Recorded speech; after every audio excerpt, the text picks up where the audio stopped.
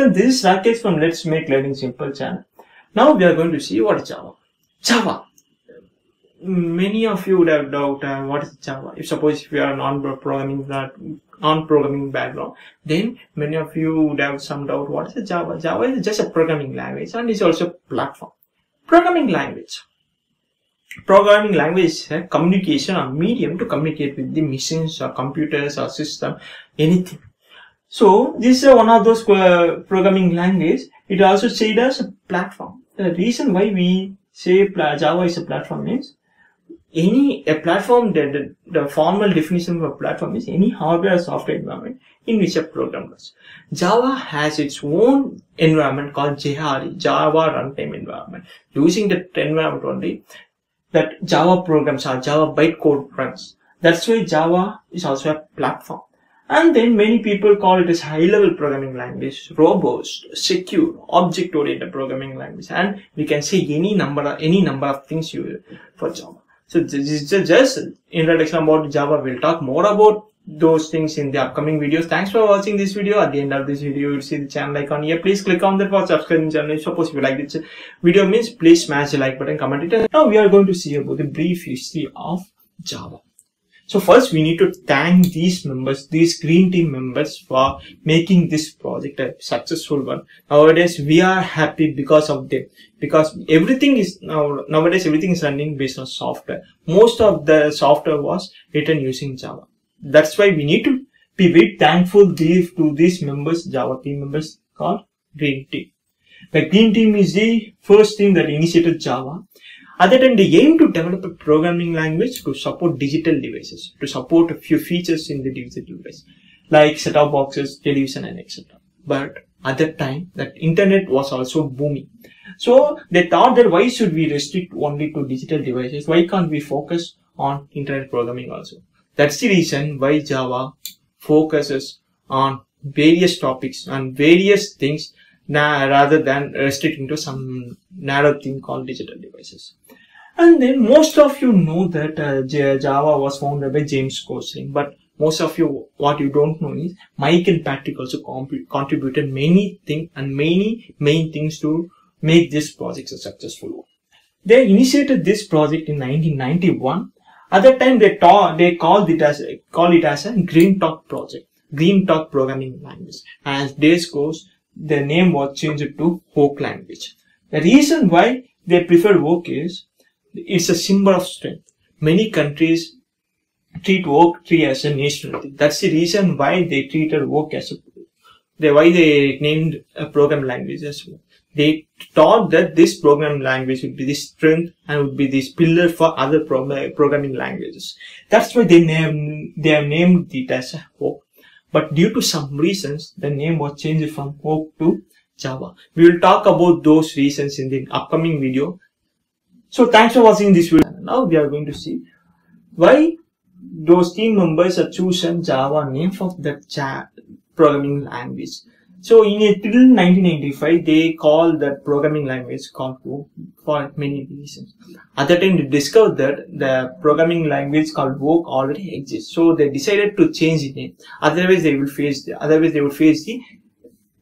legal issues. So the team members got vexed. So they thought of various names like Dynamic, Revolutionary, Silk, DNA, etc., etc., etc. But James Gosling doesn't show interest to those names. The James Gosling had an idea that the name should be unique, dynamic, and it should be easily spelled by the people, and it should easily reach to the people. So they thought of various names, but none of them clicked. So they thought to go to cafeteria to have a coffee. They went to cafeteria and they had a coffee. At that time, they had an idea. Why can't we just call this programming language as Java? So the reason behind the Java is Java is an island that is present in Indonesia where the first coffee was produced. So that coffee was called as Java coffee. Then they thought that why can't we name programming language called Java? So that this is the first programming language that supports for many things and many various things. So they named that programming language as Java. So this James Gosling and his team members started are the founders of the Java, were working at Sun Microsystem. So now this is a subsidiary of the Oracle.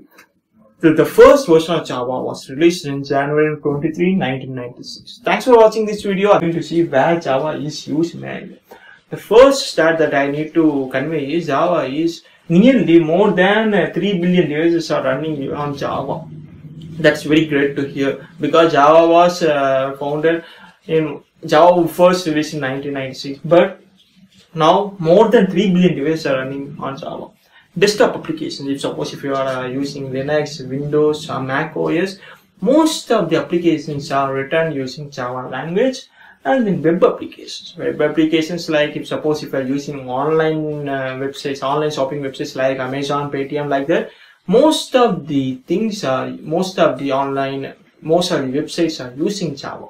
And then mobile, if suppose if you were using Android mobile, then 90 to 95% softwares are developed using Java.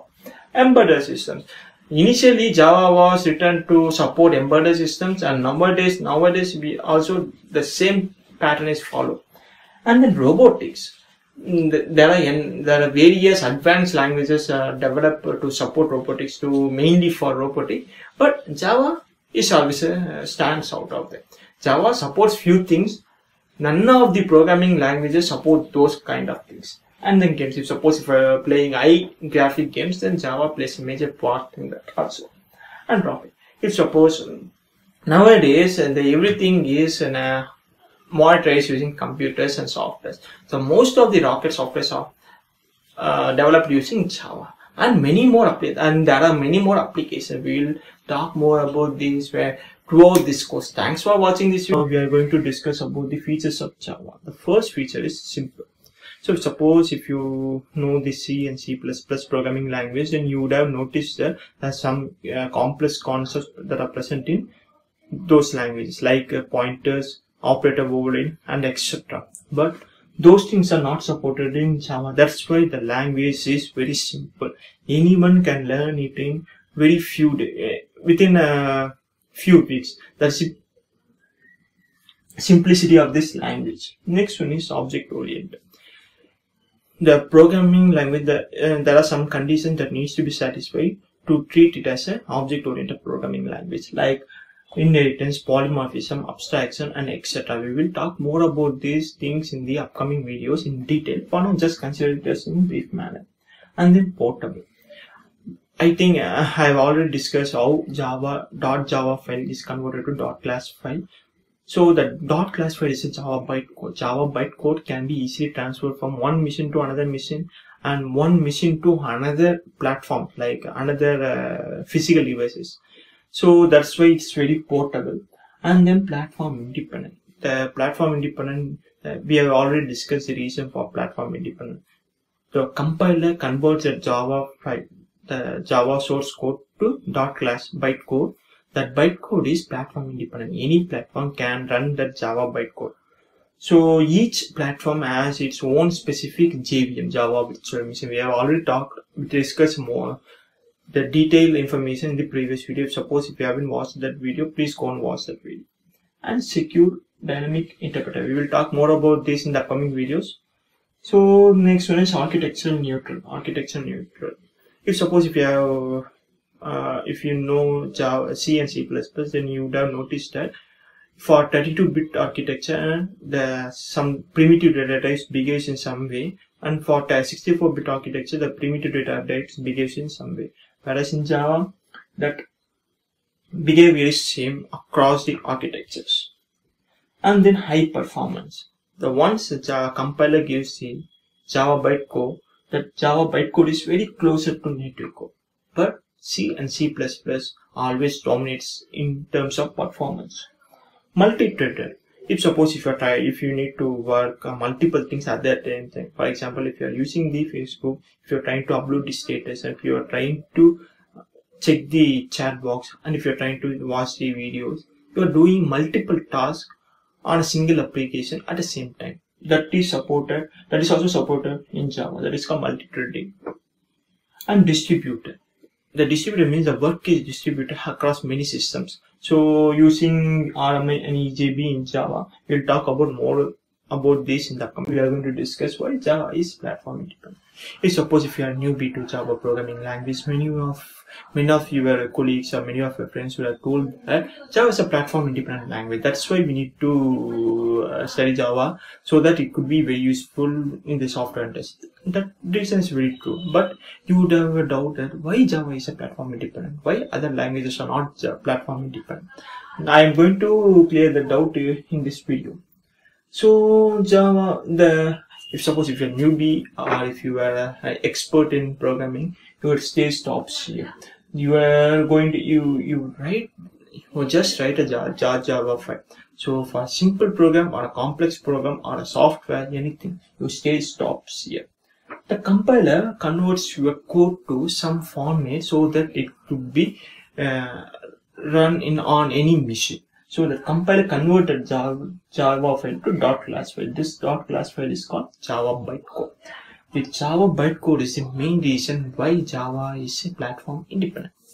See, this Java bytecode runs on Windows, Linux, Mac, Java Mobile and Android Mobile. Each platform has its own Java virtual machine. For example, the Windows has some specific implementation design so that the output remains the same. Similarly, Linux has its own specific JVM and Mac has own specific JVM. Java Mobile and Android Mobile has own specific JVM. That's the reason why Java is platform independent. All these JVM reads that .class file or Java bytecode to give the same output. So that's the reason why Java is platform independent. Thanks for watching this. Now we are going to see about the JDK, JVM and JRE. If you are a newbie to the programming language, newbie to Java, then you must know these things. These are the important things that need to be learned very fastly, and it's the important thing for interview purpose and also for enhancing your knowledge. First, we'll talk about JVM, Java Virtual Machine. So as the name is suggests, it's a virtual machine. You can't touch it. You can just sense it. It's a virtual machine. If suppose a computer, grinder, mixer or physical machine, you can touch it and you can sense it. Whereas virtual machines are the machines that you can sense it but you can't touch it. So Java Virtual Machine is one of those virtual machines. Here, what it does is it tries to run the Java bytecode. In the previous video, we have talked about the Java bytecode. Java bytecode is the important thing that makes Java as a platform independent language. JVM runs that, JVM executes that, and JVM does everything on Java bytecode. And then, for example, many of the people would have said that Java is a platform independent. But you should know that why Java is a platform independent. Because JVM is specifically designed for every platform.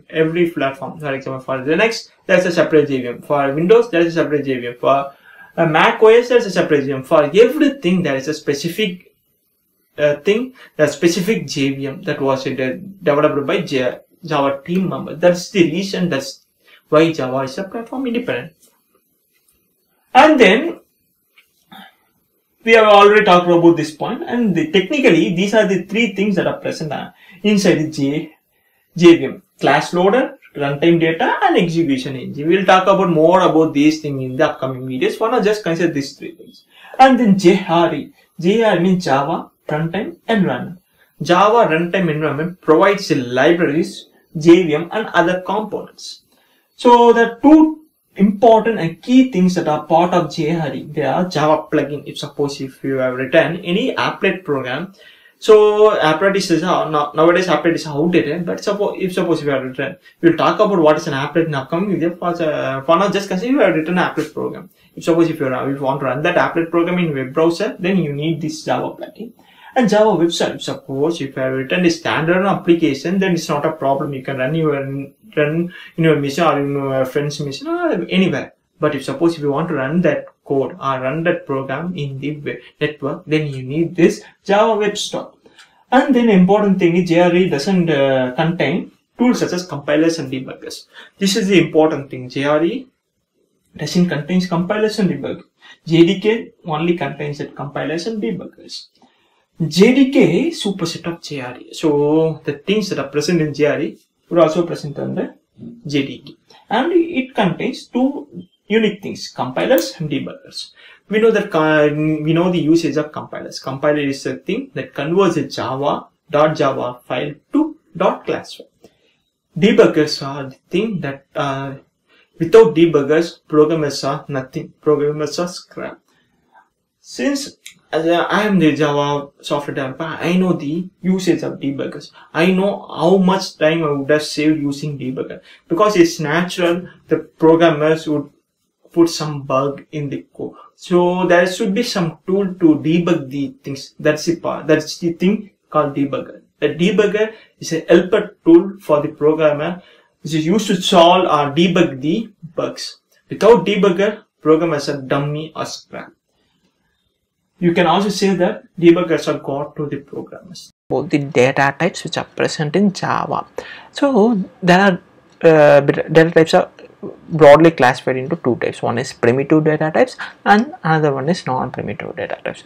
In this video, we are trying to focus only on primitive data types, and we will try to discuss in a detailed manner about the primitive data types using some examples, some use cases. So here, primitive data types. So primitive means primary data type or basic data type. So if you are writing some program, and if your program needs some data to be manipulated or calculated or used for some other purposes, then you need to use the data types. So here 8 primitive data types are available in Java.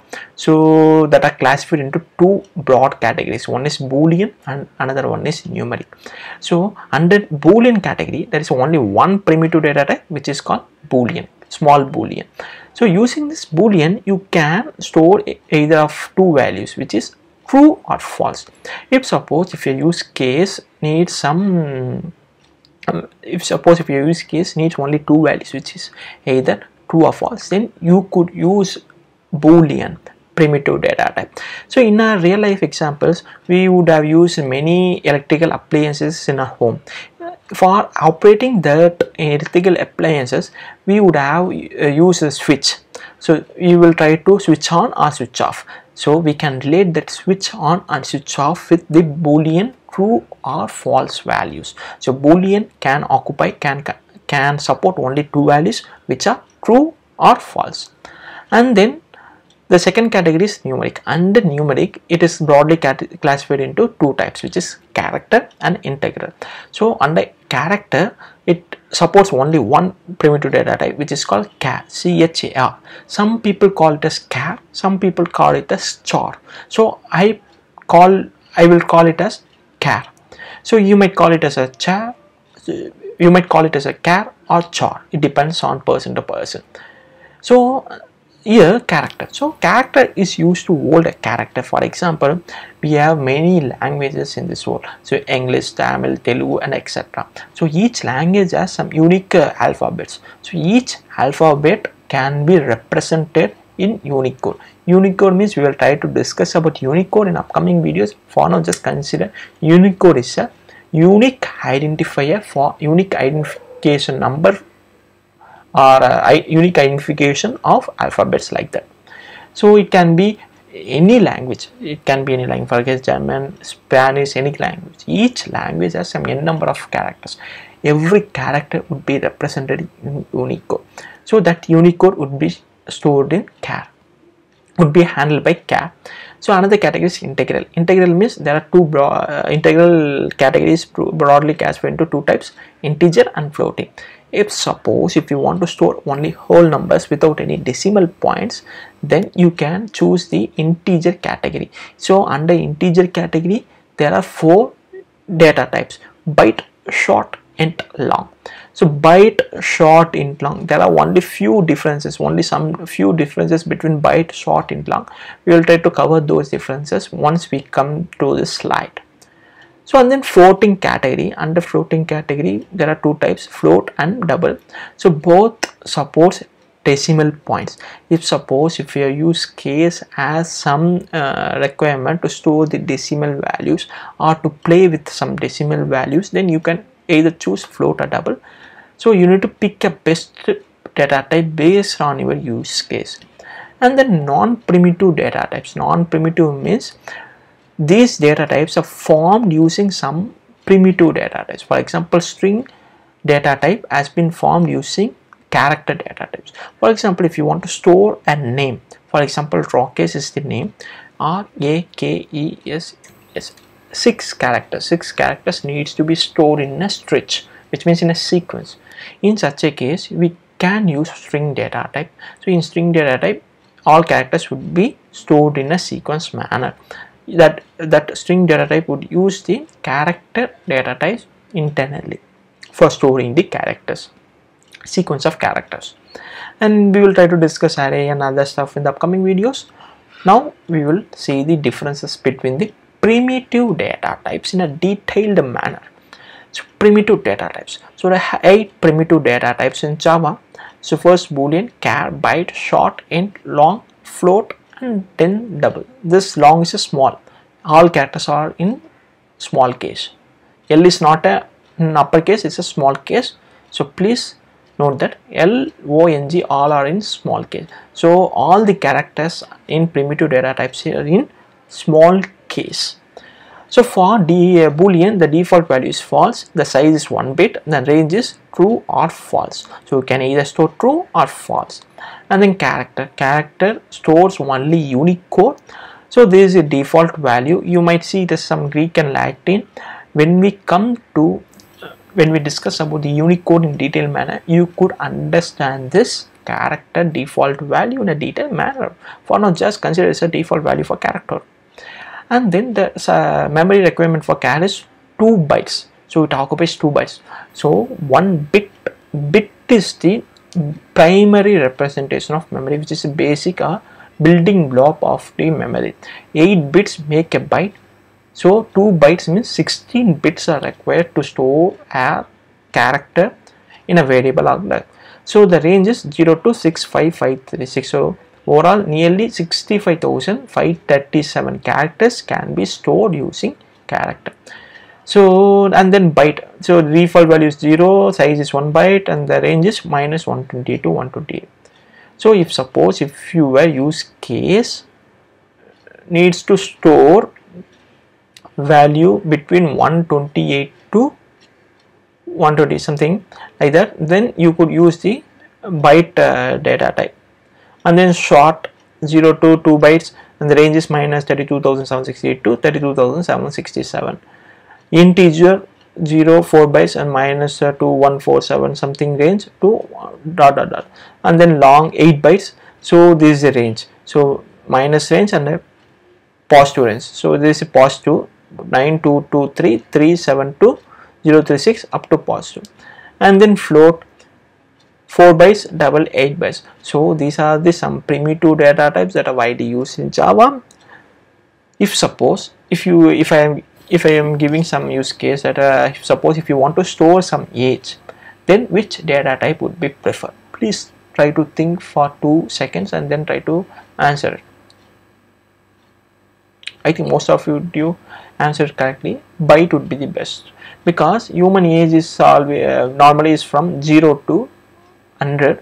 So here 0 to 100 would be fit in byte data type itself. So you can either choose byte, short, int, long, but the most preferred one is byte. The reason behind it is we can save this size.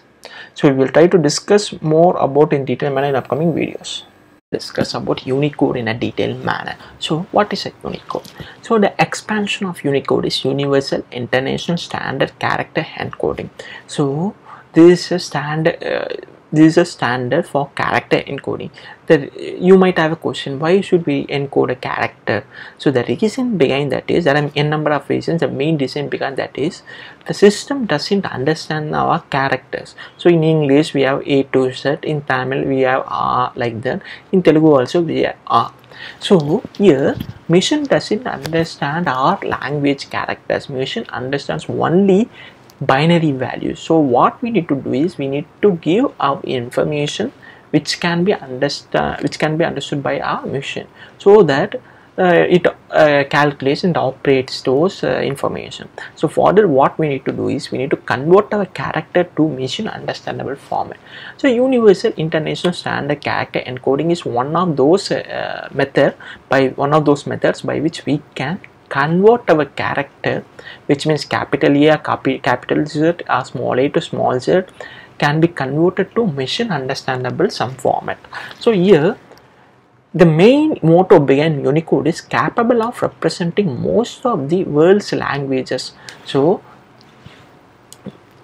Unicode has the capability to represent most of the world's languages. So there are n number of languages in the world, for example English, Tamil, Telugu, Spanish, French, Chinese, like that. So all the languages characters can be represented using Unicode. So there are n number of standards before Unicode was born, but those standards have some drawback. That's why people have invented Unicode over those standards. So these are the standards that were used previously. So the one of the important standards that were used previously was ASCII, American Standard something. So for the USA, United States, so United States language characters can be represented using ASCII. Similarly, ISO 8859-1 is there some standard which is used for Western European language, and then KOI-8 which is used for representing Russian language characters. So here we have various standards for representing their local language characters. They face the problem. The reason, could you find the problem that they face during that time? Please try to think that for a couple of minutes. Please try to pause this video and try to think that, and then I will try to explain that information. So okay, I think you might have guessed the answer. So for example, if ASCII has some code, for example the ASCII code is 100, the same 100 can be present in ISO 8859-1. The same code can be present in KOI-8. The same code have multiple characters. In ASCII it could be some English alphabet. In ISO 8859-1 the same code could be some European language character.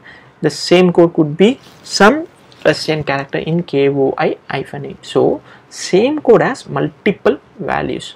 So that's the main problem that they have faced during that time. Particular code value maps to different letters in various languages. To overcome this problem, they have invented Unicode. So I will try to show some Unicode values for some popular characters in this world. We basically use Unicode for storing a character in Java. In Java, character requires 2 bytes of memory, and the range for the character is 0 to 65536. The range is it can store maximum of 65,537 characters. In world there could be n number of languages. If we accumulate all the characters present in those languages, it won't cross 65,537 according to me. It may cross, but according to me it won't cross. If I am wrong, please try to convey me so that I can refresh my knowledge. So these are some of the important or widely used characters in this world. Capital A, capital Z, capital small a, small z. In Tamil it is Ha, in Telugu it is A. So both are Tamil and Telugu characters. So here for capital A the decimal value is 65 and the hexadecimal value is 004, and for small capital Z the decimal value is 19 and the hexadecimal value is 0058. Similarly for Tamil Ha, the decimal value is 2949 and hexadecimal value is 0B85, and for Telugu A the decimal value is 03077 and the hexadecimal value is 0C05. Using this hexadecimal value and decimal value, we can print the characters in our terminal, or we can use these decimal values to operate the characters, and we can do n number of things. We will try to discuss those things in a detailed manner using programming in the next video. Thanks for watching. Write a sample program by which Unicode can be assigned to a character. So in the previous video I have detailedly covered about the Unicode. If you have failed to watch that video, please go and watch that video and then come to this video for better understanding purposes. So here what we are trying to do is we are trying to assign character value to a variable using character data type. So that can be done using three ways. So first way is we are trying to assign the data itself, actual data itself, in single quotes. So here what I am trying to tell the machine is, so try to use the capital A to this variable. So for that what we need to do is we need to specify this capital A in single quotes. We should specify only in single quotes. We shouldn't specify in double quotes. If we try to specify in double quotes, it will throw some error. So what it's trying to do is, what it's trying to tell is string cannot be converted to char. So we need to specify the character in single quotes only. This is the first method. This is the traditional method. And the second method is we can specify the decimal value of a character, directly by assigning like this. So here we are trying to assign the decimal value to the variable, but the data type is character. So what it will try to do is it will try to convert, it will try to use this decimal value and it will try to map with the actual character. And then third way is we can specify the hexadecimal value. For that what you need to do is you need to specify that hexadecimal value in single quotes. For that first you need to escape the character, escape the Unicode character. So this is the first thing. So backslash u means Unicode escaping. Unicode escaping means we are trying to tell the machine that the next few characters would be hexadecimal value, so try to use that value as it is, like that. So we are trying to instruct the machine that this is the Unicode value, don't treat it as a string like that. So and then I am trying to copy this hexadecimal value of capital A and I am trying to paste it here. Now you won't see any error. And then what I am trying to do is I am trying to print the data. So this is the first output, this is the second way of assigning, and the third way of assigning. So these are the three ways by which we have assigned the data character A to our variables.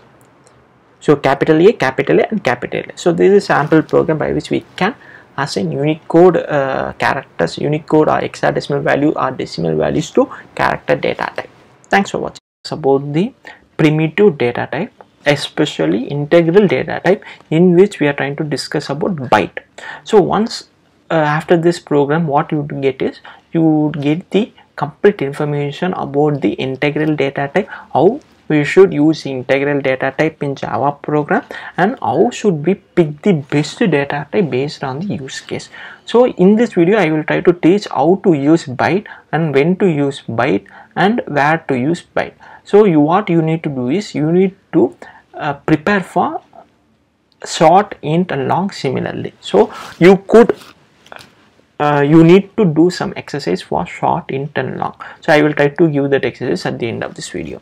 So for byte, what I am trying to do is first we need to specify the primitive data type byte and then variable name. So variable name is this, and then what I am trying to do is I am trying to assign value 100 to this variable. So if I try to print this value,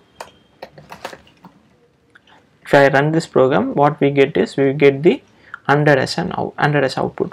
So that's okay.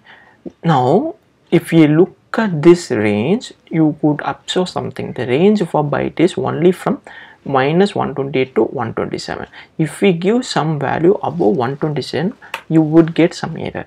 So what the error states is possible lossy conversion from int to byte.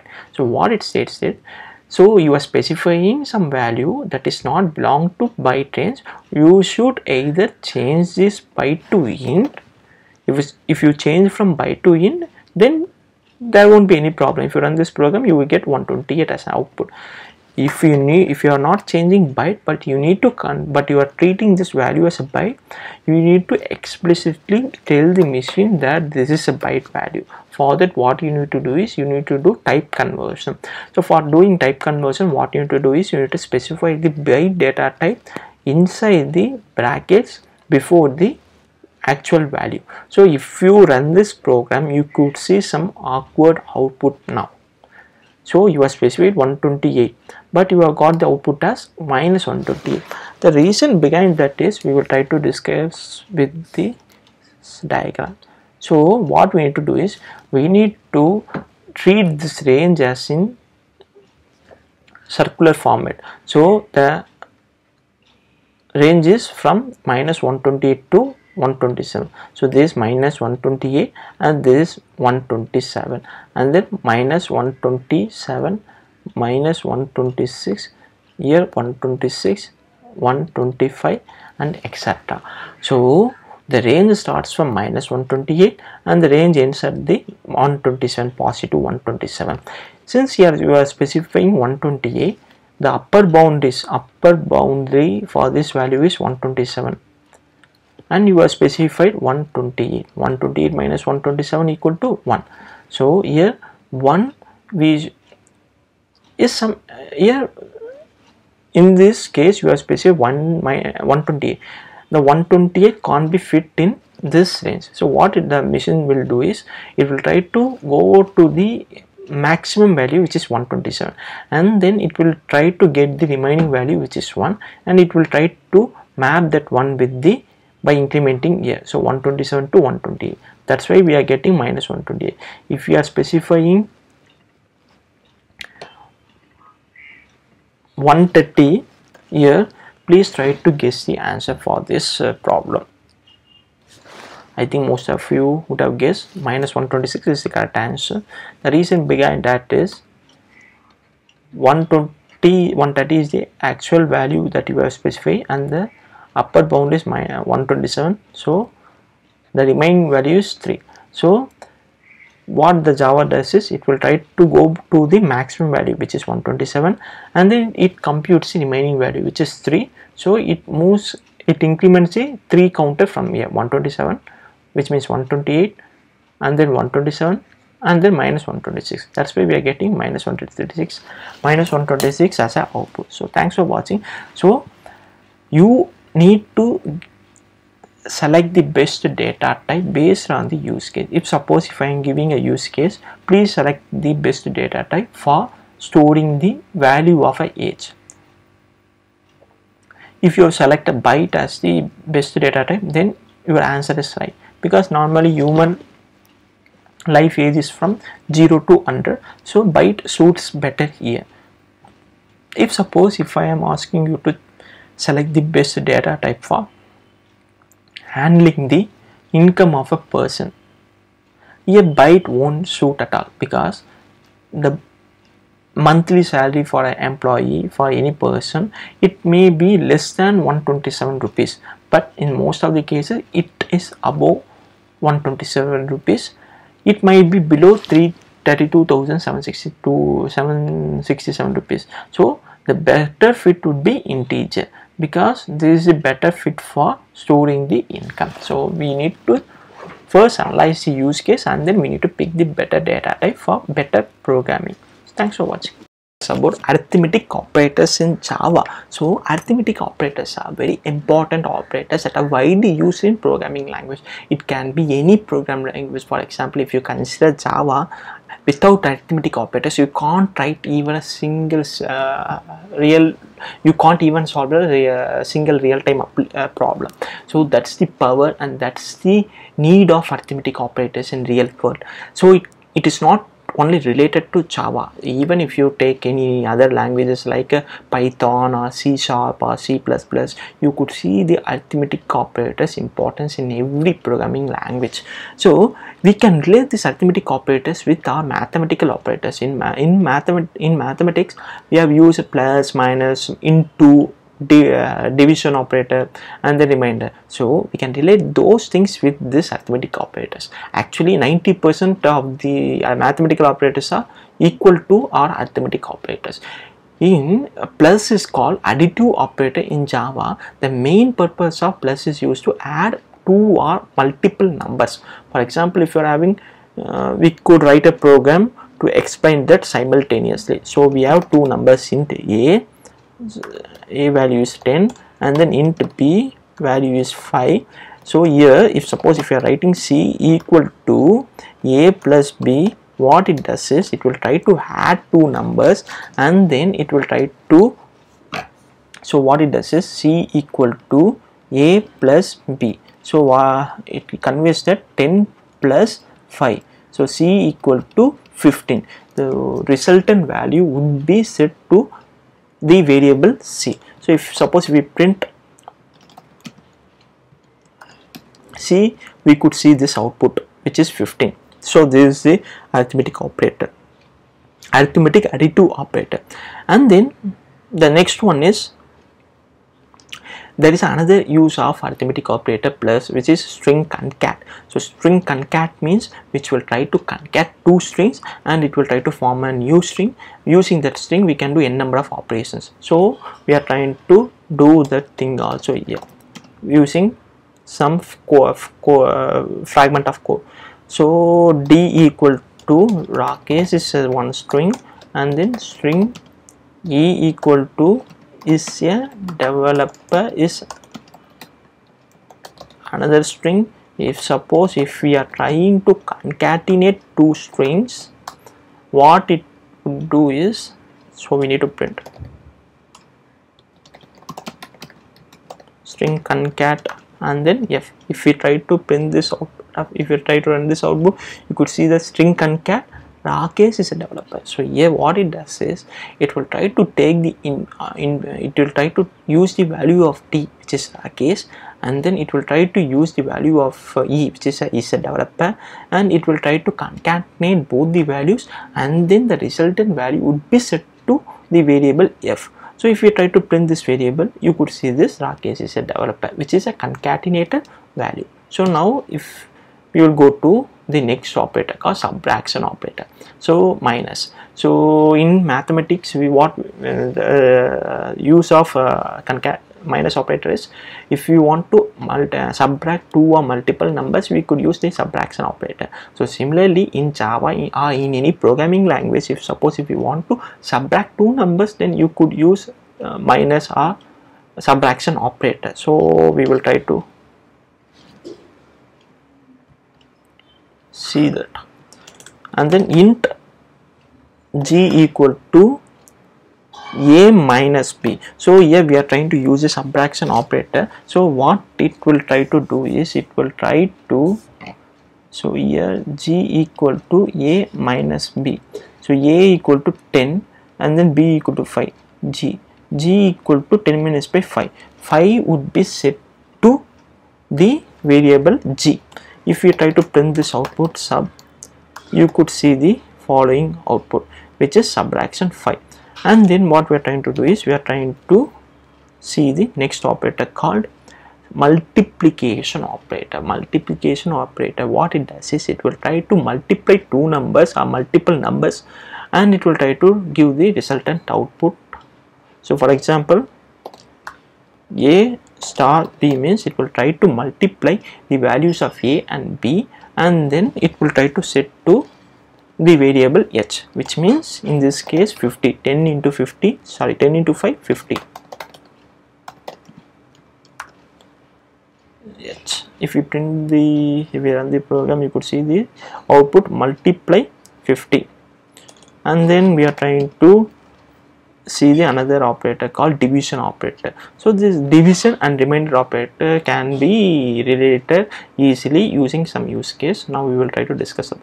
So division operator and remainder operator. So first I will try to explain that using example. So here, so if you are trying to divide 10 by 5 means 10, 5 2s are 10.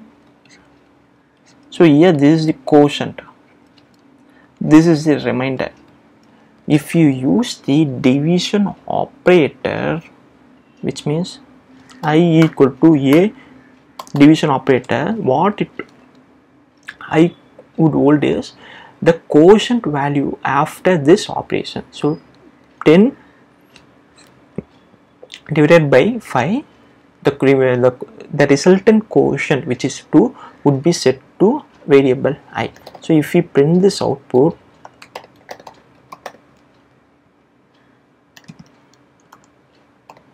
you could see the following output, quotient equal to 2, and then int I equal to A, remainder operator B, and then semicolon. Sorry, we have already used the variable height. If we print the output,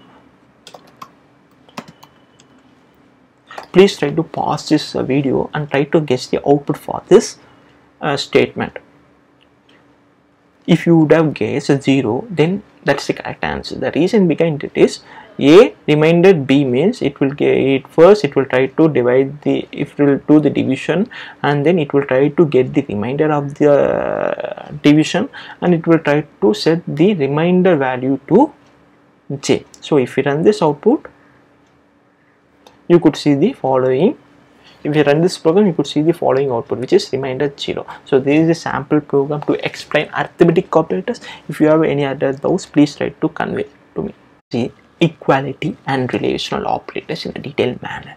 So this is also an important video for brushing up your fundamentals in programming language.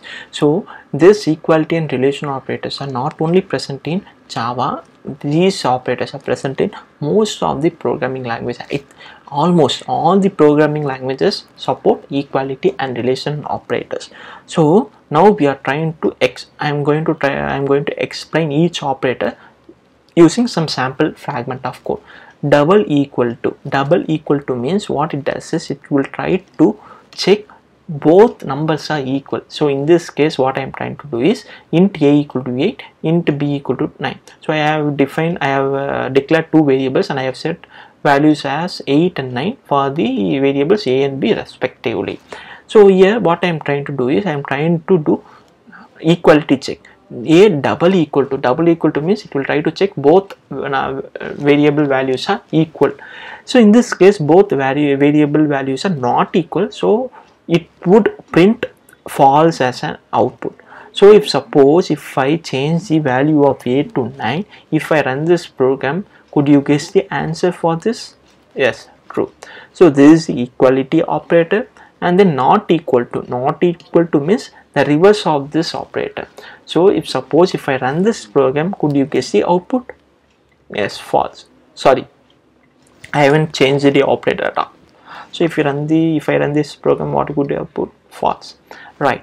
If I am changing this output to changing the input to 10, if I run this program, what could be the output? Yes, true.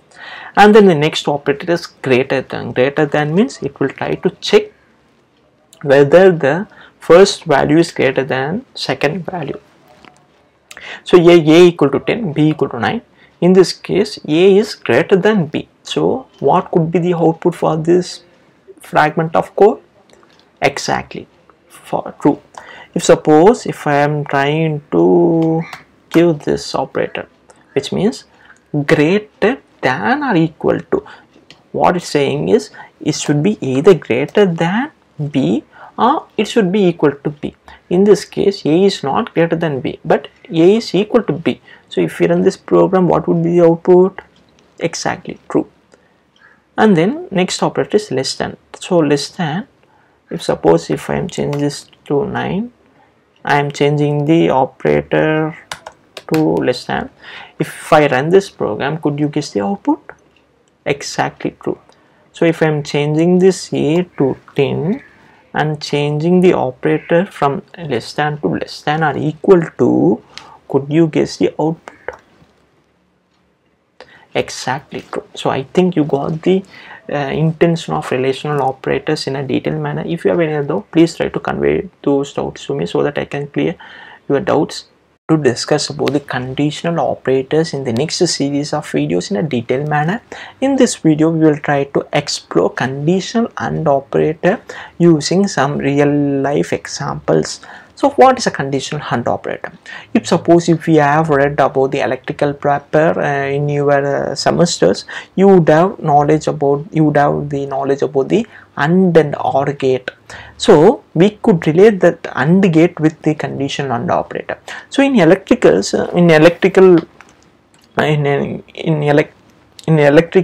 community, AND gate is used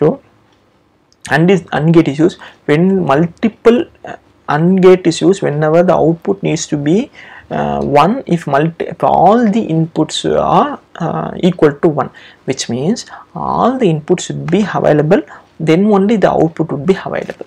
So similarly in Java, we could relate this AND gate with the AND operator, which means here if there are multiple conditions, all the conditions should be true. So then only the final output, which means final output would be true. So we could relate that, we could explore, we can explain that condition AND using 3 use cases. So this is the first use case, A equal to C and B equal to D. This is the first use case, and the second use case is A equal to C and A equal to D, and then B equal to C. This is the second condition. Third condition, A equal to C and B equal to C. So here in the first use case, A equal to 10, 10 equal to 10, and B value is 20, D value is also 20. So the first condition output is true, and then second condition output is true. So true and true, which is true. So in the second use case, A value is 10 and then D value is 20. 10 equal to 20 and B value is 20, whereas C value is 10. So first condition is false and second condition also false. So final output would be false. In the third use case, the A value is equal to 10, whereas C value equal to also 10, B value 20, C value 10. So first condition is true and second condition is false. So this is the tricky part in this program. So please try to predict the output for this use case. So I will give 10 seconds. Please try to predict the output.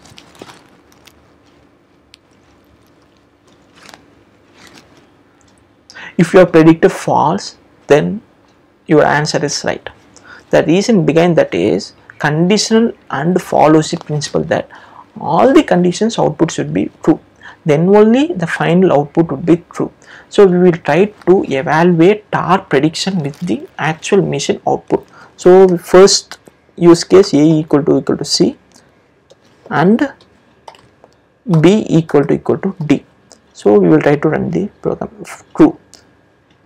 So our first use case exactly matching with the machine output, right? And then second use case, which is A equal to D and then B equal to C. If you run this output, if we run this program, false. So second use case also exactly matching with the machine output. And then third use case, which is A equal to C and then B equal to C. If we run this program, you could see the output false. So finally our tricky use case also satisfies with the machine output. So finally we have covered this conditional operator AND using some program. About conditional OR operator in detail using some sample program. So if suppose if you have studied electrical engineering, or if you are doing electrical engineering, or if you have written any electrical paper in your exams, you would know the differences between the AND operator and OR operator. In OR operator, if any of the conditions is right, then the final output is right, which means true.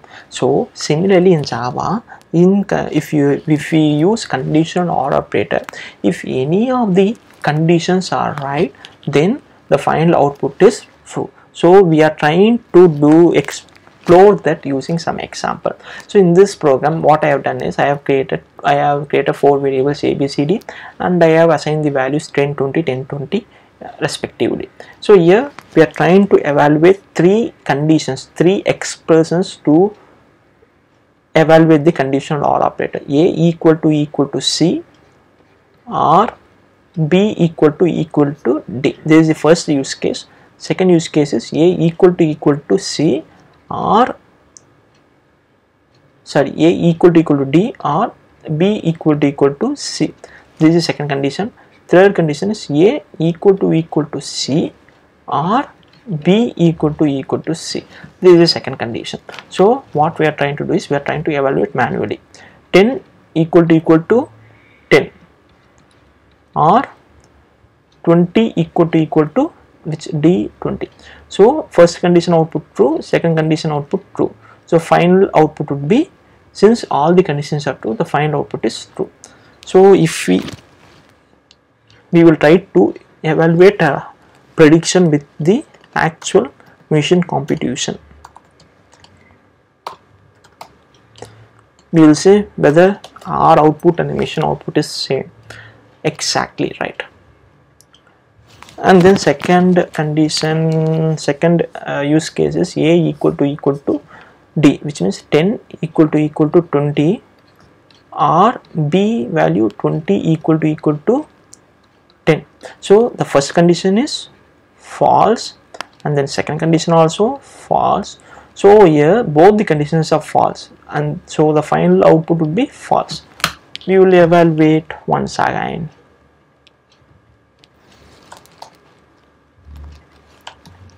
If we run this output, we will get false. So the final use case, which is the important use case according to this program. So A 10, C 10 or B 20, C 10. So first condition is true, second condition is false. So here only one condition is true. So according to conditional OR operator principle, if any of the condition is true, it can be one condition true, it can be multiple condition true. If any of the conditions is true, the final output would be true. So this is my prediction. We will try to evaluate our prediction with actual machine output. So if you run this output, you could see the true. So this is the simplest explanation of conditional OR operator. Now we are going to write a program to convert inch to centimeters, which is the simplest program to explain arithmetic operation. So the basic formula to convert inch to centimeter is 1 inch equal to 2.54 centimeter. If suppose if you are having 10 inches, 10 into 2.54 equal to 25.4 centimeters. If you have calculator, then you could use you could easily convert this inch to centimeters. If suppose if you want to write a program, then you need to follow these steps. So first you need to get input from the user. So before getting the input from the user, you need to analyze that what kind of input that would be better suits the inch.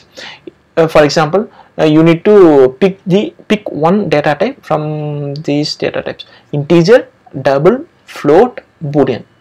So what could be the best data type to hold the inch data? Try to think the question for a couple of seconds and try to answer me.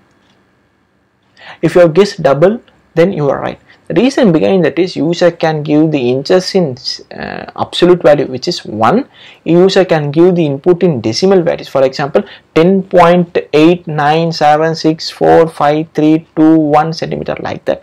So the best data type would be double. And the next step is create a variable to hold the inch data. So we need to create a variable to hold the inch data. So that would be inch. The variable name would be inch. That would be holding the inch value that was given by the user. And then we need to do the arithmetic operation. Arithmetic operation is user inch value into 2.54, and then we need to print on this screen. So these are the steps, and we are trying to replicate those steps using Java programming. Here initially what we are trying to do is we are trying to create the scanner object. So using the scanner object, we are trying to get the input from the terminal in double format, scanner dot next double. So it would read the double value from the terminal, and that would be stored in inches variable. And then what we are trying to do is we are trying to convert this inches to centimeter. Inches into 2.54. If the user has given 10 inches, means 10 into 2.54, the centimeters would be 25.4. If the user has given 100, means 100 into 2.54, then 254 centimeters. Correct? No. Alright, 254 centimeters. So that would be converted and would be stored in CMS. So, and then finally we have printed those information on the terminal using system.out.println inches inches. This inches would be given by the user, centimeters that was converted by us using this arithmetic operation. If we execute this program, it would ask us to enter the inches. I am trying to give 100. It would convert the inches to centimeter as 254 centimeters. So this is a sample program. Discuss about the Java if-else statements in a detailed manner. So in this video I will try to explain about what is if-else statements and their basics and the usages in the programming language and other related stuff. In the upcoming videos we will try to dig in more details about each statement in a detailed manner using syntax, using programs and using real life examples. So first, what is if-else statement? In our general life, in our day-to-day life, we used to use if-else regularly. So for example, this is one of the basic examples for explaining if-else statements.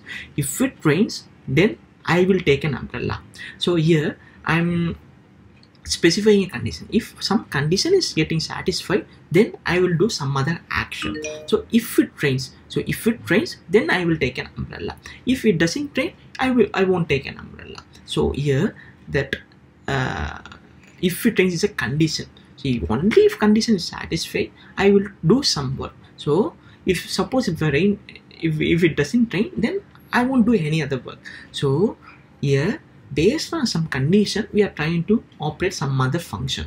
So similarly in programming languages, so if we do some work based on some condition, if some condition satisfied, then if we do some work only based on some condition, then that would be considered as if-else statement. So conditional statements, these are all conditional statements. Only if condition satisfied, we will do some work. If your condition doesn't satisfy, we won't do that work. So that condition statements can be classified into many categories. If-else is the one of the important conditional statements. Under if-else there are many types. For example, if statement, if-else statement, if-else-if ladder, nested if statement. So these are the four categories that are majorly used by Java developers. It is not only to Java. You can take any programming language. In most of the programming language, if-else is supported. So that's the power of if-else. That's the power of conditional statements. We'll try to cover more things in a detailed manner in upcoming videos. Thanks for watching. Discuss about Java if statement in a detailed manner, where we will try to discuss syntax, use case, program and then real world scenarios. So generally, what is a if statement? So in our day-to-day life, we used to use if statement regularly. In this scenario, the use case is if your age is above or equal to 18, which means if your age is above or equal to 18, then you are eligible to vote. If your age is below 18, then you are not eligible to vote. So here, if this condition is satisfied, then some other statements should be executed. So that's the real world scenario, the real world use case. So you would have a doubt, how would we execute this thing programmatically? So we will try to cover those things in this video.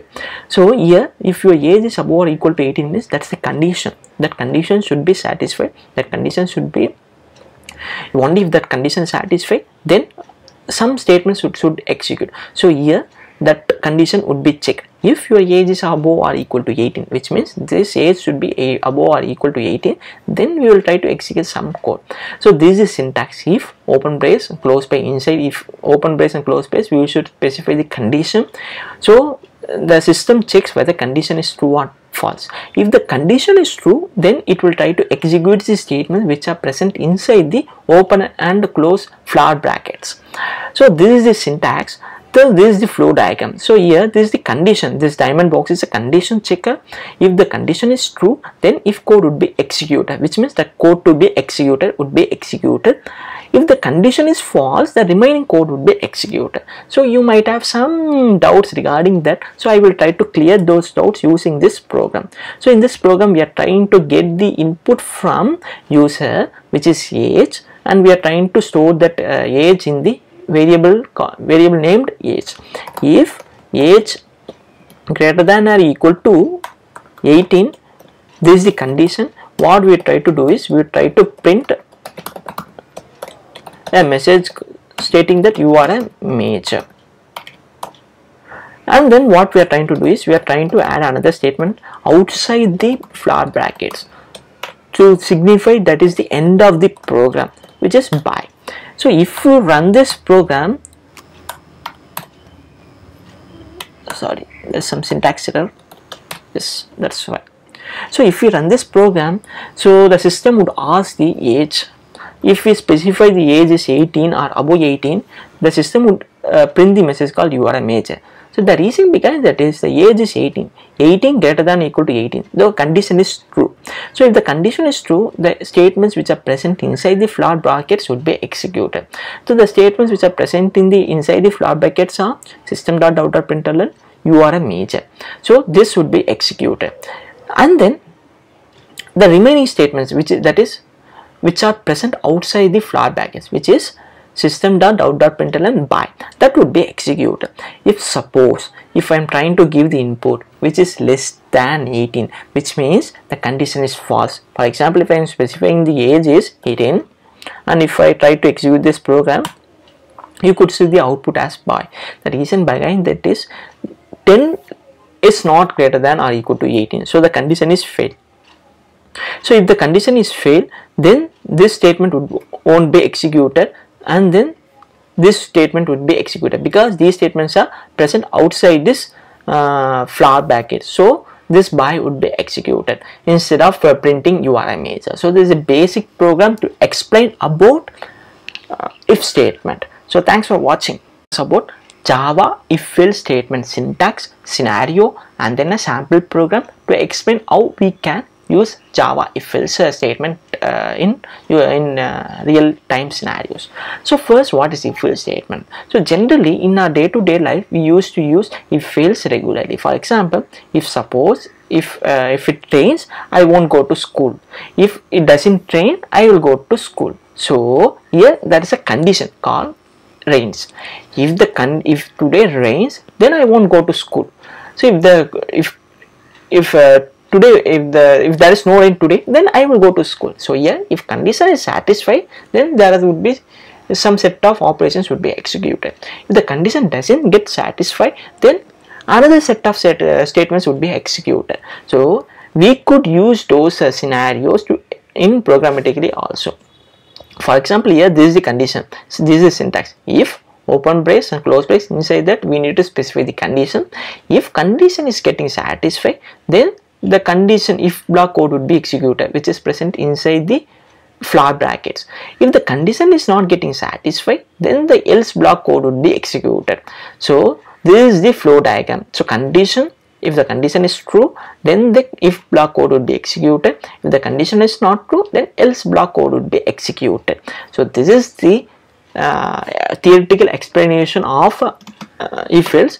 Now we will try to explain that using some program. So in this program, what we are trying to do is we are trying to get the input, we are trying to get the age input from the user. If the age greater than or equal to 18, then what we are trying to do is we are trying to print some output. So here we are trying to print you are a major.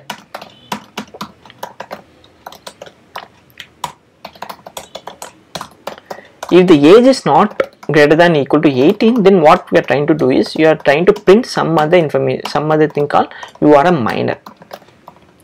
So and then what we are trying to do is we are trying to print a statement called by to signify that this is the end of the statement. So here what we are trying to do is we are trying to get the input age from the user, and we are trying to store that in the variable called age, and we are trying to check whether that age is greater than or equal to 18. If the age is greater than or equal to 18, then the statements that are present inside the flower brackets would be executed. If the age is not greater than or equal to 18, then the else statements would be executed. So finally this statement will be executed even if either if the condition is satisfied or condition is not satisfied. If we execute this program, then we would be asked to enter the age. So firstly I am trying to enter the age 18. So if I if you check the output, you would see that you are a major. The reason behind that is 18 greater than equal to 18, condition true. If the condition is true, then the statements which are present inside the open and close bracket of if statement would be executed, which is you are a major. That's why you are seeing this output, you are a major. If the condition is not getting satisfied, then you would see output as a minor. So, and then finally you would see the output as by. I am trying to run this program 1 second. Now I am trying to give the input as 10. If you enter, you could see the output, you are a minor. The reason behind it is age 10 greater than equal to 18, false. If the condition is getting failed, then else statements would be executed. The else statement here is you are a minor, that would be executed, and then finally by would be executed. So thanks for watching this video. Now we are going to discuss about Java if else if ladder statement. So generally in our real life we used to use if else if conditions regularly. For example, if some condition is satisfied, then I will do this set of things. Otherwise I will try to check another condition. If another condition is satisfied, I will try to do some set of conditions like that. So in programming languages also we will try to solve those use cases using if else if ladder. So this is the syntax of if else if ladder. So the basic definition of if else if ladder statement is executes one condition from multiple statements. So the syntax is as follows: if open bracket close bracket, inside that we need to specify the condition. If the condition is satisfied, then code block will be executed. If the condition is not satisfied, then another condition would be checked, which would be present at the else if block. Else if open bracket close bracket condition, else if condition would be checked. If the condition is true, then code block 2 would be executed. Otherwise finally the code that is present in the else block would be executed. So this is the syntax, and the flow diagram is as follows. So first the condition would be check, condition 1. If the condition is true, block 1 code would be executed. If the condition is false, condition 2 is checked. If the condition 2 is true, then the block 2 code would be executed. If the condition 2 is false, then finally condition n would be checked. So that could be n number of conditions. It's not 1, 2. It can be 100 conditions, it can be 1000 conditions, it can be millions of conditions. It doesn't matter at all. So finally the condition n would be checked. If the condition n is true, then block n would be executed. Otherwise finally the else block would be executed. So that's the syntax, that's the flow diagram about flow diagram of if else if ladder.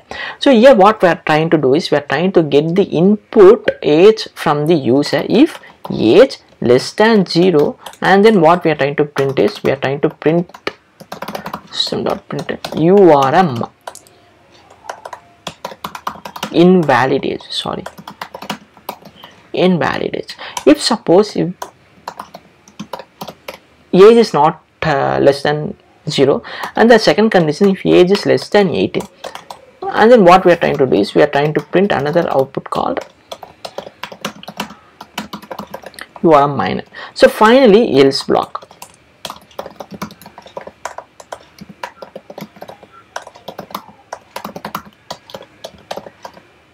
You are a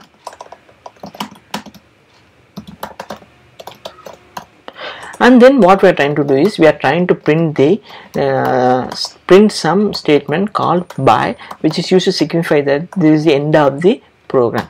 So here what we have done is we are trying to specify the first condition in if block if age less than 0. If the age is less than 0, then if block would be executed. Otherwise the another condition would be checked, that is present in else if block. Else if age less than 18. So if age is less than 18, this block would be executed. If age is not less than 18, then finally else block would be executed. If we run this program, it will prompt the user to give the input. Firstly what we are trying to do is throwing some error. Could you guess the error in this program? 23 line. So this is the error. So there is some syntax error. Println. So once again we are trying to run this program. So firstly I will try to give the input as -10. It's taking some time. Yes, -10, and I'm trying to enter. So we will try to see some output called invalid age. The reason behind that is -10 lesser than 0. So the first condition is getting satisfied. So if the condition is getting satisfied, the statements which are present inside the open and close brace would be executed, which is invalidates. And then another condition, the other condition, the remaining condition won't be executed at all. It will directly go to the remaining code, which is by. That's why we are saying by. So I am trying to run this program once again. So now I am trying to give the input as 10. Here age is 10 lesser than 0, the condition is failed, so it will try to check the another condition, 10 lesser than 18. Here the condition is getting satisfied. The statements which are present inside the else if block would be executed, which are you are a minor, and then the other statements would be skip. Finally the remaining code would be executed, which is by. So I am trying to run this program once again. Now I am going to give the input as 18. If you run this program, what we would see is you are a major and by. The reason behind it is, first the condition would be checked, 18 less than 0 false, and then else if 18 less than 18 false. So the remaining block is else block, that code would be executed, you are a major, and then by. So this is a sample program to explain if else if ladder. Discuss about Java nested if statement, syntax, program, flow diagram, and then real-time scenarios where nested if should be used. So the basic definition of Java nested if statement is if block within another if block. If suppose if you have a condition that needs to be satisfied, if one condition is satisfied, then you could use Java nested if. So that's the statement, that's the definition. If block within another if block. So the syntax is as follows: if condition 1, if the condition is getting satisfied, then we will try to execute some statements. In those statements there would be another condition, if condition 2, if the next condition also gets getting satisfied, then we will try to execute the code. So this is the flow diagram. So sorry, this is the syntax, this is the flow diagram. So condition 1 is true means condition 2 would be checked. If the condition 2 is also true means block 2 code would be executed. If the condition 1 is false means then finally it would skip the entire process and it will try to execute the remaining code. If the condition 1 is true but condition 2 false is, it will try to execute the, sorry, I think I missed something. No, if condition 2 false means it will try to execute the remaining code. So we will try to explain this using this program. Here this is the fragment that we are trying to focus on. So here if age greater than equal to 0, that's the first statement, that's the first condition. If this condition is getting satisfied, then we will try to execute a set of statements which is present inside this floor bracket. So in this floor bracket, what we are trying to do is we are trying to check another condition. If age lesser than 18, if age lesser than 18 means that's another condition, that's the second condition. If the condition is also getting satisfied, then we will try to execute the set of statements which are present inside this open and close brace, open and close floor brackets. If the first condition is true but a second condition is false, then we will try to execute the statement which are present inside this else block. If you run this program, so if you run this program, so I will try to give the input as 10. If you run this, you will see the output as you are a minor. The reason behind it is 10 greater than 0, the first condition is true, and then it will try to check the second condition which is 10 lesser than 18. So the condition is also getting satisfied, so it will try to execute the statement which are present inside this open and close floor bracket, which is you are a minor. And then I am trying to run this program once again with another input. Yeah, now I am going to give the input as 18. If I run this program, you could see the output as you are a major. The reason behind that is 18 greater than 0, so this condition is getting satisfied. It will try to check the another condition, if age lesser than 18, 18 equal to 18, 18 is not less than 18, so this condition is getting failed. So the statements which are present in the else block would be executed, which is you are a major. So that's why we are seeing the output as you are a major. If you are trying to run this program once again with another input called -10, so you would see the output as invalidates. The reason behind is if age greater than equal to 0, so which is -10 greater than equal to 0, condition false. So the statements which are present inside this floor open and close floor brackets won't be executed. It would execute only the else block statements. So the statements which are present inside the else block is invalidates. That's why we are seeing the output as invalid age. Thanks for watching. To discuss about ternary operator in a detailed manner using syntax, real life examples, real time examples, and then using some sample program. What is a ternary operator? Ternary operator is one of the widely used conditional operators. So there are many use cases where we need to use ternary operator than other operators. So this is syntax. So syntax is as follows: result. So this is the variable where we are storing the final output equal to test statement. If this test statement is true, then the value which is present after question mark would be assigned to result variable. So after question mark the value is value 1, that would be assigned to the variable result. If this condition is false, then the value which is present after colon would be assigned to result. So this is the basic syntax. So if test statement is true, then result equal to value 1. If the test statement is false, then result equal to value 2. Example, boolean status equal to some condition. Sorry, this should have been question mark true colon false. If the condition is true, then true would be assigned to false status. If the condition is false, then this false would be assigned to status. So we will try to execute that syntax using some sample program. So boolean. So here we are trying to get an input from the user, which is age, and we are trying to check whether the age is above 18 or not, above greater than equal to 18 or not. If the age is greater than equal to 18, then he or she is a major. If the age is lesser than 18, then he or she is a minor. So major. Now we are going to give the condition age greater than equal to 18 question mark, which is the conditional operator, and then true colon false. So here what we are trying to do is, first we are trying to specify the condition, which is age greater than equal to 18, and then the conditional operator, which is colon question mark. If the condition is satisfied, which is true, then this true would be assigned to major. If this condition is false, then the false would be assigned to major. And then we are trying to print this status, which is major. If we run this program, you could see the following output. So it would prompt us to enter the age. First, initially I would give the input as 18. If we could see the output as true. The reason behind it is 18 greater than equal to 18. The condition is true. If the condition is true, then the statement which is present after the semicolon would be executed, which would be assigned to major, which is true would be assigned to major. Now I am trying to execute this program once again, and I am trying to give the input as 10. If you run this program, could you guess the output? Yes, it's false.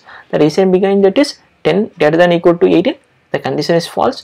Then the statement of value which is present after colon would be assigned to major. Here the value after colon is false, that would be assigned to major. So that's why we are seeing false as an output. So thanks for watching. Now we are going to discuss about loops in Java basic manner. In the upcoming videos, we will try to cover each looping condition statement in a detailed manner using real-time example, syntax, flow diagram, and etc. So first, what is a loop? Loop means if you have some set of statements, that statements needs to be executed for n number of times, for multiple times, repeatedly, means then we can use looping statements in Java. So looping statements are not only supported in Java, it is supported in most of the programming languages, C, C++, Java, and etc. So we will try to cover each looping condition statement in a detailed manner in upcoming videos. This is the statement or definition behind looping. So execute set of instructions repeatedly when condition becomes true. So whenever if you have some set of condition, that condition, if you have some set of statements, the statements needs to be executed for n number of times, then you can use loop statements. So this is the flow diagram. So there is a condition. If this condition is getting satisfied, then you will try to execute some set of statements. So once again it will try to check the condition. If the condition is satisfied for the second time, then it will try to execute the same set of condition statements for the another time, and then third time. So third time it will try to check the condition. If the condition is getting satisfied, it will try to execute some set of statements. So it will go for n number of times. So there are three categories of loops in Java: for loop, while loop, and do while loop. We will try to cover each topic in a detailed manner in the upcoming videos. It's about for loop in a detailed manner using syntax, real-time examples, and then using some sample code. So first, what is a for loop? So for loop is one of the important looping statements. So it can be Java, it can be C, it can be C++. For loop plays a major role in most of the programming languages. So we need to pick the best looping statement based on our use case. So I have already discussed about the basic looping conditions like for loop, while loop, do while loop, for each loop in the previous videos. In this video we are going to dig more details about the for loop. So here the basic motto behind any looping statements is iterate the statement several times.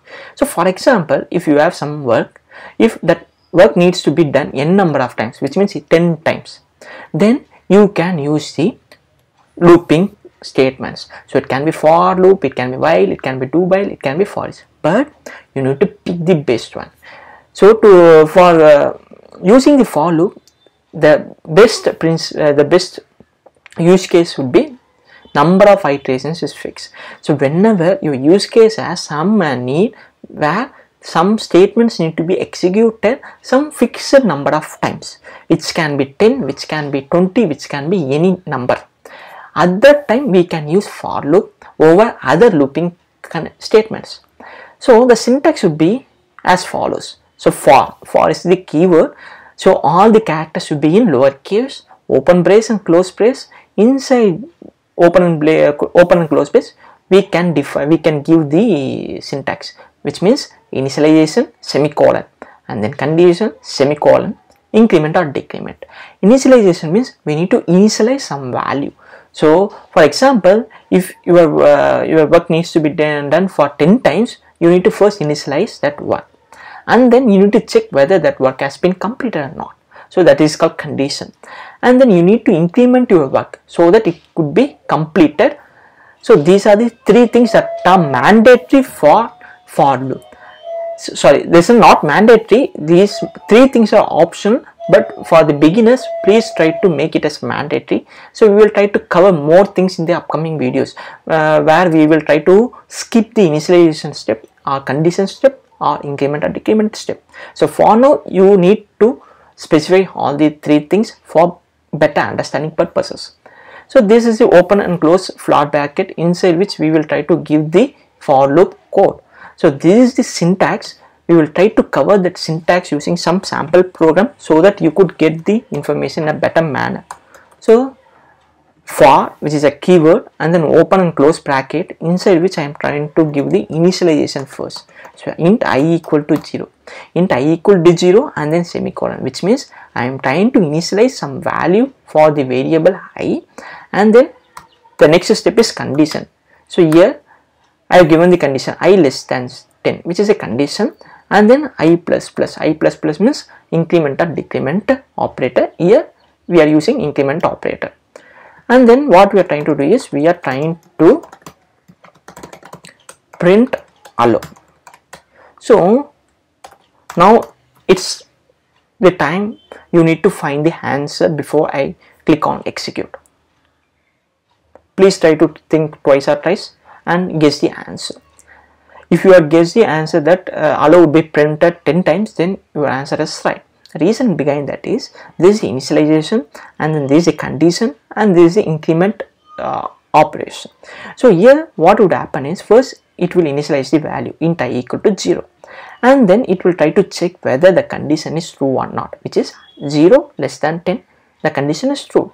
When the condition is true, the statements which are present inside the open and close float bracket would be executed. Here we are trying to print just hello, that would be executed, and then we are trying to increment the value of I. So I plus plus, so the I value would be 1. So and then it will try to check whether this condition true or false. 1 less than 10, yes, true. Then it will try to execute the statements which are present in the inside the float brackets. So it will print the hello for the second time, and then it will try to increment the value of I.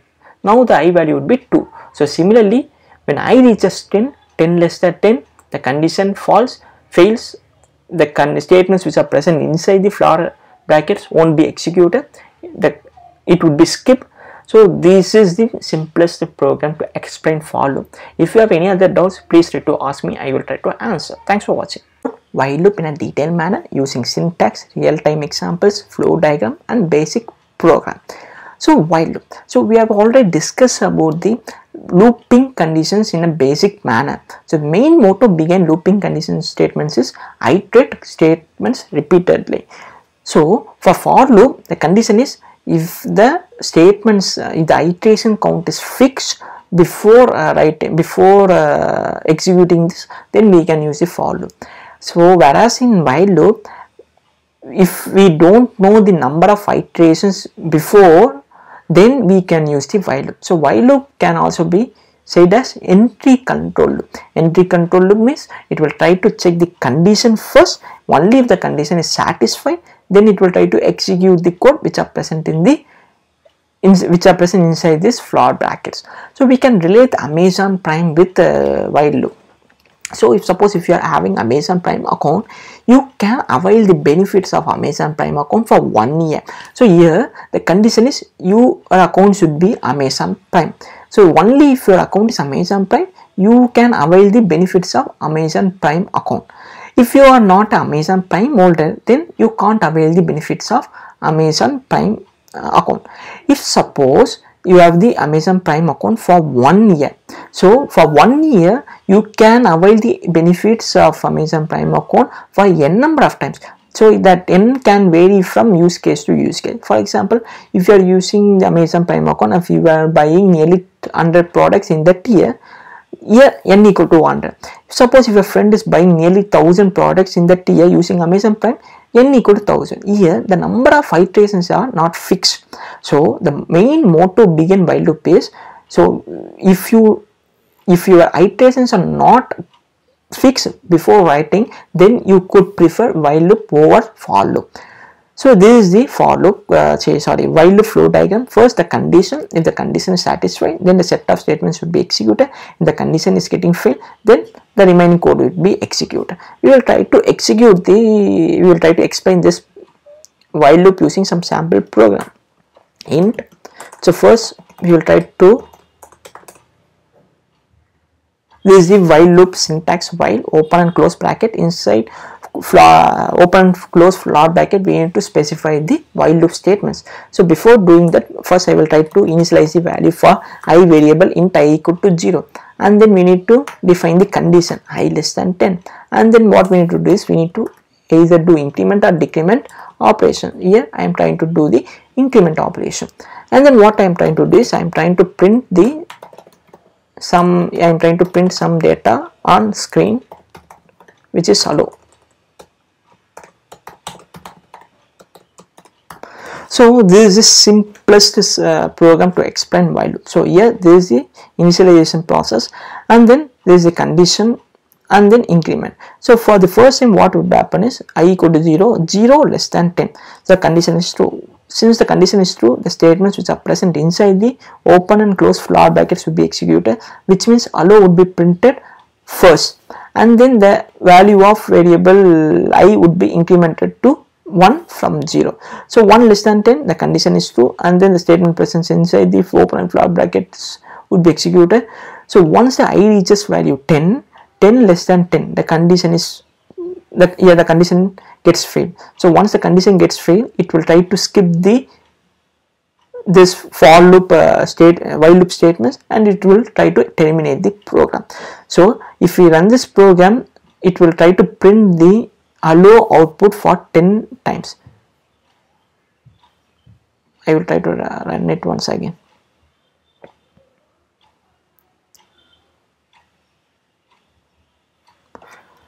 I think it's taking some time for execution. So the reason behind that is I equal to 0, 0 less than 10, 1 less than 10, 2 less than 10, etc. I think this got messed up. Yes. 1, 2, 3, 4, 5, 6, 7, 8, 9, 10. So 10 times hello got printed. So this is a sample program to explain while loop. Thanks for watching. It's about do while loop in a detailed manner using real-time examples, flow diagram, syntax, and basic programs. So we have already discussed about the basic looping conditional statements in the previous videos. So we know the differences between for loop and while loop. So we also know when to use for loop and when to use while loop. Similarly, we should also know the differences between for, do while, and while, do while also. So do while is somewhat different from other conventional looping conditional statements.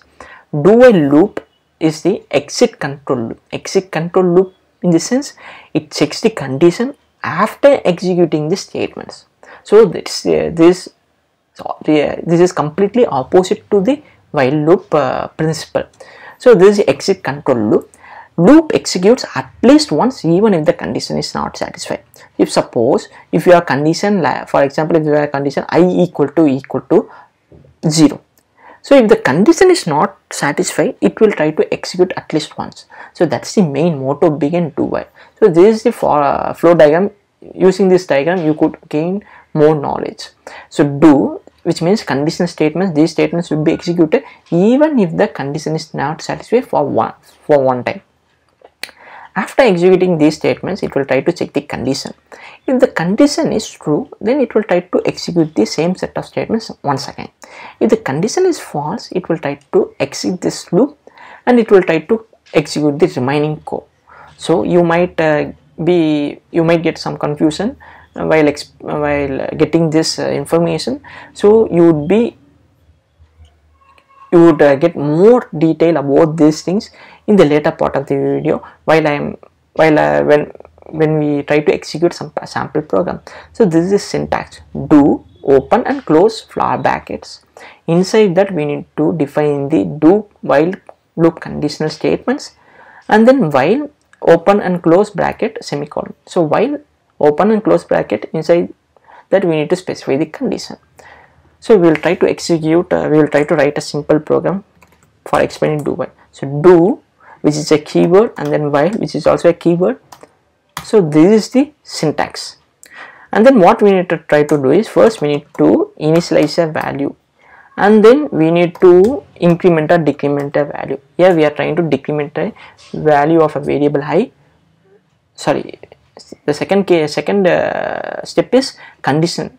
So here we are trying to check whether I less than 10. And then third step is we need to increment or decrement the value of a variable. So these are the three steps that are not mandatory. For now, just think it's a important steps that needs to be considered while writing any looping statement. So, but please note that this initialization, condition, increment or decrement is not mandatory. So we will try to explain about these things in detail in upcoming videos. For now, just consider these are the things that are needed for while loop for working in a better manner. So here we are trying to print some statement called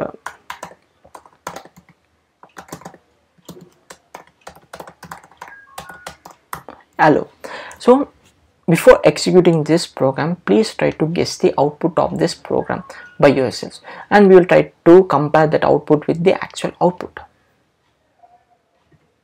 If you have guessed the output as 10 times hello would be printed, then you are right. So 1, 2, 3, 4, 5, 6, 7, 8, 9, 10. So 10 times hello string have been printed. The reason began that is, here we are trying to initialize value of a variable I, and then since this is a do while, the statements which are present inside the open and close the flower brackets would be executed before checking the condition. So that's why it is printing hello for the first time, and then what it will try to do is it will try to increment the value of I. So I would be incremented from 0 to 1, and then condition would be checked. So 1 less than 10. So here the condition is true. Since the condition is true, it will try to execute these statements once again.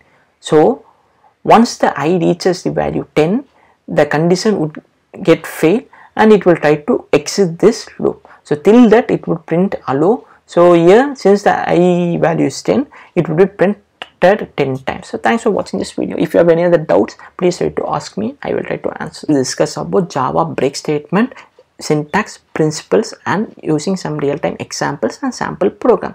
So Java break statement is one of the important statements in programming language. The reason behind that is, if you got stuck in some looping statements, if you want to escape from the looping, then you can use the break statement to escape from the loop. safely. So you can relate this scenario with some real life scenario. If suppose if you are going to some public area, for example if you are going to some museum or some movie theater, if there are some violence is happening inside the theater, so what you would do is you would try to escape from the theater and you want to be escaped. So it can be related with the programming language also. If you got stuck with some problem inside some program, inside some loop, if you want to escape from that loop, then you can use the break statement. So I will try to explain that using some sample program using for loop. For int I equal to 0, I less than 10, I plus plus. So here I am trying to execute some output. So I am trying to print some statement called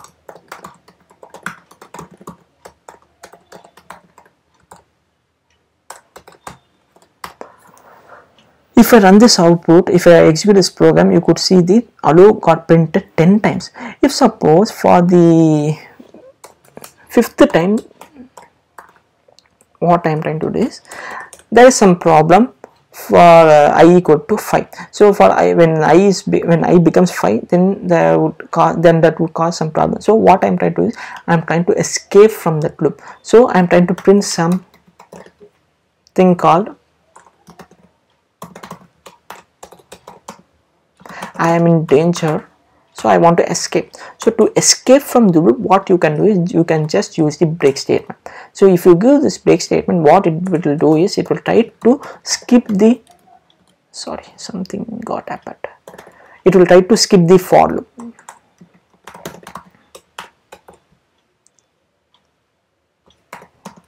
I am escaped. If we run this program now, you could find some output like this. So allow got printed 6 times, and then I am in danger, and then I am escaped. The reason behind that is, for I equal to 0 to 6, no problem, the code executes in normal manner. That's why we are seeing allow for 6 times. When I becomes 5 equal to 5, which is the statement condition is true. So since the condition is true, it will try to execute the statements which are present inside the condition, which is I am in danger would be printed, and then it will try to print this break statements. So once it, since when it's trying to print this break statement, what it would try to do is it will try to exit this for loop without any reason. It will try to exit this for loop without any special reason. It will try to execute this for loop, and it will try to execute the other statements normally. So that's why we are saying I am escaped at the end of this line. So this is the reason why we should use break in some situations. We are going to discuss about programming paradigms in a brief manner. So what is a programming paradigm, and what are the examples of programming paradigms, and what are the principles behind the programming paradigms. So the first point is, what is a programming paradigm? A programming paradigm is a style, a way of programming. So if suppose if we can relate this thing with our real world. For example, in India there are n number of actors in cinema film. So each actor has some unique style. So that unique style can be copied by n number of actors. So this paradigm defines it is a style. A programming paradigm is a style, a way of programming. So for a programming paradigm, it follows some style. If some languages follows this style, then that could be fall under this bucket. So this is a common and basic definition of programming paradigm. And the second definition is, a paradigm is a way of doing something like programming, not a concrete thing like a language. So this is just a style. It's similar to blueprint of doing something, but it's not a concrete thing of doing something. This is just a blueprint. Any languages that follows this blueprint will fall under this bucket. So there are n number of programming paradigms. So imperative, declarative are the most used programming paradigms in 1950s and 1960s, and then structured and procedural came into existence, and then object oriented programming paradigm. Nowadays object oriented programming paradigm is playing a major role in most of the programming languages. For example, Java is one of the mostly used programming language which falls under object oriented programming language. In this course, we will try to focus more about to object-oriented programming languages. We will try to cover each concept, and we will try to analyze the importance or concepts behind object-oriented programming languages, and we will try to see the uses. We will try to relate the object-oriented programming concepts with the real world and real life examples. So we will try to cover everything. We will try to cover each and everything about object-oriented programming paradigm in this course. So we will try to cover imperative, declarative, structure, procedural in a brief manner. So our main focus would be on object-oriented programming paradigm. So first, what's imperative? This is the one of the oldest style of programming paradigm. I think this style came into existence in 1950s and 1960s, if I am not wrong. So what is a imperative programming paradigm in a brief manner? Programming with an explicit sequence of commands that update state. So for example, if you are trying to achieve some task, if you are trying to finish some task, if you follow some rules and regulations, then that falls under imperative programming paradigm. Declarative means programming by specifying the result you want, not how to get it.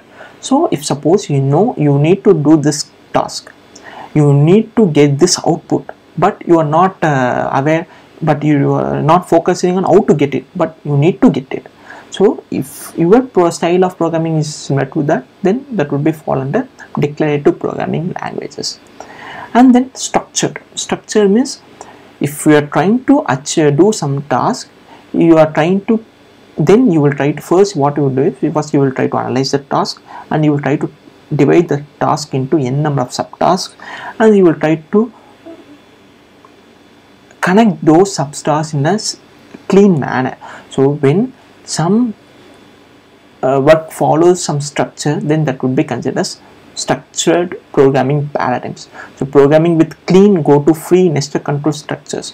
So one of the best examples of structured programming paradigm is C language. And then procedural, so it is a imperative programming with a procedural cost. We will try to cover in a detailed manner in the upcoming videos.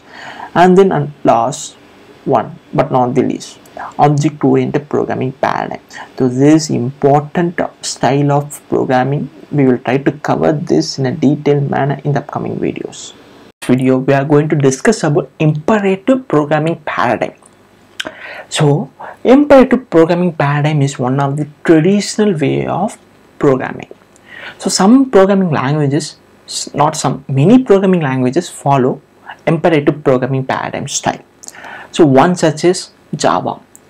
So we will try to discover the reasons behind that in the later part of this video. So first, what is the definition of imperative programming paradigm? The word imperative comes from the Latin impero, meaning I command. So whenever you command something, then that would be called as impero. In case of programming languages, what we are trying to communicate is, we are trying to communicate with the machines by saying that try to add two numbers, try to multiply two numbers, try to divide two numbers, like that. Here these are the commands.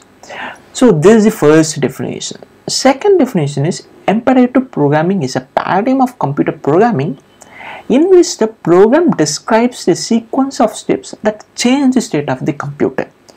So let us consider a scenario. If suppose if you want to add two numbers, you need to communicate that instruction to the system in such a way that machine can understand easily.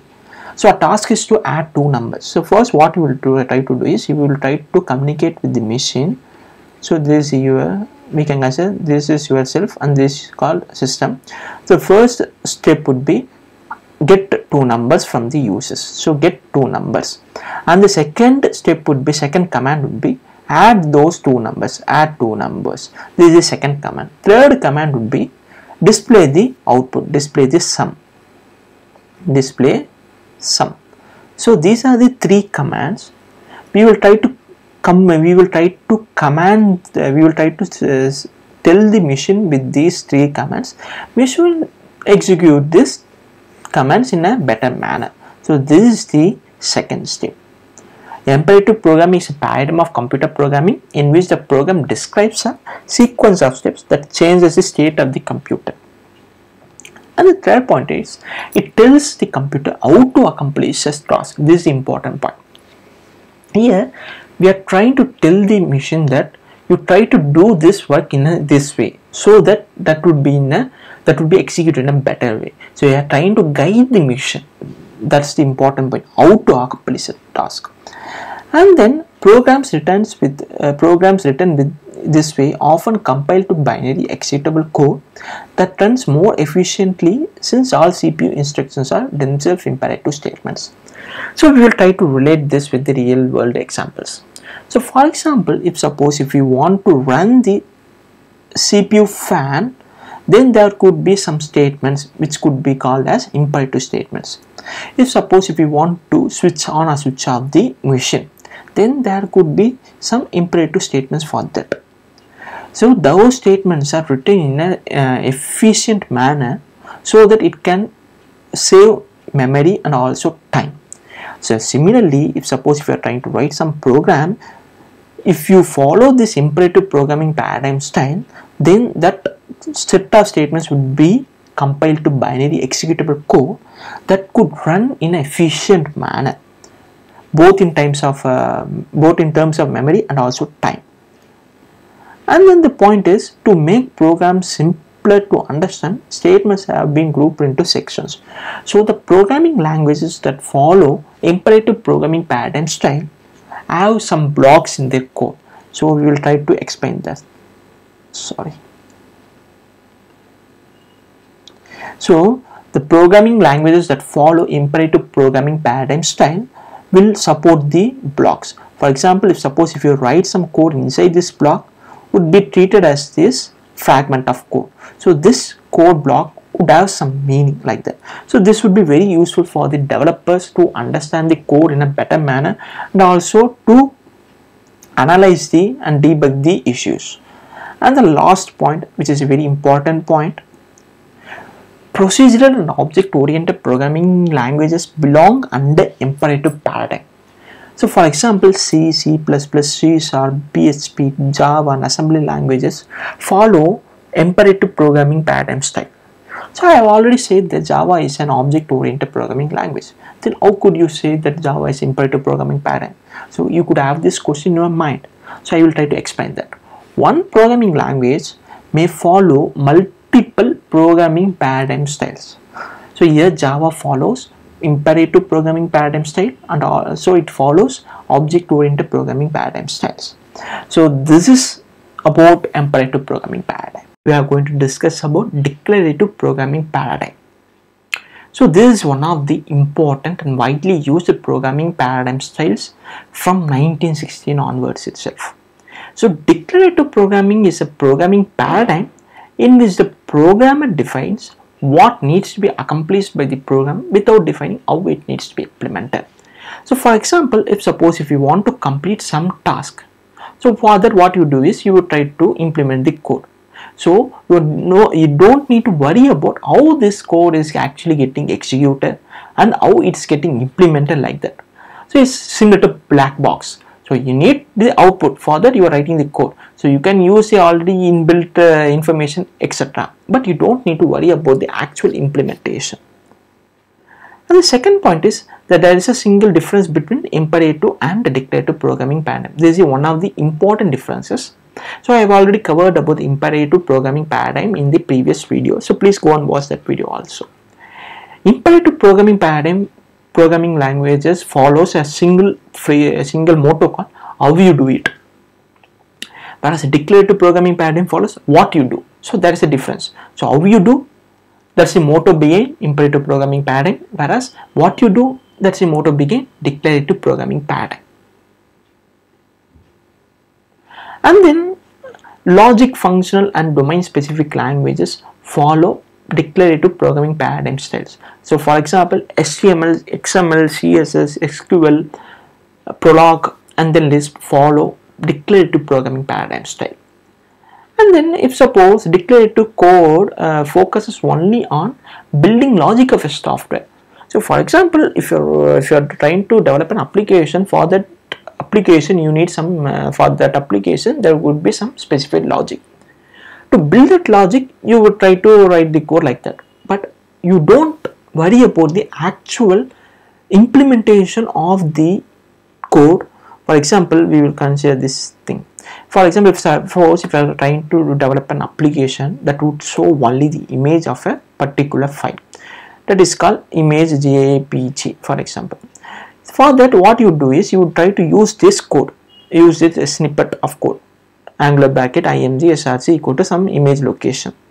So you don't need to worry about the actual implementation and actual flow behind this syntax. When you use this code, the actual image would be loaded and it would be prompted to the user. Here the actual implementation or actual flow is hidden from the developer. So that's called declarative programming paradigm style. Structured programming paradigm. So what is a structured programming paradigm, and what are the principles behind that, and what are the programming languages that follow structured programming paradigm style? So first, the structured programming frequently employs a top-down design model. So what is a top-down design model? Before discussing about this point, we will try to relate our real-world scenario with this structured programming paradigm principle.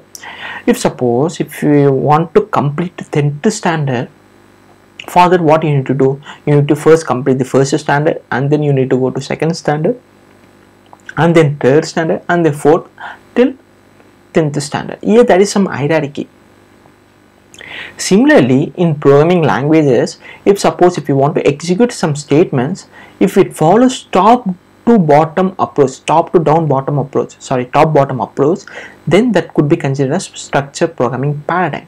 So for example, if there are n number of statements in an top to down, the first statement would be executed first, and then second, and then third, like that. That is called top down design model. And then second point is structured programming was first suggested by Cardo Bohm and Giuseppe Jacopini. These two mathematicians demonstrated that any programming language can be written with just three structures. That three structures are decisions, sequence, and loops. So for example, if there is some condition, for example, if your age is above, or if your age is equal or above than 18, age greater than equal to 18, then you are eligible to vote. So if some condition is getting satisfied, then it follows some separate flow of code. If that condition is not getting satisfied, then there would be some separate flow. That is called decisions. And then sequences means if the first statement would be executed first, and then the second statement, and then the third statement, like that. That is called sequence. Looping means if you want to execute the same set of statements for n number of times, then you could use the looping statements. So here for loop is the one of the widely used looping statements. Here if you want to execute these three lines for n number of times, that n can be 10, 100, 1000, 10,000, like that, it can be any number, then you can use the loops. These two mathematicians claim that any programming language can be written with these three structures itself.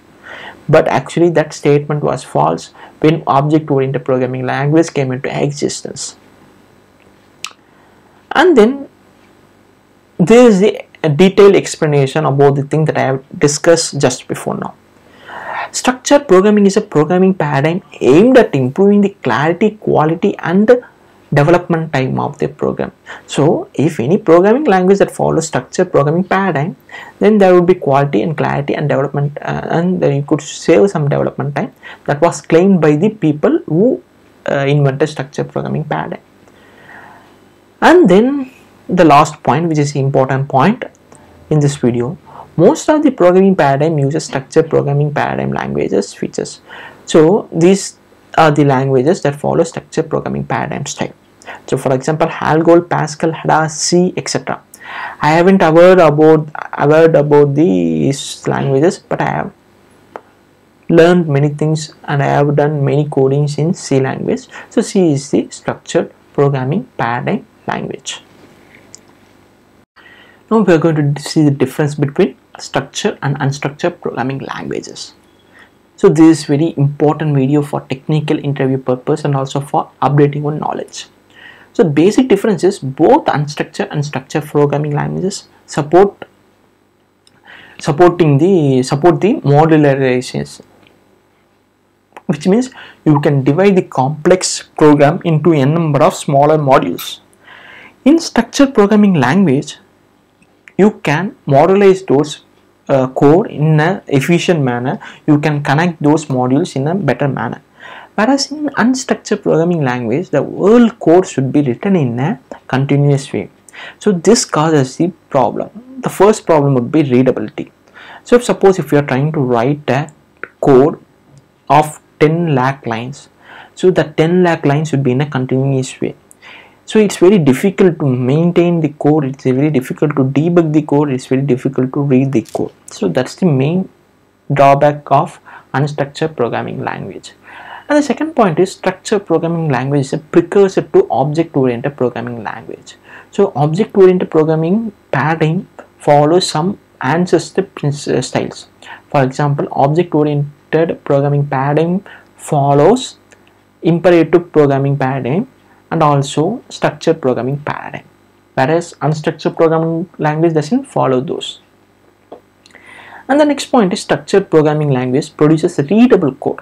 So suppose if you're writing a 10 lakh lines, the 10 lakh lines of code can be modularized and then that code will be very readable, whereas in unstructured programming language that is not the case. The code would be spaghetti. Spaghetti means which is very difficult to read the code. And then structured programming language is easy to modify and debug. Suppose if you have any bugs or issues in structured programming language code, then you can usually debug the code and you can easily fix the issues. Whereas in case of unstructured programming paradigm, it's very difficult. It's very difficult to debug the code and then it's very difficult to fix the issues. That's why the people are always preferring structured programming languages when compared to unstructured programming languages. So these are the examples of structured programming languages. Example C, C++, Java, etc. And unstructured programming language example JAWS, Focal, MUMPS, Telecom, etc. So Java is object-oriented programming language, but object-oriented programming paradigm follows some other principles, like some other styles like imperative programming paradigm styles, structured programming paradigm styles, and it also follows many other programming paradigm styles. That's why Java is one of the best programming language in the current scenario. See why C language is called as structured programming language. So you would know the reason, you would know the answer for these questions, but it would be very good if you watch this video completely, because I am going to explain the complete things in a detailed manner so that you could gain more knowledge about this concept. The first point is C language divides a complex problem into smaller modules called functions or procedures.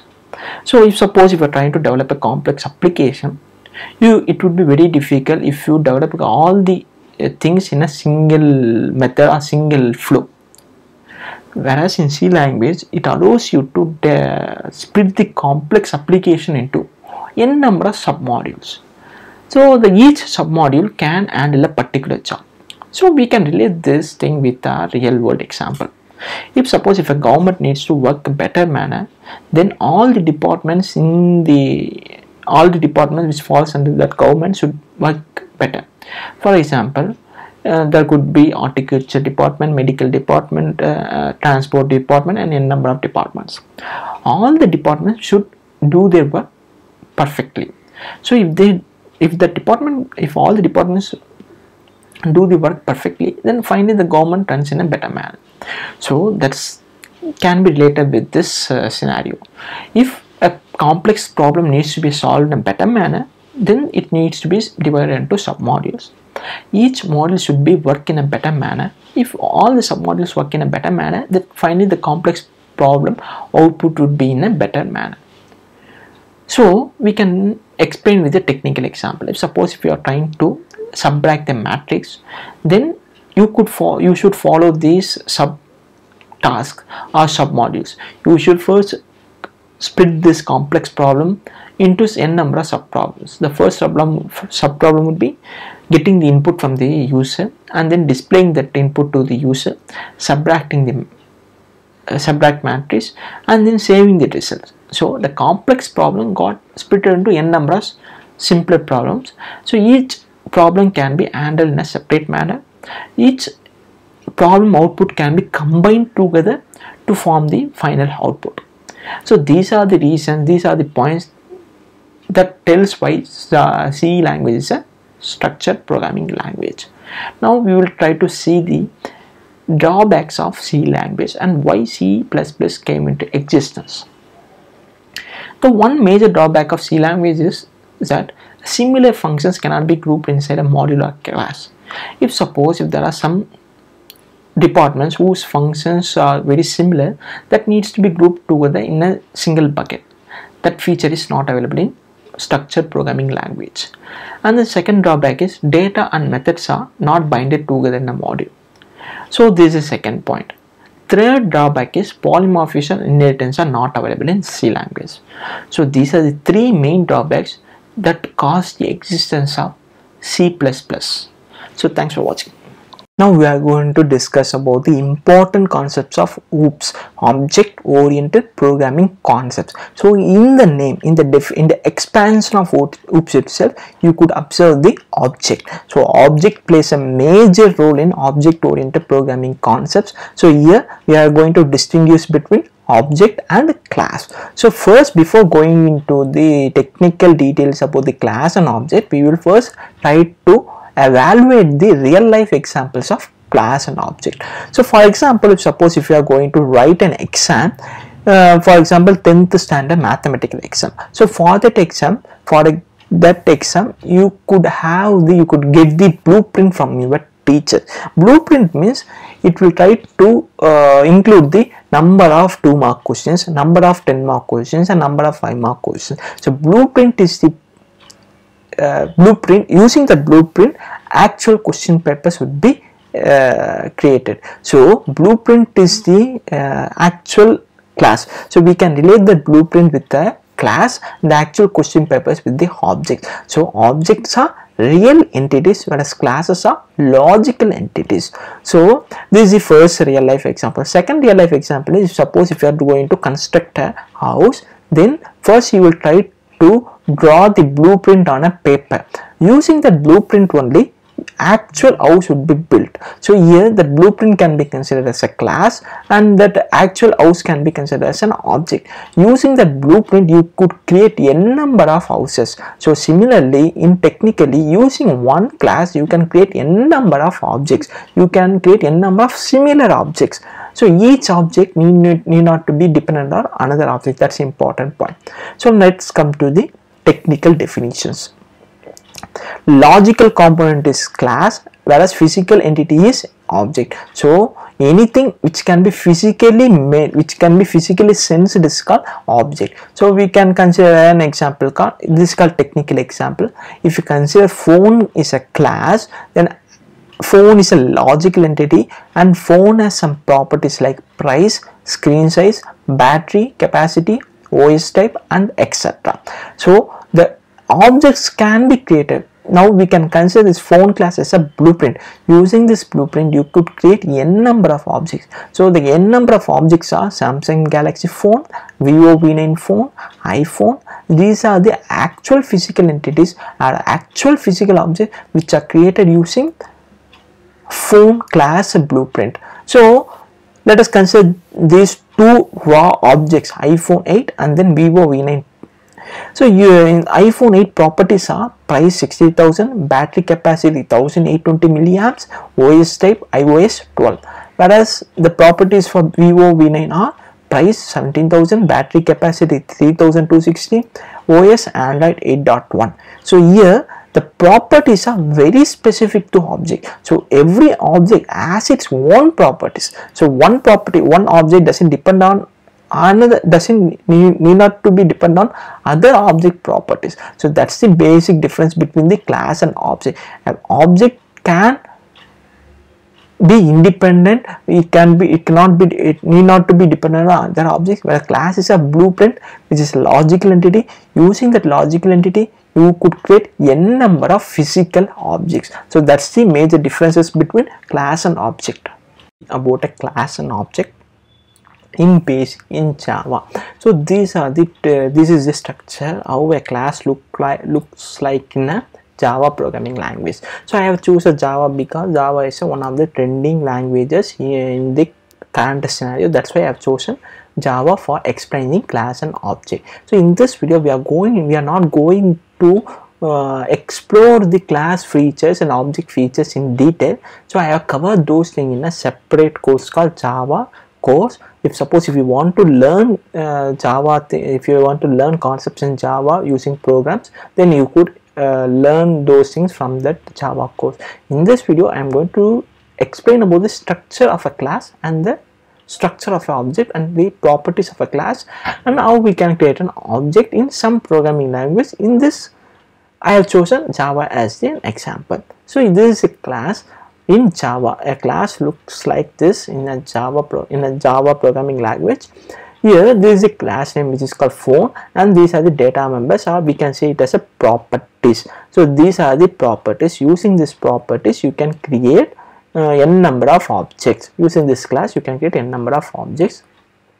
And this is a constructor. You might have a question, what is a constructor? So I have covered about this constructors, functions, data members, and A to Z about the Java in some other course called Java course. If you want to watch those, you can enroll into this course. So here, using that constructor, we are trying to create an object. So that's a very brief definition about the constructor.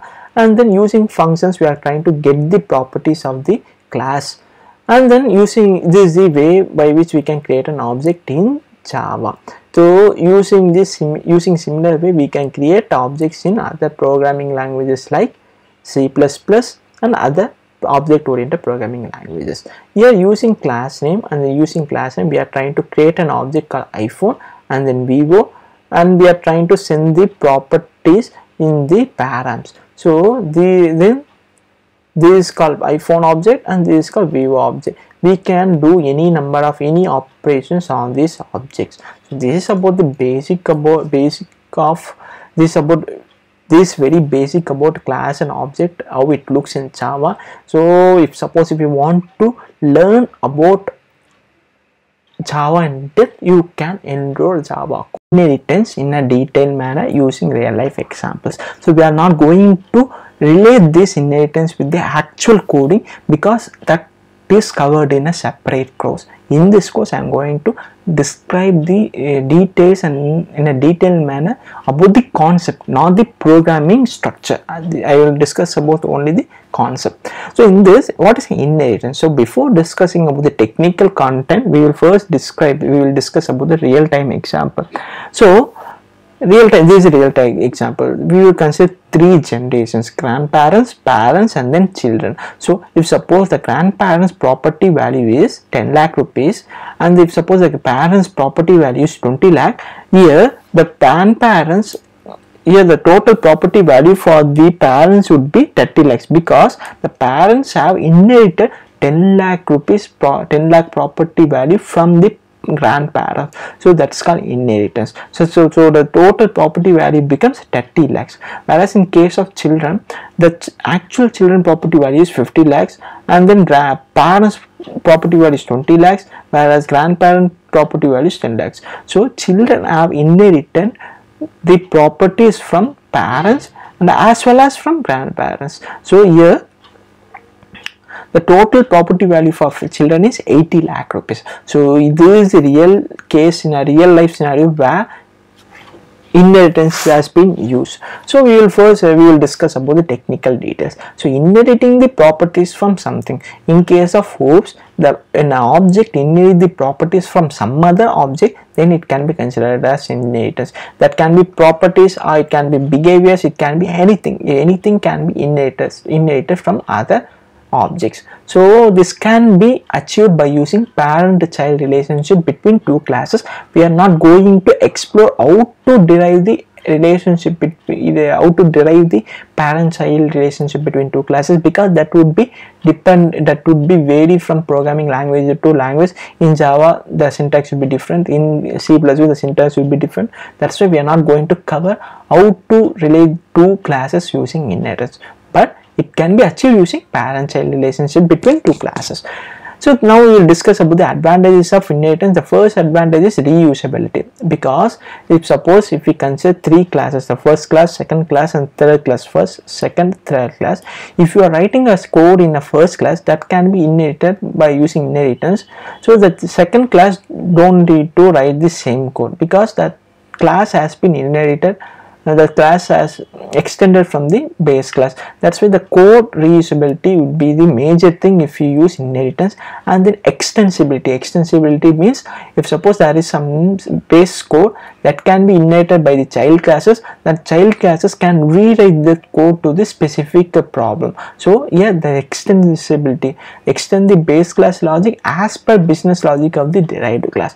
And then data hiding means if suppose these are the grandparents whose total net worth is 10 lakh rupees. They have decided that they would give 5 lakh rupees to the children, and another 5 lakh rupees to the non-government organization. So here only 5 lakh rupees can be accessed by these parents, whereas another 5 lakh can't be accessed, because this 5 lakhs has been private to these grandparents, and they have decided to give it to the non-government organization.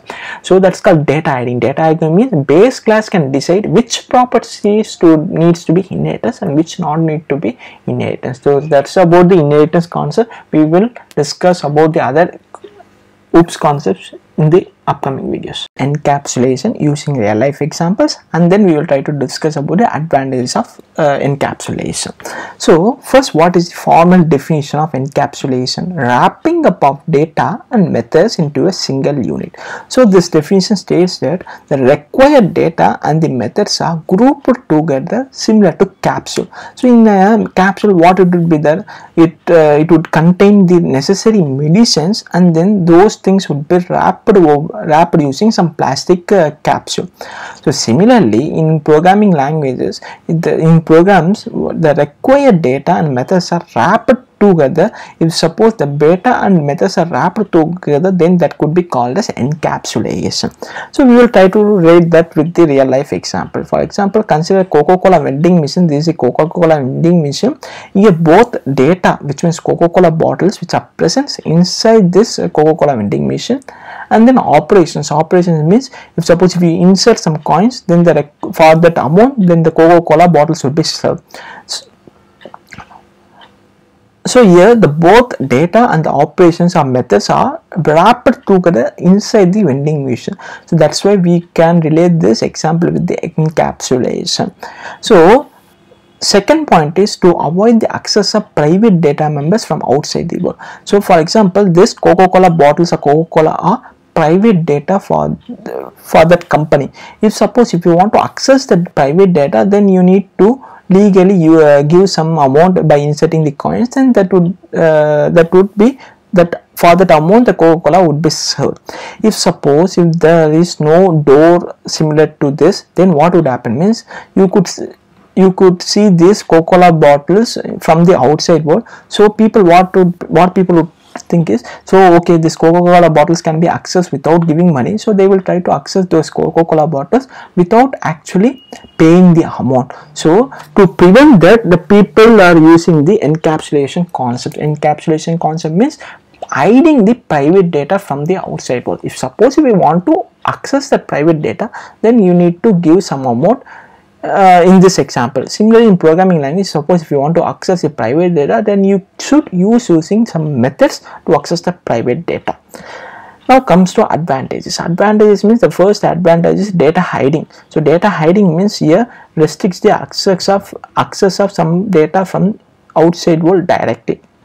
Here the Coca-Cola has been restricted from the outside world from directly. If you want to access this Coca-Cola, then you need to insert the coins, then for that amount the Coca-Cola would be served.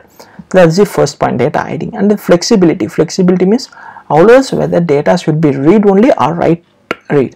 So for that we can consider an ATM examples. For example, this is an ATM. If you have a debit card, then you could insert the debit card. For that specified amount the liquid cash should be served. So that's the privilege of a normal user. For people, for ATM officials, ATM supervisors, they can insert or refill the amount inside the ATM machine.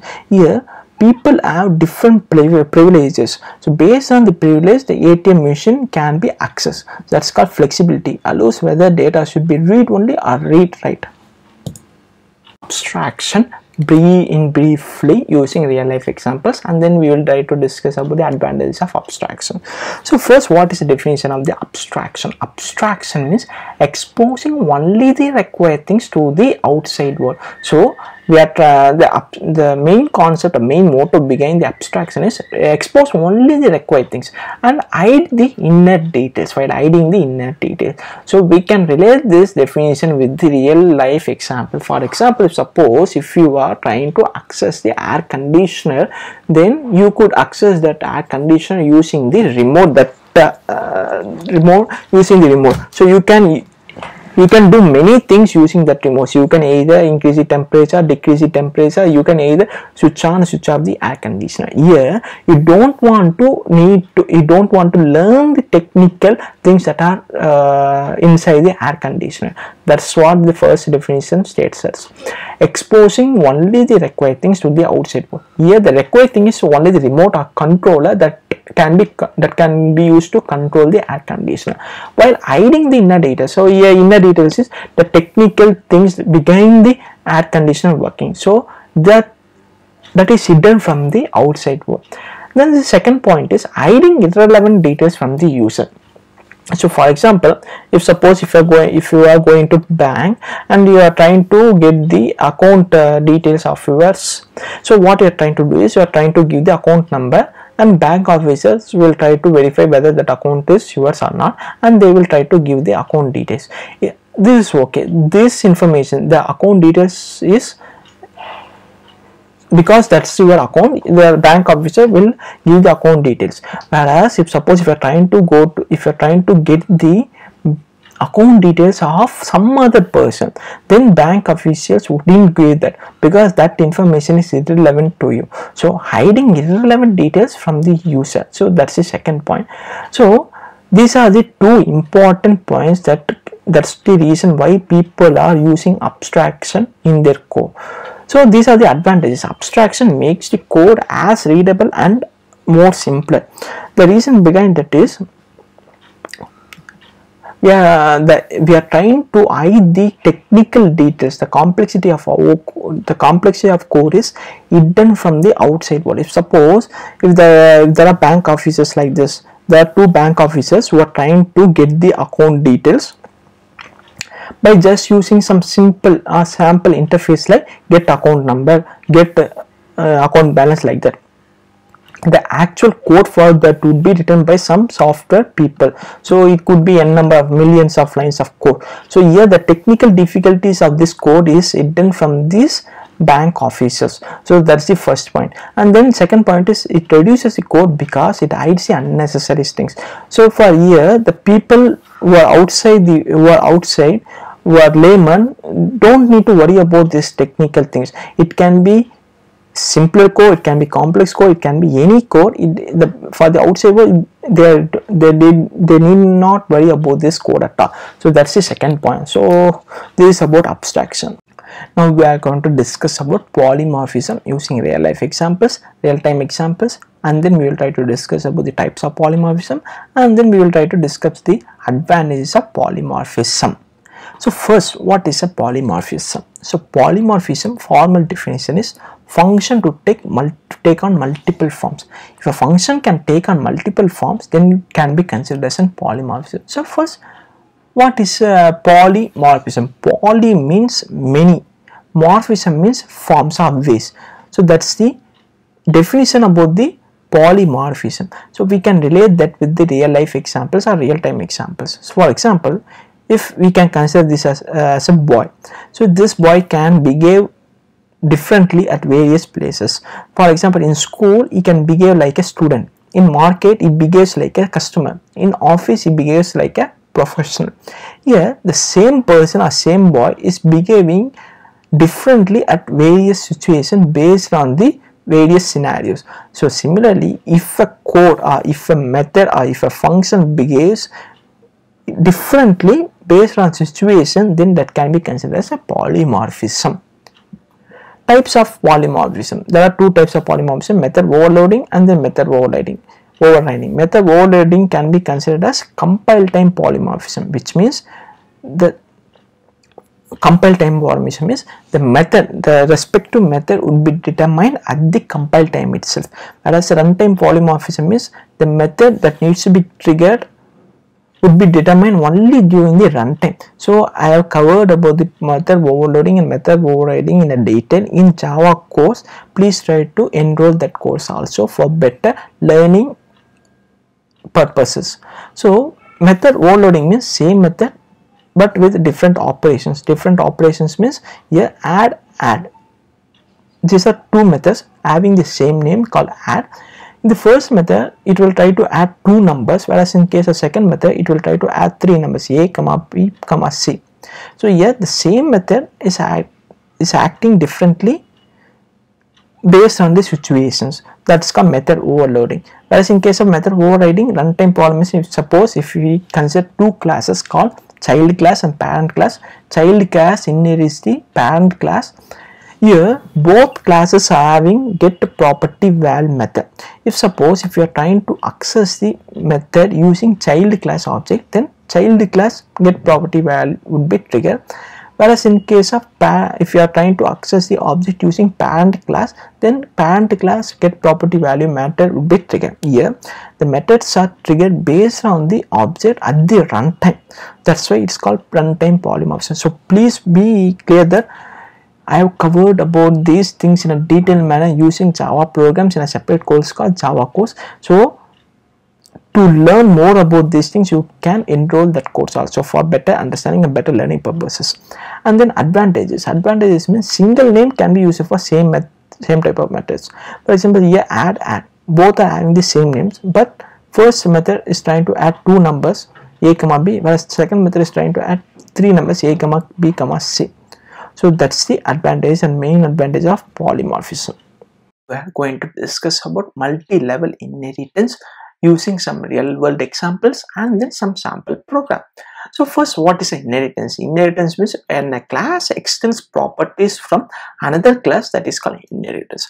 Multi-level means a type of inheritance. Here there could be n number of classes. These classes would be arranged in a level manner. The final, which is the last class which extends the previous class, can access all the properties of the previous n number of classes. For example, here class A, class B, class C. Class A is the most derived class, so class A extends class B extends class A. So since class C extends class B, class C can access all the properties of class B. Class B can access all the properties of class A. So indirectly class C can extend properties of class B and also class A. So we have related this scenario with a real world problem. So animal class. So in our example, animal class, human class and literate human class. There are three classes. For the first class is called animal. So most of the animals can eat. So it has the method called eat.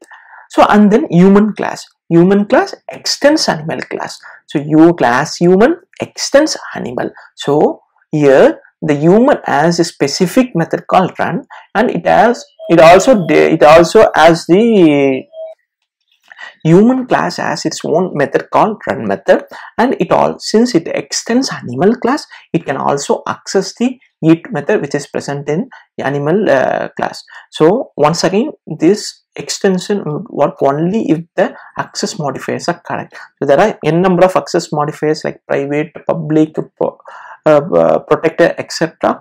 Only if the access modifiers allows, it can access the properties of the previous class. So we have already covered about the access modifiers in the previous videos. If you haven't watched, please go and watch that video and then come to this video. So another class is called literate human. Literate human class extends human class. Since it extends human class, it can access the properties of human class.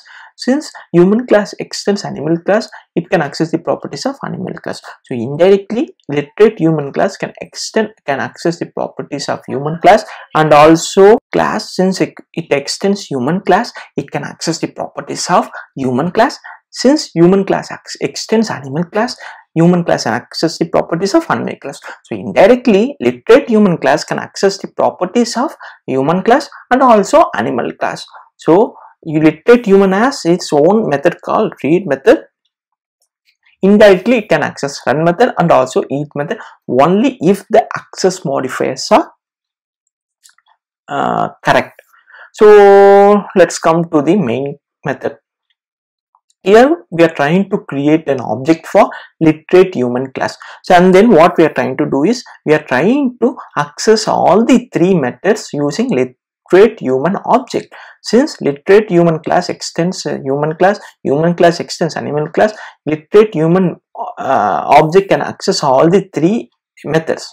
So eat, run and then read. So if you run this program, you could see the following output, like reading, eating, running and then reading.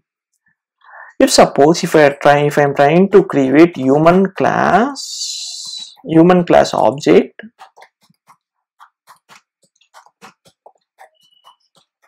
and then I am trying to, if I am trying to access read method from human class object, then it will try to throw an error because human class doesn't have that method. That's why it's throwing the error.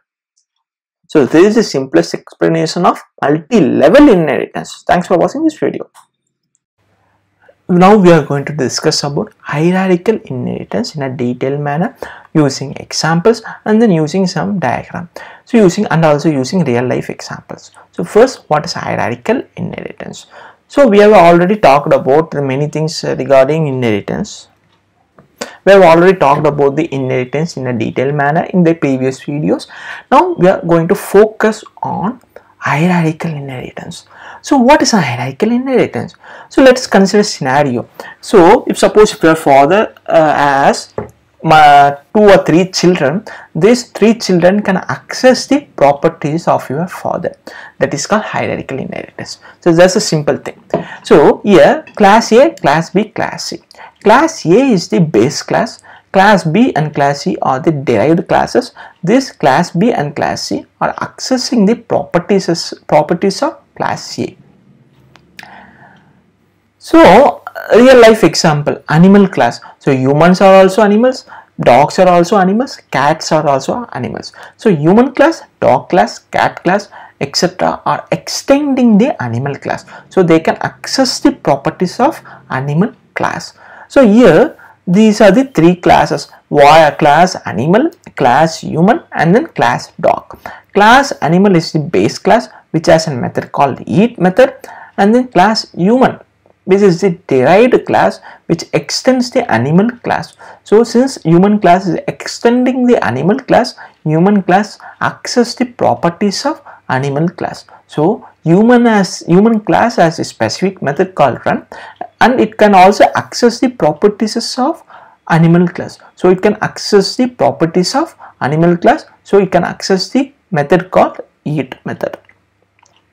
And then dog class. Dog class extends animal class. Since it extends animal class, it accesses all the properties present in the animal class provided based on the access modifier. If access modifier grants the permission, it extends all the properties of animal class. If access modifier doesn't grant permission, then it won't access the properties. In this case, access modifier grants the permission. So dog can access the eat method which is present inside the animal class. And then dog has a specific method called bark method. So here we have created a main method. Inside the main method we have created 2 objects called human object and then dog object. using human class and also using dog class. Using human object, you can access the method called eat, which is in the animal class. Using human object, you can access the method called run, which is in the human class.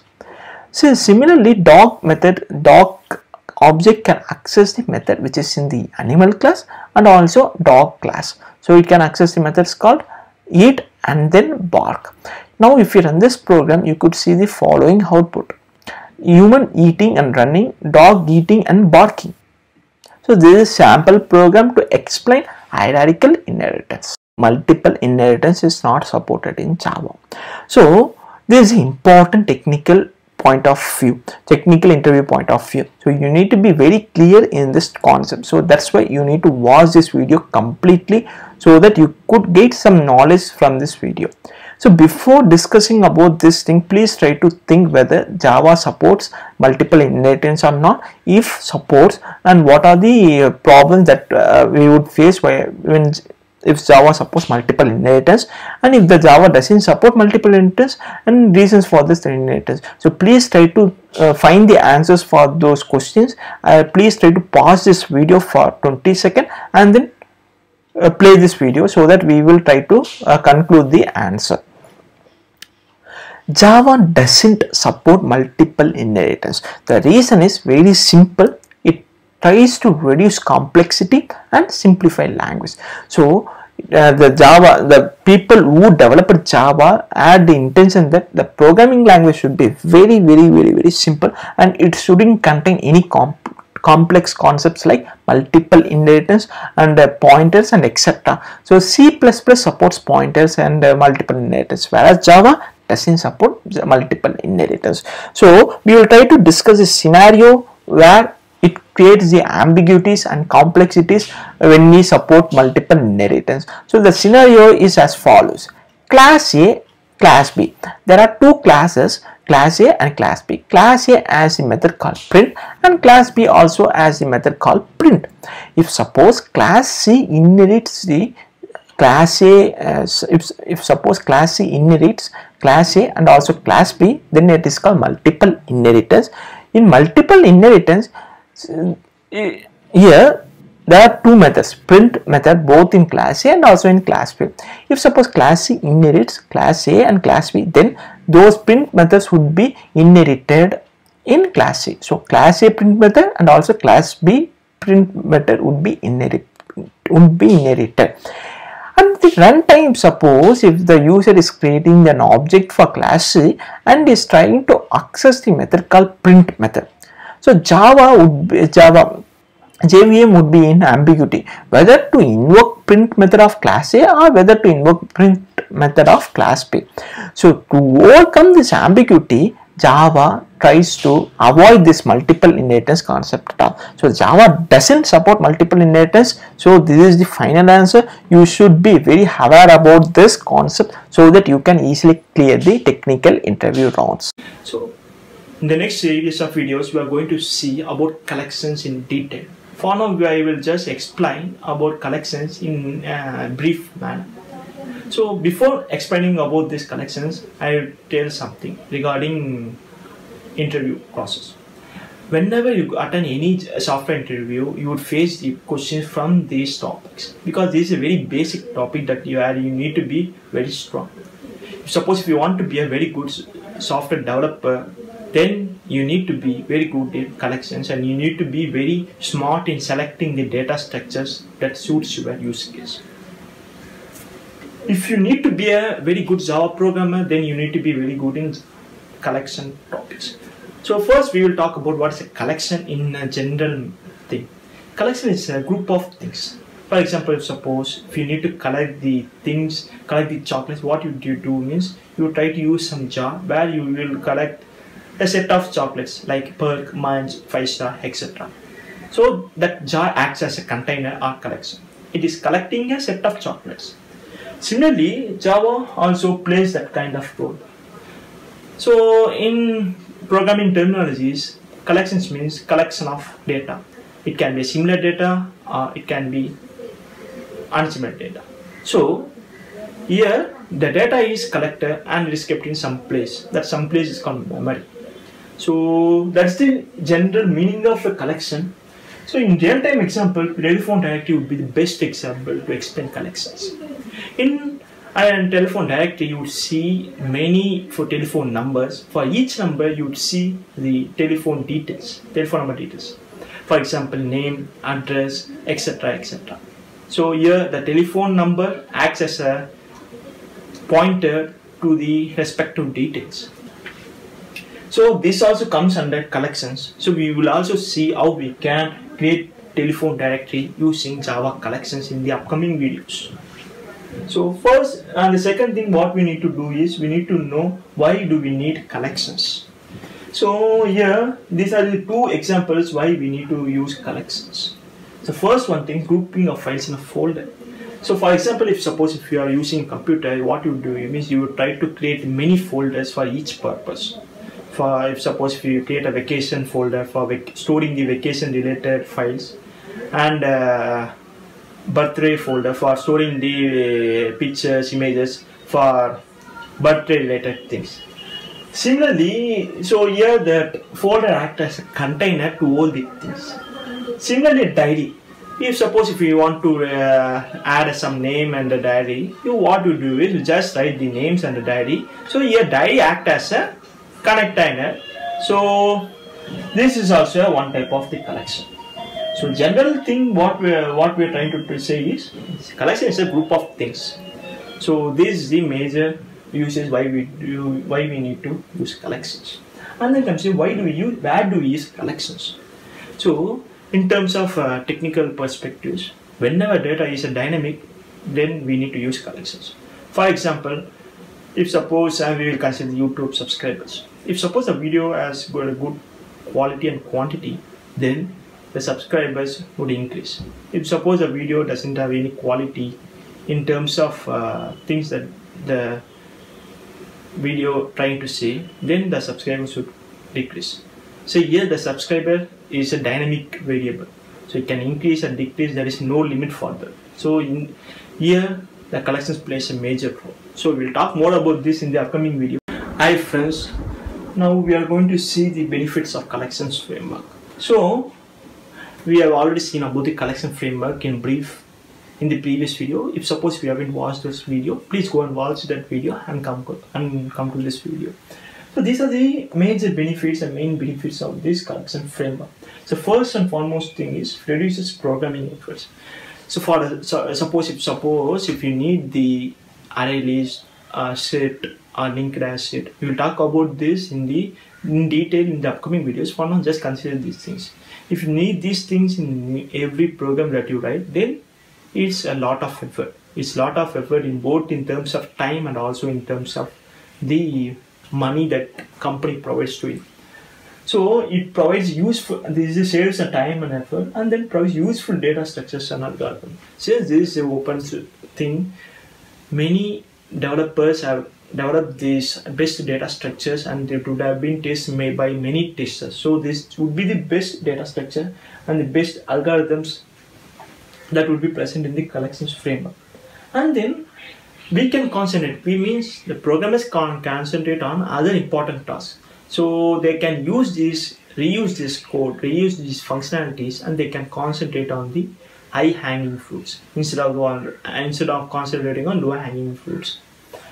And then it increases the program speed. For example, if suppose you are writing a big software, at that time you need many things, like you need some best data structures to hold the data.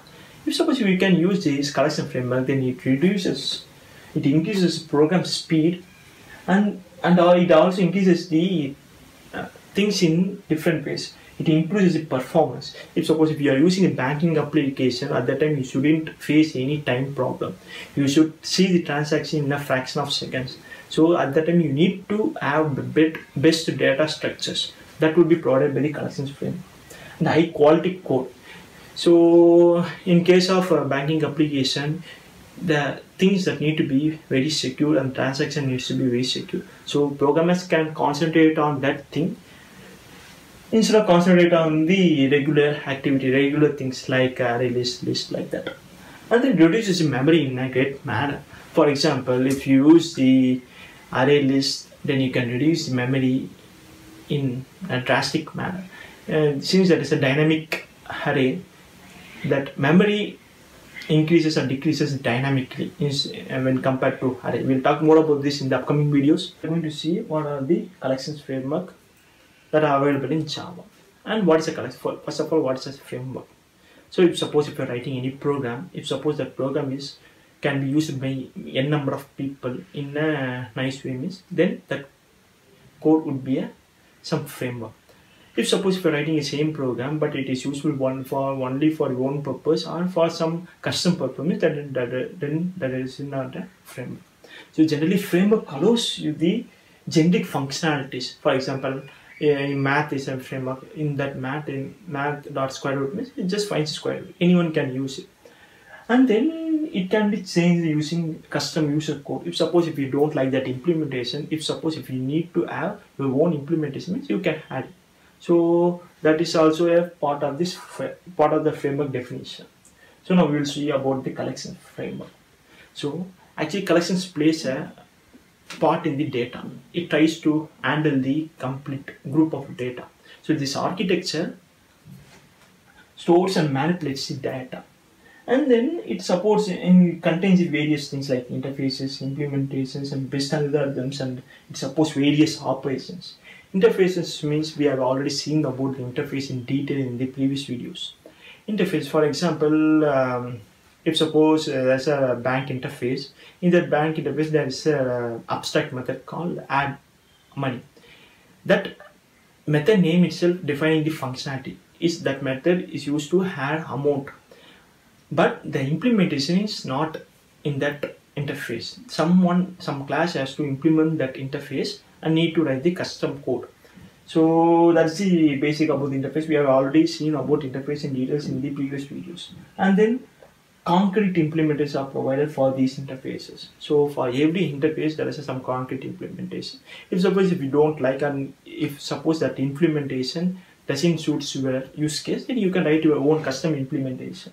And then since this is an open source community, the algorithms are best algorithms used for these collections. If you have some other best algorithm, then you can also contribute to the community. And then operations, there are various operations supported like add, delete, search, and etc. So these are all bundled under a single name called collection framework.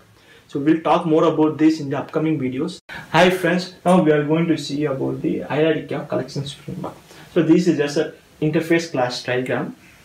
So please don't get afraid after seeing this diagram. This is just the flow how interface and classes are connected. In the next videos, we would see the detailed things about these things in a nice manner. For now, just consider this diagram. Please try to take notes whenever you watch these videos, because it will be helpful for the long run. If suppose if you have any doubt after some days, you could just refresh those notes that could give the brief information what you had learned in the previous sessions. So we will go into this video. This is the description about this diagram. Whatever written inside this red box is the interface. Whatever written inside the blue box is called class. This continuous line describes extents, and this dotted line describes implements. The first and foremost interface of the collection framework is iterable. We will talk more about the iterable in the upcoming videos. For now, just consider this is the first and foremost interface. This collection framework, this is the second interface. This interface extends iterable interface. Basically, an interface cannot implement another interface. It can extend another interface. That's why collection interface extends iterable interface. And then there are three interfaces: list, queue, and set. All these three interfaces extends collection interface. Indirectly, it also extends iterable interface. So we will concentrate more about these things. That means the default implementer class that are provided by Java to us. So first we'll describe about the list. So list is a collection of series data. So for example, consider a train where the different compartments are connected using some links. So for now, just consider like that. We will talk more about this in the upcoming videos. Queue. Queue means if you are standing in a queue in railway station for getting a ticket, the first person who is standing in the front will get the first chance to get a ticket. So for now, just consider like that. We will talk more about in the upcoming video. Set. Collection of distinct data. For now, just consider that. We will talk more about in the upcoming videos. So this list interface, the default implementations that are provided by Java are array list, linked list, and vector. All these strings, all these classes implements list. So the things that are present in the list, that the abstract methods that are present in the list needs to be implemented in the array list, linked list, and vector.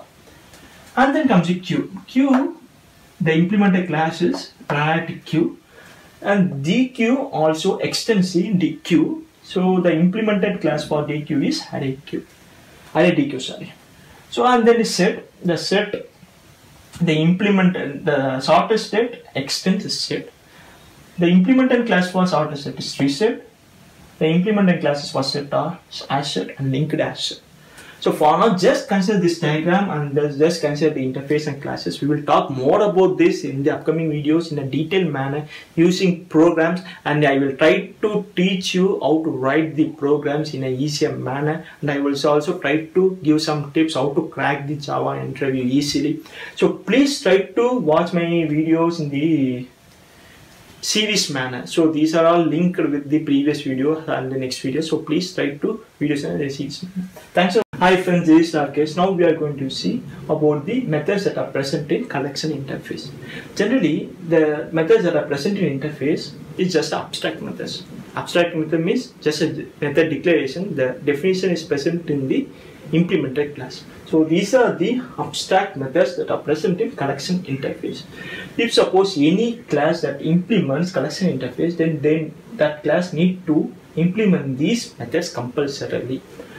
So first and foremost, and method is add. Here we are sending some object as an argument.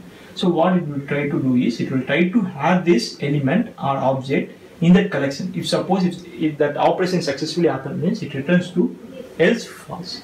Add or means the argument, the collection that we have sent it as an argument, it will try to add all the elements that are present in this collection in our target collection. If the operation successful means returns true, else false. Remove means the element or object that we are sending in the argument would be removed from the target collection. If that operation successful means it returns true, else false. Remove means the elements that are present in this collection would be removed from our target collection. Operation successful means true, else false. Return means it's just the opposite to remove all. It will try to remove all the elements that are present in our target collection except from this collection elements. Size means it returns the collection size. Clear means it removes all the elements that are present in the target collection. Contains means it will check whether this element present in our target collection. If it present means then returns true, else false. Contains all means it will try to check whether all the elements that are present in this collection are present in our target collection. If it present means then returns true, else false. Iterator means it returns the iterator object. We'll talk more about this iterator in the upcoming videos. True order means it tries to convert the collection to array. And then is empty. It will try to check whether collection is empty or not. If suppose data is present means it returns true, false, else true. Equals means check whether this object is present in that. It will try to compare the two collections and returns true if both are equal, else false. As code means it returns the as code of the collection. Thanks for watching. Please try to take these things as note so that it could be very useful in your further sessions. So thanks for watching. Hi friends, this is Rakesh. Now we are going to see about the iterator interface. So the main usage of iterator interface is used to iterate the elements in forward direction. For example, if suppose you have some data like 1, 2, 3, you need to iterate the data. You need to go from 1 to 2, 2 to 3 like that. Then iterator would be the best choice for iterating this content. Since this is a iterative interface, the methods that are present in this interface are always abstract. Under iterative interface, there are three abstract methods called as next, next, and remove. So we will see about these methods using this example. As next, if we are in this position, if we call this as next method, what it would return is true. The reason behind that is, since there are two elements that are present after 1, it returns 2. If we call the same method, if we are present here means, then return false, because there are no elements after 3. And then next, if you are here and if we call this next method, it would return this data, and at the same time the cursor pointer moves here. If we are in this position, if we call this method, it returns this data and pointer moves here, like that. Next method works. And then remove. If you are here and if we try to call this method, it will try to remove this data. So these are the three abstract methods that are present in iterative interface. We will talk more about the content more about the other things in the upcoming videos. Thanks for watching. Hi friends, this is Rakesh. Now we are going to see about the list interface in detail. So list interface, as name suggests that it is an interface. So the interface, the basic definition of interface is it contains some abstract methods. It contains only the method declarations. So the method definitions need to be in the implemented classes. Similarly, list interface contains only the abstract methods. The actual implementation would be available in the implemented classes like array list, linked list, like that. So then it extends the collection interface. So the abstract methods that are present in the collection interface also moves to the list interface. The basic definition of the list is it can contain duplicate values. For example, 1, 2, 1, 3. So here 1 repeated 2 times. So it contains repeated. It can contain duplicate values. So you can access the values by the position. So you can access the you can access the object using position. You can get the values from index 0, 1, 2, 3, and etc. This is the basic definition of the list. We'll talk about more about the array list, linked list in the upcoming videos. These are the abstract methods that are present in the list interface. The first one is public void add int index object group. So what it does try to convey is it will try to add the object in this index position. For example, if we send 1 and 5 object means, then it will try to get here, it will try to add that object here, and it will try to shift the cells. It will try to move these 2 objects here, 1 object here, and 3 objects here. So it tries to shift the remaining objects in the adjacent cells. So next one is public boolean add or int index collection C. So here the elements that are present in the collection C would be added from that index position.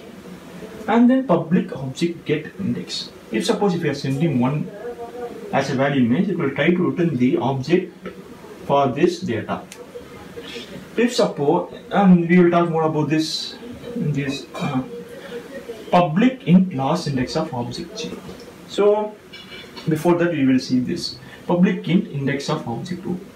If you are sending 1, if matches 1 or tries 1 or many times, it returns the first index position. So here 1, 0th index. So it returns this object. Public int last index of object 0. This is the opposite of this method. It returns the last index. So if data is repeated in the list means, it will try to return the last index. Here 1 repeated twice, so it returns this position 2. We will talk more about this in the upcoming videos. List iterator. And then comes the public object remove int index. If we suppose send 1 as argument value, then it will try to find this. It will try to remove this data and it will try to shift the cells from second to 1, third to 2, like that. And then public list, sublist, int start and int end. Here, if we send 1 and 2, it will try to return the elements are written the sublist from that start to end position. 1, 2. So 1, 2, it will try to return this sublist. So that hyphen this case, now we are going to see about the array list. So array list is a class that extends abstract list. The abstract list implements list interface. So basically the methods that are present in the list would be present in the abstract list. So first we will talk about the array list in a brief manner. What is array list? It's a dynamic array for storing data. If you have some basic knowledge about the Java, then you would know about this syntax. Here we have declared an array of type int with size of 10. So the drawback of array is array. It's not array list. The drawback of array is we have to define the size.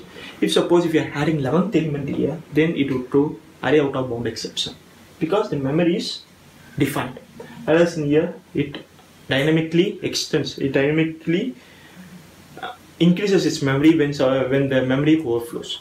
So that's the main power. That's the main feature of this array list, and it can contain duplicate values. Here we have added 1, 2, 1, 3. So 1 repeated 2 times. So it allows the duplicate values. Maintains insertion order. If suppose we are adding the elements like 1, 2, 1, 3, then it maintains insertion order. So 1 at 0th index, 2 at first index, 1 at second index, and 3rd at the 3rd index. And allows random access because it works on based on the index. If you want to access the second index element, then you can directly access this data without iterating from this 0th element to the second element. Manipulation is slow. The reason behind that is if you need to add element at first position, then the elements that are present at the first position need to shift to the second position. From element present in the second position need to be shifted to the third position. So that shifting process is very costly. That's why the manipulation is slow. And retrieving is fast if you know the position. The reason behind it is if you know the position, then we can directly access the element without any iterating the elements.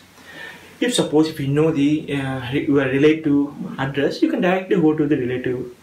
So that's the power of the array list. So hyphen this case, now we are going to see about the constructors that are present in array list. So basically you know about the constructor and the uses of constructor. If you need to create an object, you could use the constructor to create an object. So array list provides 3 different ways to create an object. The first one is empty array list. So here empty constructor. Using this constructor you could create an object, but the object would be an empty object. There won't be any elements in that object. Using the second approach, you could create an object for array list. Inside that, if you send the collection as an argument, then you could create, then the outcome of that object would be an array list object that contains the values that are present in that collection. And then you could also send the capacity while creating the object. The default capacity would be 10. If you know the capacity, then you could send that the capacity value. That would be very useful for optimization purpose. I will explain that in this context. So this is syntax for creating the empty array list object. So array list class name, names list object, new keyword, array list class name, and semicolon. So names list is an object of the array list. So the reason behind that capacity is if you need to have 11 elements, if you are not providing the capacity, then default there will be 10 cells. If you are trying to add the 11th element, then using this formula, the array list size grows. So our old capacity is 10 into 3 by 2 plus 1 results 11, 16.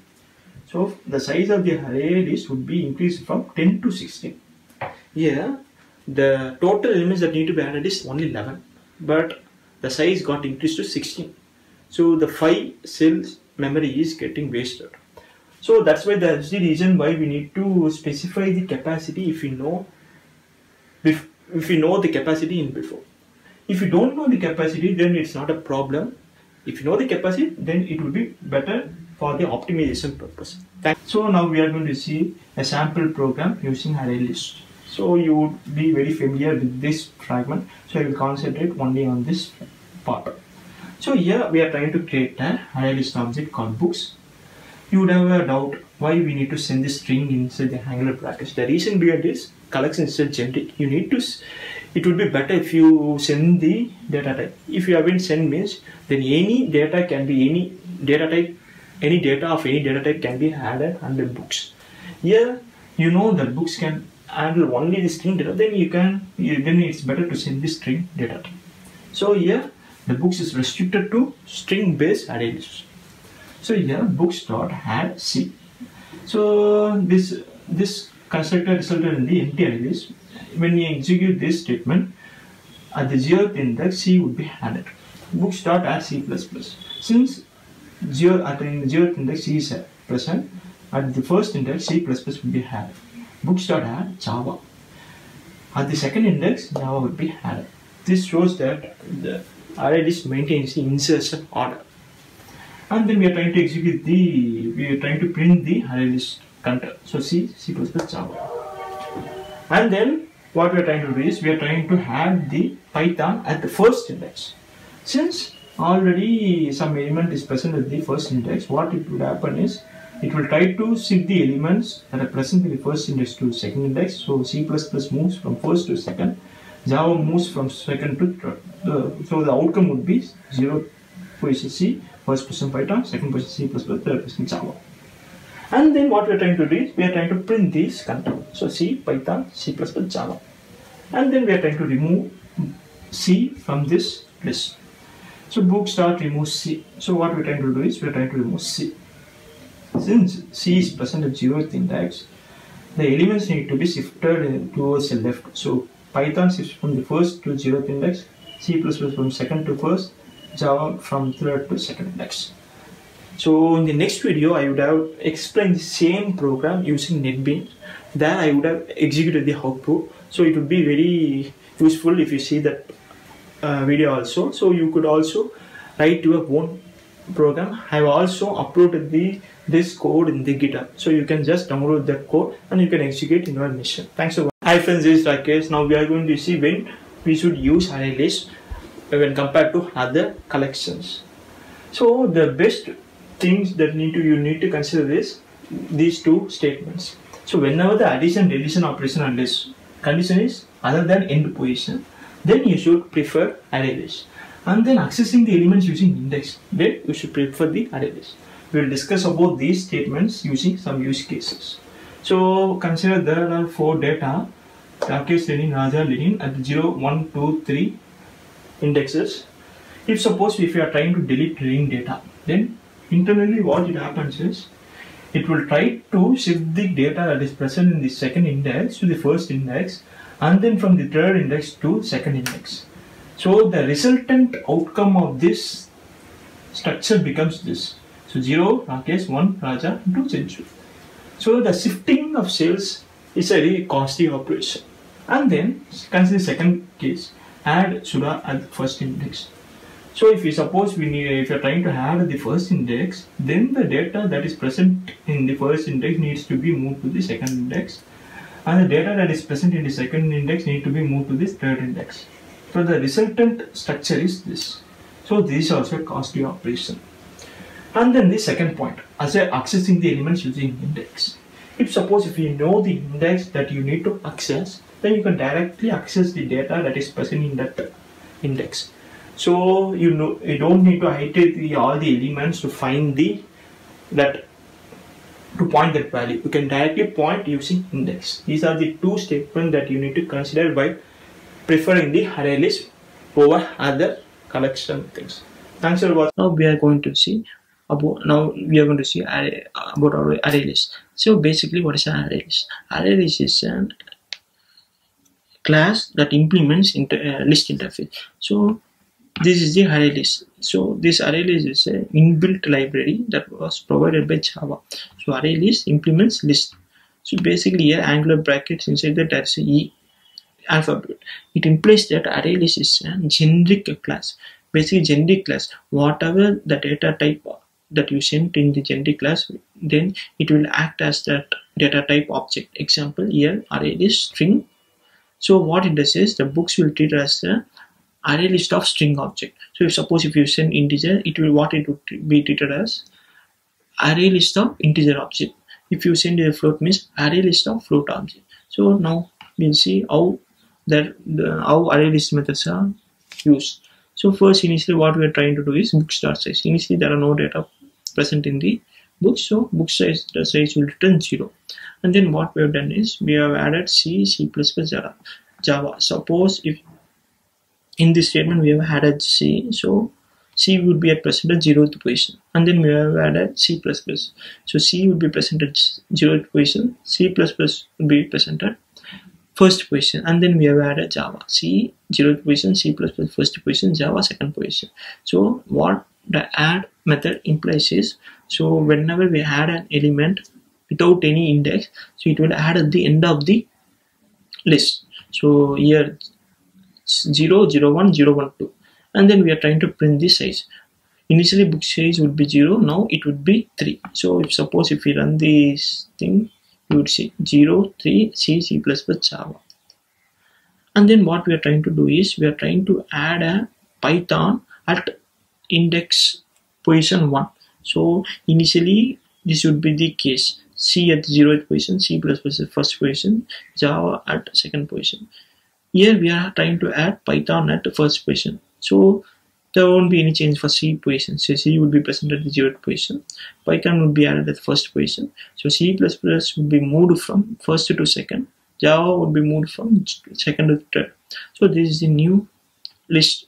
So now if you run this thing, you would see that C, Python, C++, Java. And then what we have done is we are trying to remove the C object or C data from books. So this is the existing C at 0, Python at first, and C++ second, and Java 3. So if you remove C, means the C would be removed from the 0th index. So Python would be moved from first to 0th index, C++ from second to first, Java from third to second. So this would be the result of that list. So if we run this thing now, we would see that Python, C++, Java. So this is a basic example how array list can be used in Java. We will talk about more about linked list and the related contents in the upcoming video. Hi friends, this is Rakesh. Now we are going to see about the brief introduction of linked list. So linked list is one of the important topics that is present in the Java collection. So linked list, actually this is the class interface extends implements diagram. Linked list extends abstract sequential list. Linked list extends abstract sequential list. Abstract sequential list implements list. At the same time, linked list also implements DQ. This is the basic thing about the linked list. So you should be aware about this thing. So you should know what it extends and what it implements. And then Java linked list uses double linked list data structure to store the data. If you haven't aware about these data structures, I have explained in a very brief manner. If you want in a detail, please comment those things in the comment box. I will try to take videos for that also. So double linked list. This is the double linked list node structure. Here, this is a single node. Inside the mid one is the data node, data to hold the data, and this is the previous node address, this is the next node address. So for example, consider these three nodes. So first node has Rakesh data, second node Lenny, and third node Raja. So since this is the first node, there are no previous nodes for Rakesh. So the previous node address would be null. The next node address for the Rakesh will be 101 because the next node is the Lenny. The lane address is 101, so 101 will be present here. When we consider about the second node, the lane, the previous node address is 100, so that would be present here. The next node for lane will be Raja. The Raja address is 102, 102 will be here. So when we talk about Raja node, the previous node address is 101, so 101 will be here. There are no next nodes, so the address will be null. So this is the general brief description about the doubly linked list data structure. If you want in detail, please comment to those things. I will try to take videos for that also. Thanks for watching. Hi friends, this is Rakesh. Now we are going to see about the linked list important points or important features. The first point is can contain duplicate values. It's very similar to array list. Array list also allows a duplicate values. Maintains insertion order. It is also similar to array list. It also maintains the insertion order. Insertion order means it maintains the position where the data got added. For example, Rakesh got the 0th position, Raja first position, then second position. Like that, it maintains the insertion order. And then it is non-synchronized. It is the same point applies to array list also, non-synchronized. We'll talk more about this, the non-synchronized, in the upcoming videos. When we focus on grid concept, then I will explain this non-synchronized concept. Manipulation is fast since no shifting needs to be happened. This is the only point that differentiates between the array list and linked list. In case of array list, the manipulation is slow. In case of linked list, the manipulation is fast because no shifting needs to be occurred in case of linked list. So I have already explained about this doubly linked list structure in the previous video. If you haven't watched that video, please go and watch that video and come to this video. So the use case is add Sudha at first position. So what we are trying to do is we are trying to create a Sudha node. Sudha previous node address null, next node address null. So if we need to add this Sudha node here, then we need to point this Sudha node. The previous address of Sudha node should point to Rakesh node address. So Rakesh node address is 100, so it becomes 100. And then since we are adding the Sudha node the first position, the Raja moves to the second position. So Sudha node next address would point to the Raja node address 101. So that's why we are putting 101. So finally we have created the Sudha node. Now we need to insert here. If we need to insert here, then we need to change the address of Rakesh next node, because now Rakesh next node points to the Sudha's node. So Sudha's address is 103. So Rakesh next node address is converted from 102 to 103. And then Raja's previous node is pointing to Raja's previous address is now pointing to Sudha instead of Rakesh. So 100 is changed from, say, Raja's previous address is changed from 100 to 103. 101 to 103.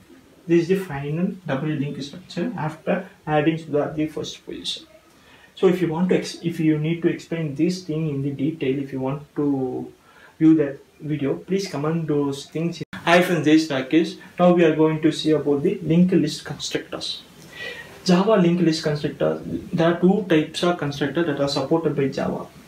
One is empty constructor. Another one is the constructor with collection as an argument. The first constructor we try to create an empty linked list.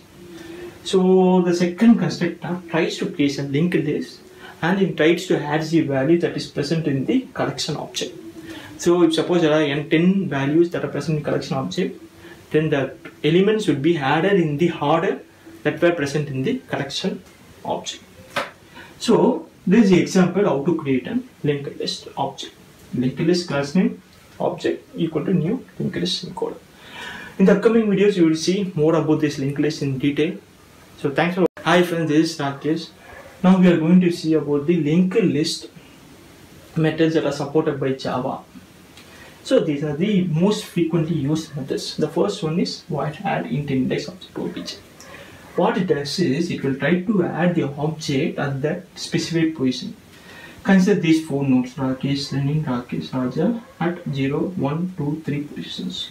Suppose if you are trying to add the Sudha node at the first position, then you need to send 1, Sudha. What it will try to do is it will try to add those node here and it will try to shift the address, not the cells. Now it won't move the entire data to the adjacent cells. It will just place something. We have already seen about that in the previous video, how that shifting happens in linked list.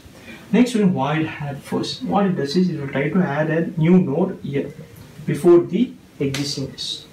Void add last means it will try to append the node at the end of the linked list. Boolean add. These two things are very similar. This also adds node at the end. Boolean contains. What it does is it will try to check whether the given object is present or not. If suppose if you are sending Rakesh here, then you will try to return true. If suppose if I try sending Sudha, there are no nodes present in this thing, then it will return false. Boolean remove object. What it does is it will try to remove the first occurrence of this object. For example, here Rakesh is present at the two positions 0 and 2, but it will try to remove the first position, first occurrence index node. So here 0th position gets deleted. Get first. What it does to tries to do is it will return the first node data or first node object. Get last. What it does is it will try to remove. It will try to return the last node object. Index of object 2. What it does is it will try to return the index of the object. If suppose if the object is present 2 or multiple times, then it will return the first occurrence out of the object. Example, Rakesh is present at 0th index and also at the second index, but it returns the 0th index value. So it returns 0. Int last index of object 2. It's opposite to index of. It returns the last occurrence of that object. Here 2. 2 will be returned. So these are the things that are the methods that are supported by Java. So in the previous video we would have seen the detailed information about array lists, and we would also written the programs for array lists and also for linked lists. In this video we would see the similarities and differences between array lists and linked lists. So first we will see the similarities. The first and foremost similarity, both implement list interface. So in the previous video you would have seen about the hierarchy of the collections, interfaces and classes. At the time you would have noticed this thing that array list implements list interface, and also linked list also implements list interface. So what it tries to convey is both array list and linked list has these abstract implemented things. So both maintains insertion order. Insertion order, for example, suppose if you're adding 10 elements, the first element at the first position, second element second position, like that. So this array list and linked list maintains that order. Now we will come to the differences. The first difference is array list is the internal implementation of array list is using dynamic array. So that's the power of this array list. Dynamic array means if suppose we will consider an example of an array. In array, the total capacity is defined before we add the elements. In case of array list, the size is not predefined. It can double or triple its size when it exhausts that capacity. But linked list uses a doubly linked list structure. So double linked list structure means, I have already explained about double linked list structure in the previous video. Suppose if you haven't watched those videos, please go and watch those videos. And the second point is manipulation is slow, because consider these things. If there are 10 elements, if suppose if we are trying to delete the 5th element, means the elements that are after 5th needs to be shifted one position before. That's the reason why manipulation is slow. Whereas in case of linked list, the manipulation is faster because the shifting operation is not happening here. Because the basic data structure of linked list is nodes. Each node points to another node using some memory address or some pointer like that. So that's the reason why manipulation is faster. There is no shifting operation. Only 3 nodes involved while adding or while deleting. That's the power of linked list. And then comes the array list acts just as a list, because it just implements list interface, whereas linked list acts both as a list and also as a queue. The reason behind for this is it implements list and DQ interfaces. If you have watched that collection hierarchy video, you would have noticed these things.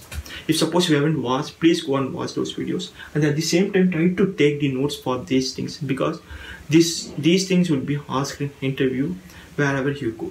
And then comes to the fourth point, better for storing and accessing. Array list is better for storing and accessing. The reason behind it is dynamic array. This is the reason for this point.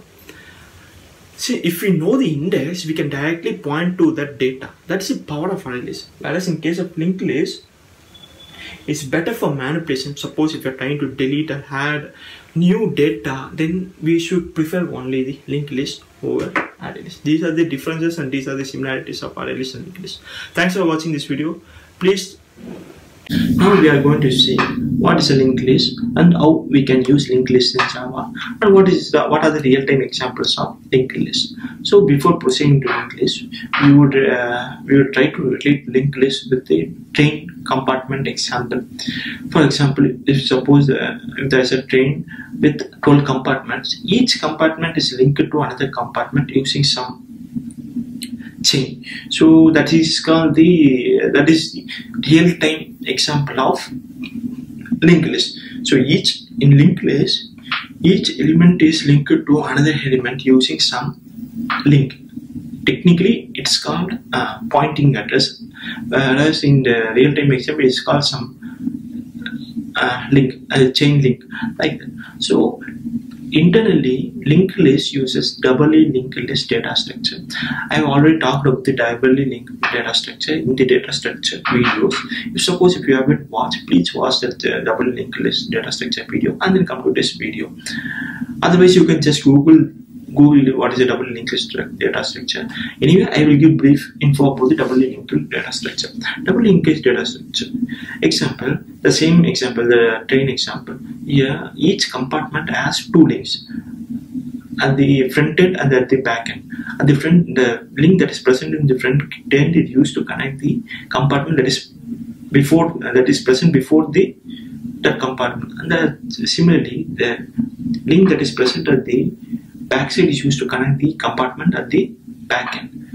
So we will see the usage of the double linked list in the further videos. And then linked list is used for adding and removing at the end. For example, you can add 4 or 5 compartments easily at the end of the existing compartment, at the end of the last compartment. So if your train has 12 compartments, you can easily insert the 30th compartment at the end of the 12th compartment. So if you want to remove the 12th compartments, you can easily remove 12th compartment without touching the other compartments. That's the power of linked list. So now we will see what are the differences between the array list and linked list. In the previous video, I have already talked about the array list and how we can use array list in Java. If you haven't watched, please watch that video and come to this video. What are the differences between array list and linked list? Array list internally uses dynamic arrays to store elements. So we can treat this as an apartment. If apartment has 10 floors, if you are residing at the 0th floor, your parents are residing at the 1st floor, and your cousins are residing at 2nd floor, etc. So this is similar to that. So each floor is called an index technically. So you can easily point the actual data that is present in the index. So it's very easy very easy to retrieve the data. That's the power of array list. Whereas in linked list, that's not the case, because linked list don't have some specific index. Linked list elements are spread across the memory, so it can be present besides you, it can be present very far from the current element, like that. So the retrieving process is very slow in the linked list, because you don't know the index where the element is actually present. So since it is spread across the memory, it can't easily retrieve.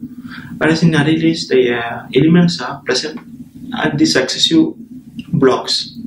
And manipulation in array list is slow because it internally uses array.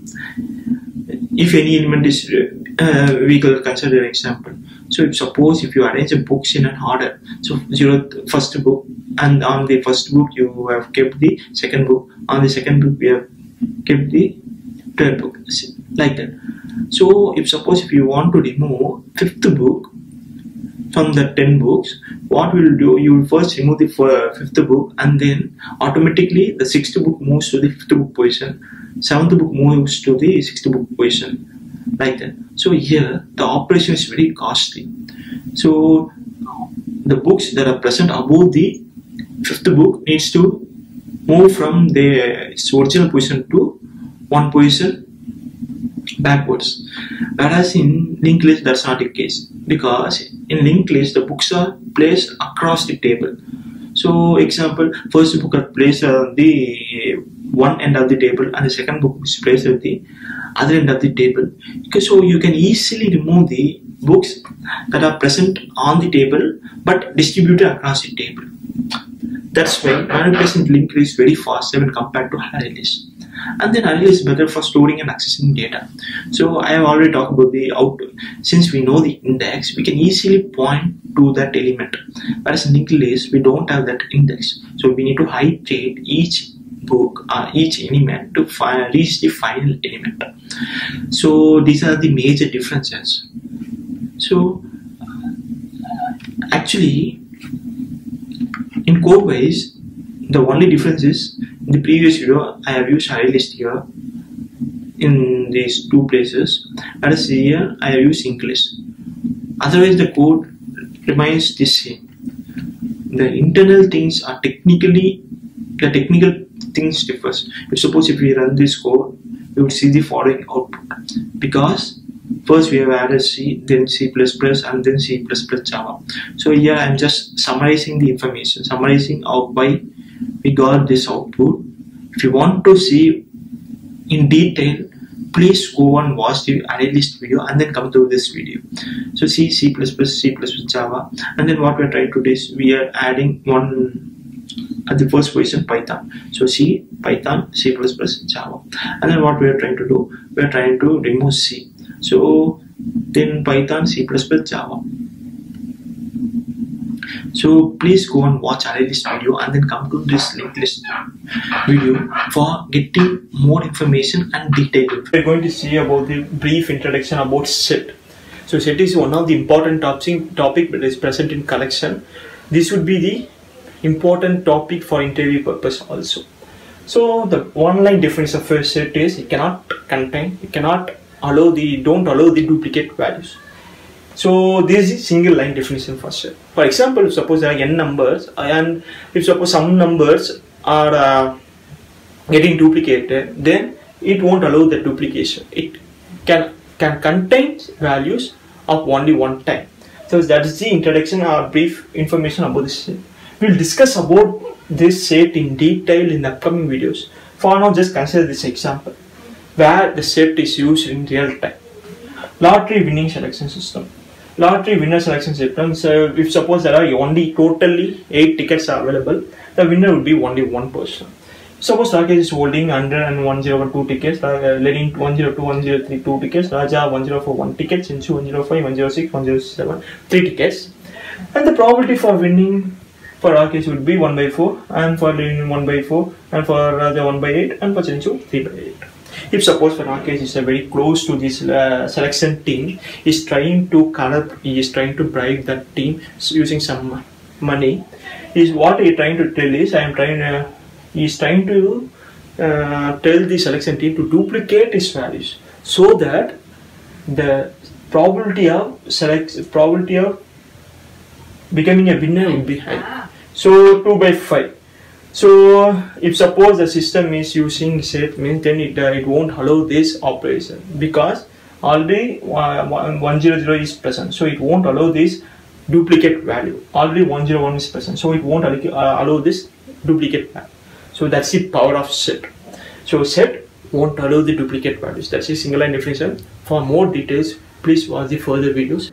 Now we are going to see about this set interface method. As name itself suggests, set is an interface. So under interface, we would see some abstract methods. The actual implement of those methods would be present in the implemented classes, like as set, linked as set, tree set, etc., etc. So these are the frequently used abstract methods that are present in the set interface. So we will try to explain. Explain about these things using some example. So this is a existence state set that contains 1, 3, 5, 4 data.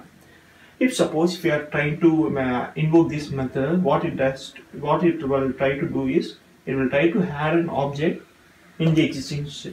If suppose if you are sending 6 as an object, then it will be added at any place. If suppose if you need to maintain order, insertion order, or if you need some sort, means there are some specified implemented classes like asset, preset. We'll talk more about those things in the upcoming videos. For now, just consider if you invoke this method, it will try to add an element. If suppose if you are sending 5 here, then the 5 is already present in the existing set, then it won't be added here. It don't allow the duplication. So next one is clear. It will try to remove all the elements that is present in the existing set. Contains, it will try to check whether the element present in the set, if it's present means, then it will return true, else it returns false. If suppose if we send 5 means, it will return true. If you send 6 means, it will return false. Is empty, it will try to check whether a set is an empty, whether set doesn't contain any elements at all. If suppose the set has some elements means, it will return false. If suppose the set is empty means, it will return true. Iterator, we will talk more about this in upcoming videos. For now, just consider when we invoke this method, it will return some iterator object. Remove, it will try to remove the specified object. If suppose we are sending 5 means, it will remove this object. Size, it will try to count the number of elements present in this set, and it will try to return the total elements count. For example, 1, 2, 3, 4. It will return 4 for this set. Thanks for watching this video. So now what we are going to see is, we are going to see set, what is a set interface, and how set interface is used in Java, and what are the real-time use cases where set is majorly used. So before moving to that, we'll see what is a set. So set is basically a holder that holds only the distinct values. Example, roll number, and then some unique IDs like that. So here the repetition is not allowed. So set basically don't allow the repetition or duplicate elements. So even if you had multiple entries of the same value, it treats as a single entry. So it won't allow the repetition. So this is set interface. If suppose if you want to see the actual abstract methods that are present in this set interface, you can just click on this set and go to the set interface abstract methods. If you want to see the abstract methods, there will be many abstract methods. So what I have done is, I have picked out the majorly used abstract methods. So first we will see add. Add is used to add an element in a set object. So clear means it removes all the elements from set object. So contains means it check whether the particular object is present in that set object. If yes, it returns true, else false. Is empty, it checks whether set is containing any data or not. If suppose if it doesn't contain any data, it returns true, else false.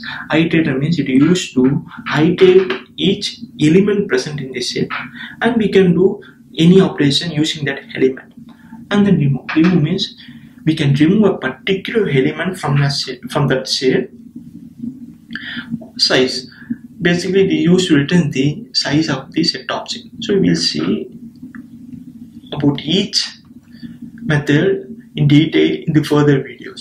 Now we are going to see about the as set in a brief manner. In the upcoming videos we will see these thing in a detailed manner. So for now, just consider as set is a class that implements set interface indirectly. So the methods that are present in the set interface will be present in the as set in an implemented way. Here, it uses as table for storage. We have seen about the array list and linked list. In those collections, the array list uses a dynamic array for storage, whereas linked list uses doubly linked list data structure for storing the data, whereas as set uses the hash table for storage. We will talk more about the hash table in the upcoming video. For now, just consider it's a hash table. And then stores elements using hashing mechanism. So hashing mechanism is a complex and the somewhat complex technical topic. We will cover that hashing mechanism in the one of those videos in the upcoming videos. For now, just consider hashing mechanism. What it does is it will try to generate a hash code for the given data. If suppose if you are sending our case as a data to the hashing mechanism, it will try to generate the hash code for that. We know this point. Since this is implemented classes of set, it will contain only unique elements. Thanks for watching. We are going to see about the constructors that are present in asset class. So these are the three constructors that are supported by Java. The first one is empty constructor. Asset, inside the argument there are no empty arguments. So it will try to create an empty asset object. Second one is asset. We are sending collection as an argument. So what it will try to do is it will try to create an asset object and then populates the elements that are present in the collection. So if suppose there are 2, 3, 4, 5 data is present in collection C means then it will try to populate those elements in the newly created object. Asset int capacity. What it will try to do is it will try to create an empty asset and assigns the capacity value, and they assigns the capacity. If suppose you are trying to add elements that is over the capacity number means it will automatically try to grow the capacity. So that's the power of these collections. This is the syntax for creating the empty object. Asset class name, roll numbers is object, new asset. So this is the object. Using this object you can play the operations like add, subtract, add, del, add, remove, is empty, like that. So now we are going to see about the linked asset in a brief manner. So what's a linked asset? This is one of those implemented classes of set. So it follows all the rules that are present in the set definition. The first definition of set is it contains only unique element. So linked asset also follows that principle. It contains only unique elements. So this is a class and interface hierarchy diagram. Here linked asset extends asset, so indirectly implements set interface. So the methods that are present in the set interface will be implemented in the linked asset also. The unique feature of this linked asset is it maintains insertion order. In the previous video we would have seen the asset thing. The asset doesn't maintain any order, whereas linked asset maintains the insertion order. So we'll see the insertion order maintenance in this example, using this example. For example, if you have empty object, empty linked asset object, if you are trying to add an element called 1, then it will be present here. Suppose you are trying to add a second element called 2, 1, 2. So first here, second element here. If suppose if you are trying to add an element called 1, it won't add it because it already contains the 1 element. So 1, 2. So this statement proof is here. And if suppose if you are trying to add another element called 0, it will try to add append at the end of this thing. So it won't append the thing, it will try to maintain the position. It will try to maintain the insertion position. So 1, 2, 0. First element added, second element added, third element added. So the proof for this thing is here. So we are going to see about the constructors that are present in linked asset. Basically 4 types of constructors are available here under linked asset class.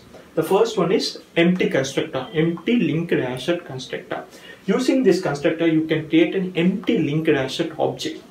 The second type constructor is linked asset. Inside that argument collection C. If suppose you are trying to create an object using this constructor, then the elements that are present in this collection would be added in the newly created object. For example, if suppose a collection has 2, 3, 4, 5 data, if you send as an argument, then the new object would contain those data also.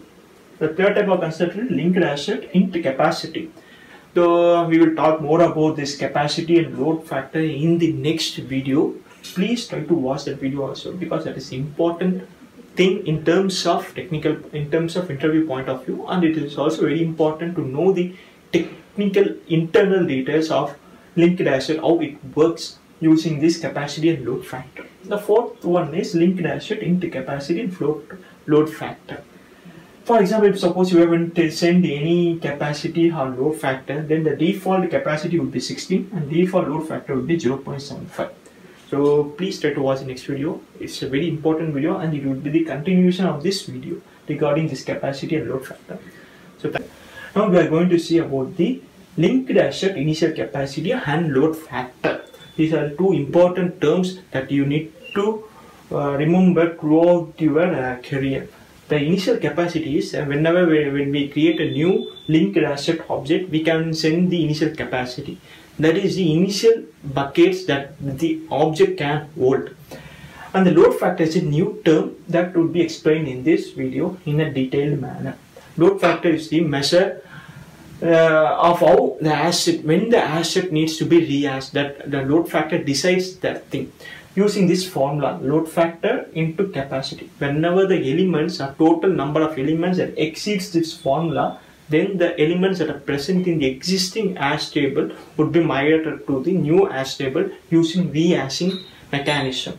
For example, the load factor value is 0.5 and the capacity is 10. If suppose 10 into 0.5 is 5.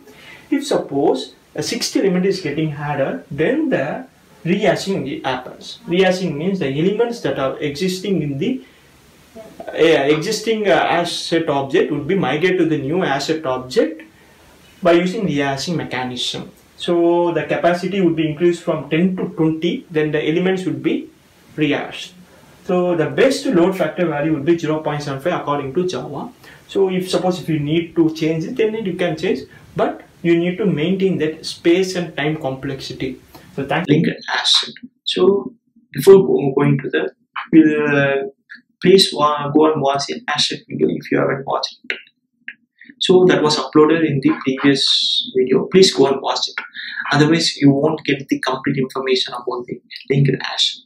So you would see the difference between asset and linked asset. The major and only difference between the asset and the linked asset is asset doesn't maintain the insertion order, whereas linked asset maintains the insertion order.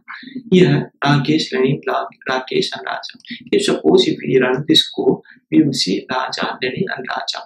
Sorry, Rakesh, Lenin and then Raja.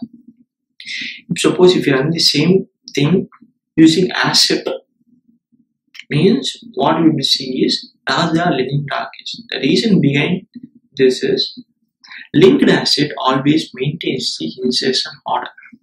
So that's the major difference between the linked asset and asset. So for knowing about the further methods and operations, I have already uploaded that. I have already talked about that in the previous video. So please go and watch the asset video, so you would definitely understand about the linked asset. Also, the only difference between linked asset and asset is asset doesn't maintain order, whereas linked asset maintains the insertion order. So once again, thanks for watching the channel. Now we are going to see about the tree set in a brief manner. So actually, tree set is one of the main implemented classes of set interface. So it implements the set interface in an indirect manner. So we will see the thing in this class interface hierarchy diagram. So tree set implements navigable set, but navigable set extends sorter set extends set interface. So indirectly, tree set implements set interface. So the methods that are present in the set interface will be implemented in the tree set also. That's why tree set is the implemented class of in a set interface. Since this is the implemented class of set interface, it follows the principle that follows the set interface principle. The set interface principle is no duplicate values are allowed. So the same thing is followed here. And then the important thing is the data structure that used for storing the data in tree set is free. So if suppose if you haven't studied about the tree data structure, please try to comment the specific thing in the comments of this video so that I can take the video for that alone. So for now, just consider this a tree. So 3, 2, 1, 0, 5, 6. If suppose if you are trying to add a new element, 7 means it would be added here like that. The default accessing order for this tree set is ascending order. In case of hash set, there is no order, it's a random thing. In case of linked asset, it's a insertion order is maintained, whereas in this the sorted order bears object sorted order. Here 3, 2, 1, 0, 5, 6. If suppose if you try to access the element, then the elements will be printed in this field 0, 1, 2, 3, 5, 6 in ascending order. You can also custom the sorted order based on your use case. You can also do the descending order or the custom sort order. We will see more about those things in the upcoming videos. For now, just consider the default order for this is ascending order. And then access and retrieval times are very fast. The reason behind that is the data structure. Your tree, we are using tree. That's the reason why the access and retrieval times are faster. We will talk more about those things in the coming videos. So now we are going to see about the tree set constructors. So there are 4 constructors available in the tree set. The first one is tree set empty constructor. It tries to create an empty object. So suppose if you are trying to add elements on that object, so the object will be sorted in the ascending order. This is the default sorting order. And second one, tree set collection. So it will try to create an object using the elements that are present in this collection C. Tree set comparative C, what it does is the default sorting order for the tree set is ascending order. Suppose if you need descending order or some custom or sorting order, then you can create a comparator object and then you can send the comparator object as an argument for creating the tree set object. So we will talk more about this, the comparator, in the upcoming videos. For now, just consider this way to override this default sorting order. And then comes the tree set sorted set S. What it does is it will try to create an object using the elements present in the sorted set object. So this is the syntax for creating the tree set object. So this is the roll number is the object for the tree set. So thanks for watching. So now we are going to see what is tree set using some real-time example. So before watching this video, please go and watch asset video and then linked asset video. So that will give clear and brief information about the usage of methods that are present inside the set interface.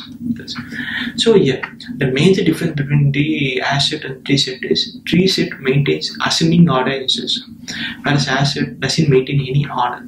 If suppose if you are trying to add Rakesh and then Lenin and then Rakesh once again and then Raja, if suppose if you are trying to print the output, what you will see is Lenin, Raja and Rakesh. The reason behind is L comes the first in alphabetical order and then comes here Raja and Rakesh both starts with R. So here comes the conflict and then it checks the second character A. Here also the conflicts and then comes to the third character J. Here K. So J comes first in the alphabetical order and then comes K. That's why Raja is at the second position and Rakesh is at the third position.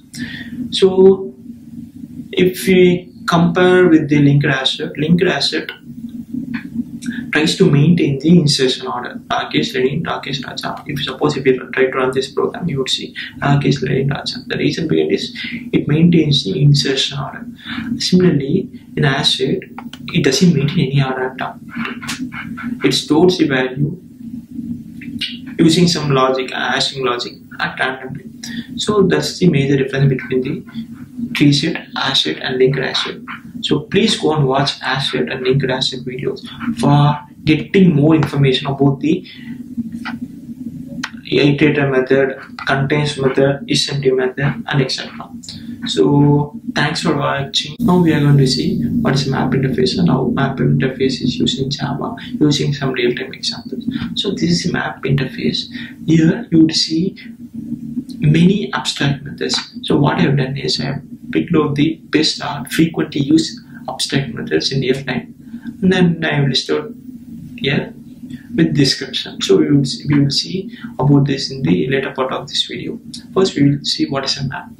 For example, suppose if you are working in a company, you would have some employee ID. That employee ID is used to point your data uniquely. For example, each employee has some unique ID, so that uniqueness is maintained here. So a particular unique ID can't point to 2 employees. Similarly, a particular key can't point to 2 or more values. A key can have one-to-one relationship physically. So if suppose employee 1 points to some data, employee 2 points to some data, employee 3 points to some data. So the keys are always unique. Suppose if you are trying to add a new key that was already present in the existing map, means it will override the data. If suppose 1 Raja, now if you are trying to add 1 Rakesh, means the latest map value would contain 1 with value Rakesh. And then what put down means, if suppose there are 2 companies, company A and company B, company A has 100 employees and company B has 50 employees. If suppose the company A is the Suppose if a company A is taking over the company B, means all the employees who are working in the company B moves to company A. So all the company B details, company B employee details moves to company A employee details. Similarly, put on. So if you want to add all the data that is present in a particular map to another map, means you can use a put on. And then remove means if you are trying to remove a particular key. If a person having employee ID of 90 is trying to move to other company, means that employee ID can be removed using this method, remove employee ID. So what it does is it will try to remove the corresponding value also. And then get means if you are trying to access a particular data using key, means you can use get. Suppose if you are trying to access the employee 90 data, means you can send just 90, that will return the employee 90 data. And then contains, here what it does is it will try to check whether that key is present in that map or not. If suppose that key is present, means it will return true, otherwise it will return false. Key set. This is used to return all the keys that is present in the map. So in the next video we would see hash map. Now we are going to see what is linked hash map and how we can use linked hash map in Java. So before watching this video, please go and watch hash map video. That is previous video, so that you could get more information about the linked hash map. So the major difference between hash map and linked hash map is linked hash map maintains the order based on key value, key data. If you are trying to add 1, 2, 3, 4, this is first statement, second statement, third statement, fourth statement, it tries to maintain the order how you have inserted. So first statement key will be present as somewhere, and second statement key will be present after first statement key, like that. It maintains the insertion order based on key data. So whereas in hash map it doesn't maintain that order, so it randomly maintains the order. So that's the major difference between linked hash map and hash map. And then I have already explained about these statements in the previous video. So please go and watch the hash map video for getting more details. So thanks for watching. Now we are going to see about the tree map properties, tree map class interface diagram, tree map example. So tree map is one of the implemented classes of map interface. So all the methods or all the abstract methods that are present in the map interface would be implemented in this implemented class. The map interface properties would also suit the tree map properties. That's these two properties. These two properties belong to map properties.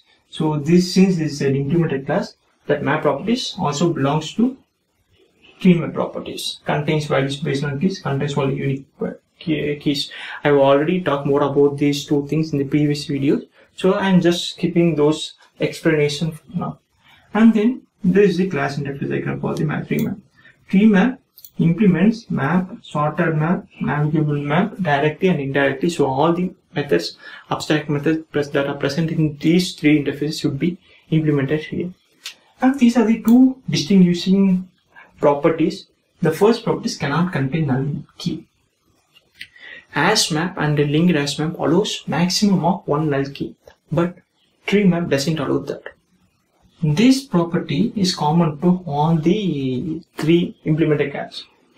Can contain multiple null values. It's applicable for hash map, linked hash map, and tree map. And the second distinguishing factor is maintains sorted order. Hash map doesn't maintain any order. Linked hash map maintains insertion order, whereas tree map maintains the sorted order. The default sorted order would be ascending. If you need to custom the order sorting, you can write the comparator object. We will talk more about that in the upcoming videos, how to send the comparator object so that you can send the custom sorting order. For now, just consider this example.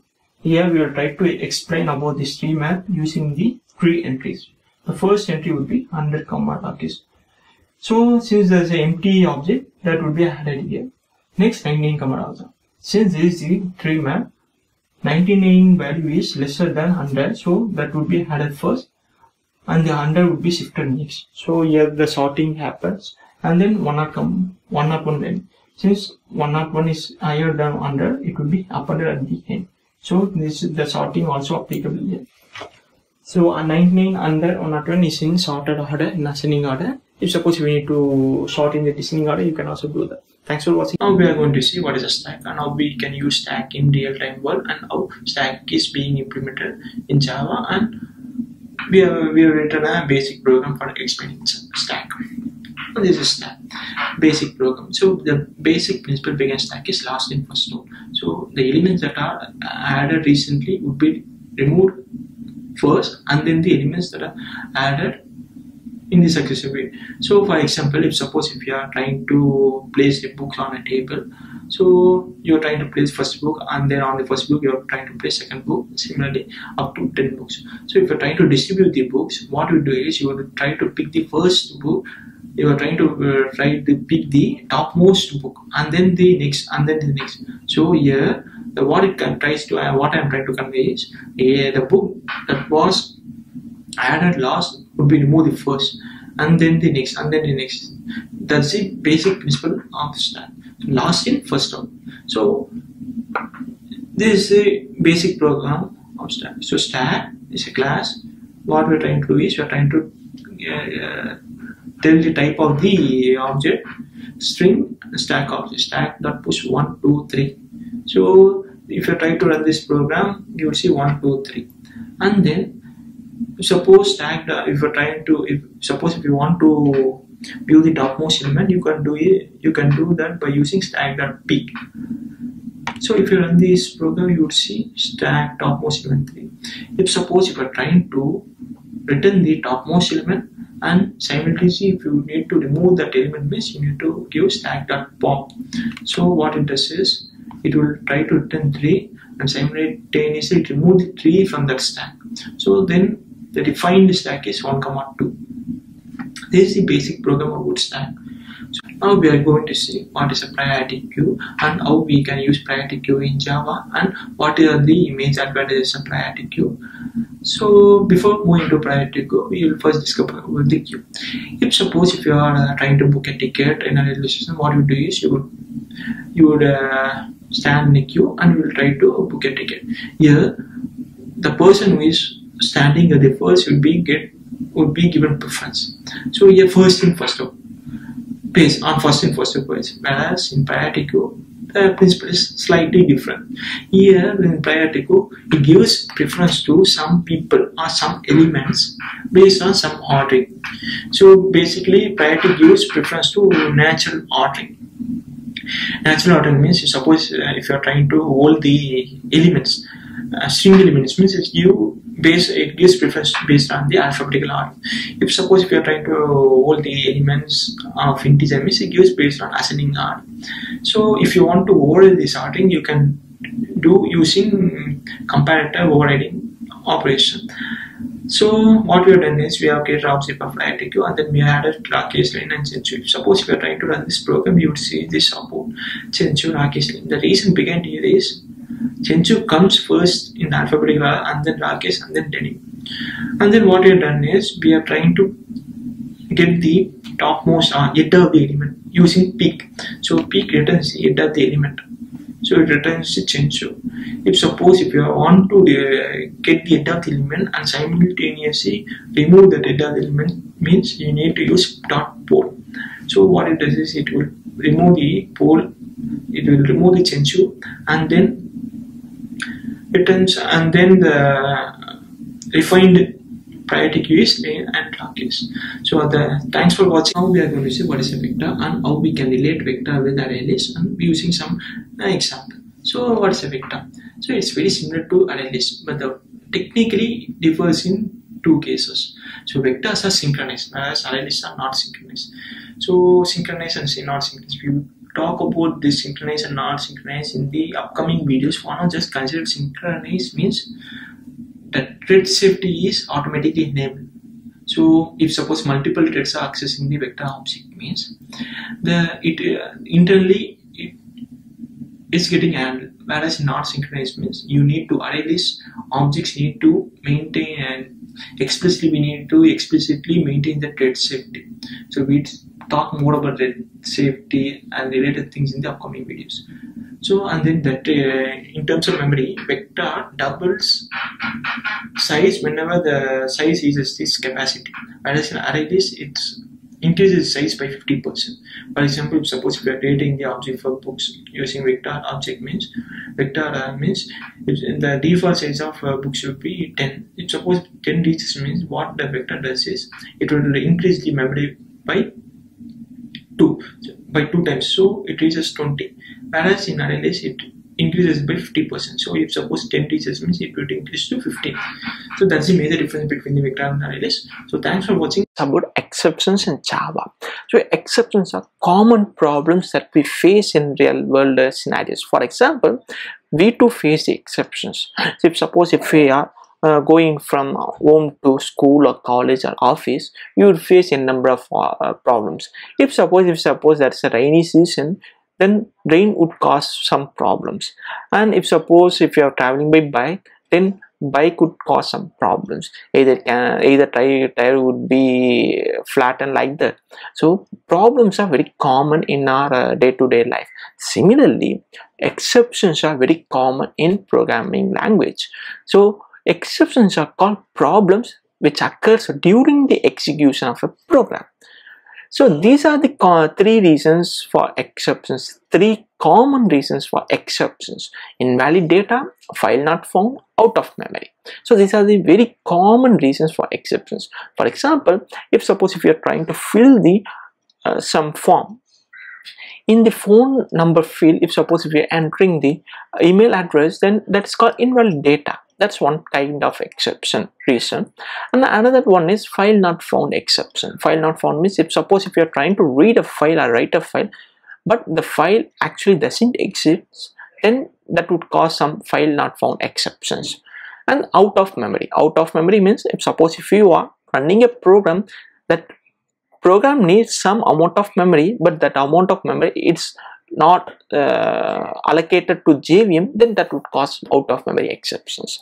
So these are the three common reasons for exceptions. There are n number of reasons. These are the three most commonly caused reasons. And then there are three types of exceptions. The first one is checked exception, second unchecked exceptions, and third one is errors. Checked exception means compile time exceptions, so which is pre-known. For example, if you're writing some fragment of code, the compiler tells that this fragment of code would cause some exceptions, so you should handle that exception in a better manner. That is called compile time exceptions.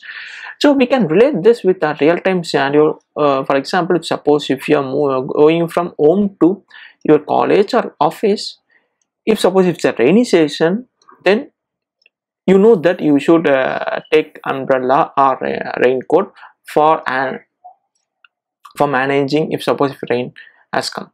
So here we are trying to overcome that exception, which is called compiled exception. We know before the exception actually occurs, so that is called compile time exception, checked by the compiler at compile time. So if your fragment of code has some problems, then compiler will tell that this fragment of code would cause some problems, so please try to handle those problems like that. And then second one is unchecked exceptions. Unchecked exception means runtime exceptions. So here this is very opposite to this, is very different from compile time exceptions. You don't know before the problem occurs, which is called runtime exceptions, so which occurs at only during the runtime. So for example, if you are going from home to office by bike, if your bike tire has got punctured, then it is called runtime exception, runtime problem.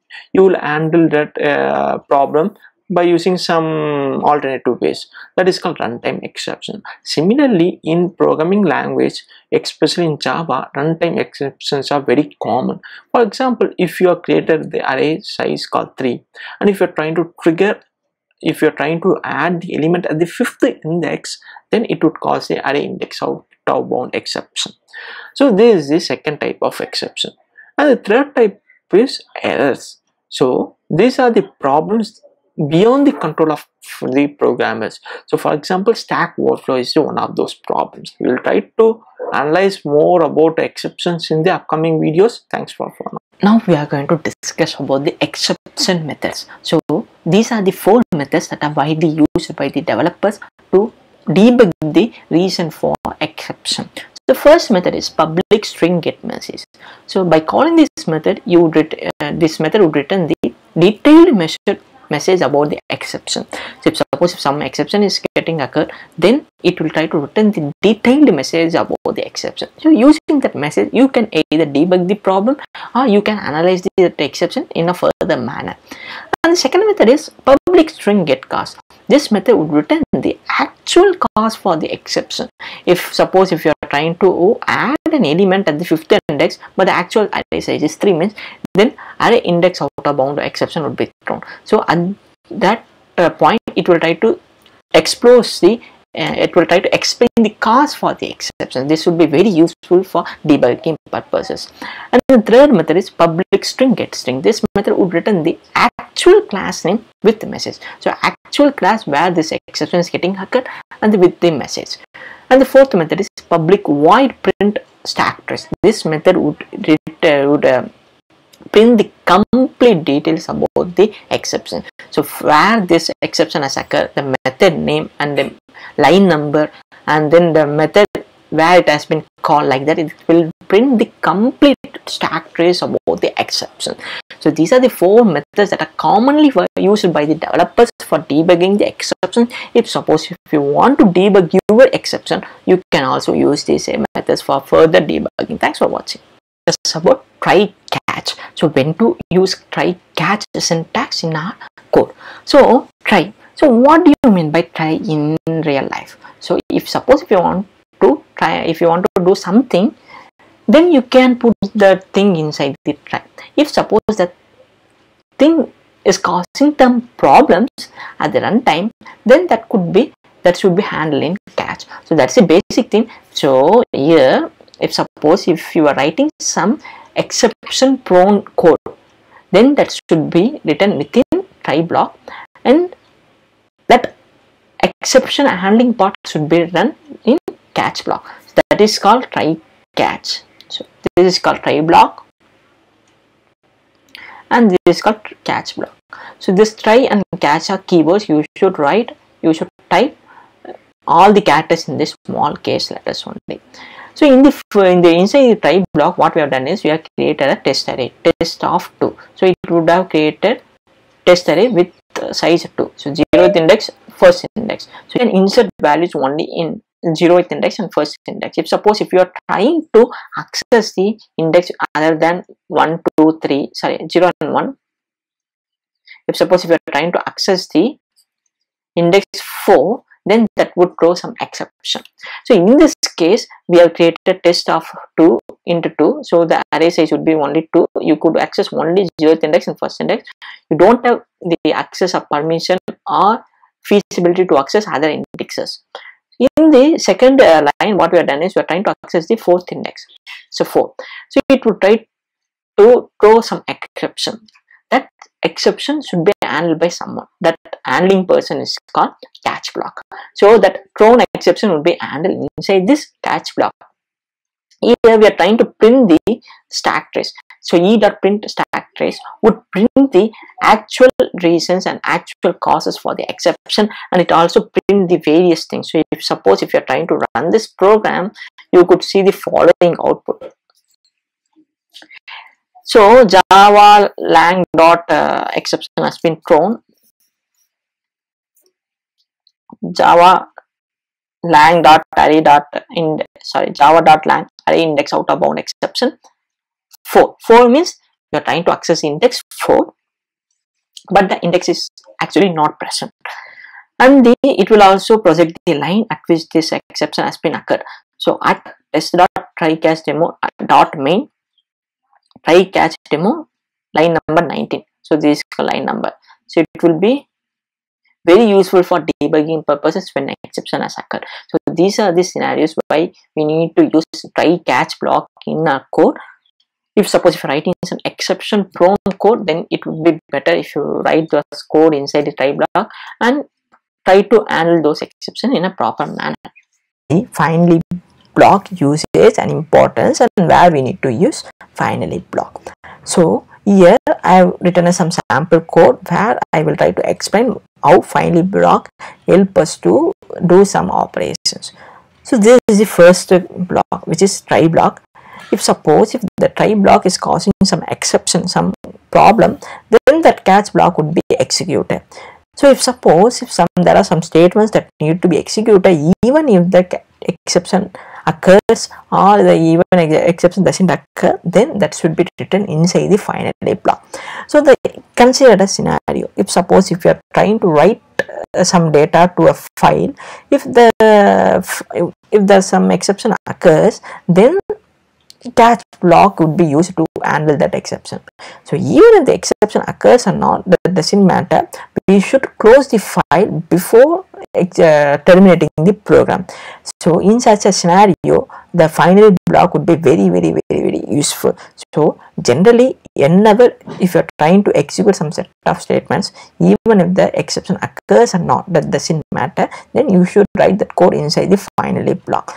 In this case, what I have done is inside the try block, I have written a code that would throw an exception called arithmetic exception, because a equal to 1 by 0. So this will try to throw an arithmetic exception if I run this program.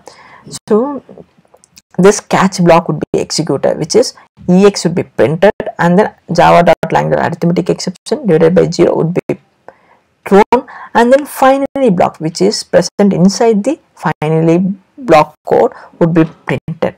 If suppose if I comment this code, then the exception wouldn't be occurred, because there is no code inside the try block. In such a scenario, catch block won't be executed, whereas finally block would be executed, which is finally block is printed here.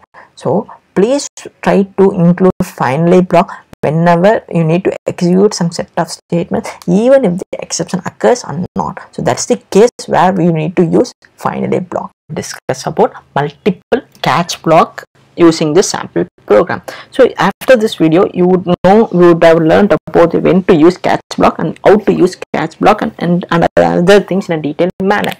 So here, multiple catch. If suppose if your code has a scenario that would cause multiple exceptions in the fragment, then it would be better if you use multiple catch block instead of writing a single catch for handling the exception in a better manner. So here what we have done is we have written some code and I have commented those code. So here two catch block. Here the first catch block would handle array index out of bounds exception, and the second catch block would handle exception. So it can be any exception. So these are the two catch blocks. If suppose if your code, which your protector code, throws some exception, so it will try to check whether the first catch block type and the thrown type are similar. If the thrown exception type and the catch block type are similar, then this catch block would be executed. If not, the second catch block would be checked. So it will go to the n number of catch blocks. If the first catch block is getting executed, then it will try to skip the other remaining catch block. So that's the flow. So in this code, I am trying to remove the comments for the first fragment of code. So I have removed the comments for the first fragment of code. In this code, what I have done is I have tried to create the test array of size 2 and I am trying to access the index 4. So it will try to throw array index out of bound exception. We will see how we have handled that exception in this catch block. So here this code is throwing array index out of bound exception. So that exception has been handled by using this catch block. So catch array index out of bound exception E1. So we are trying to print exception 1 ex1 here for some display purpose ex1, and then we are trying to use the print stack trace for printing the complete stack details for better debugging purposes.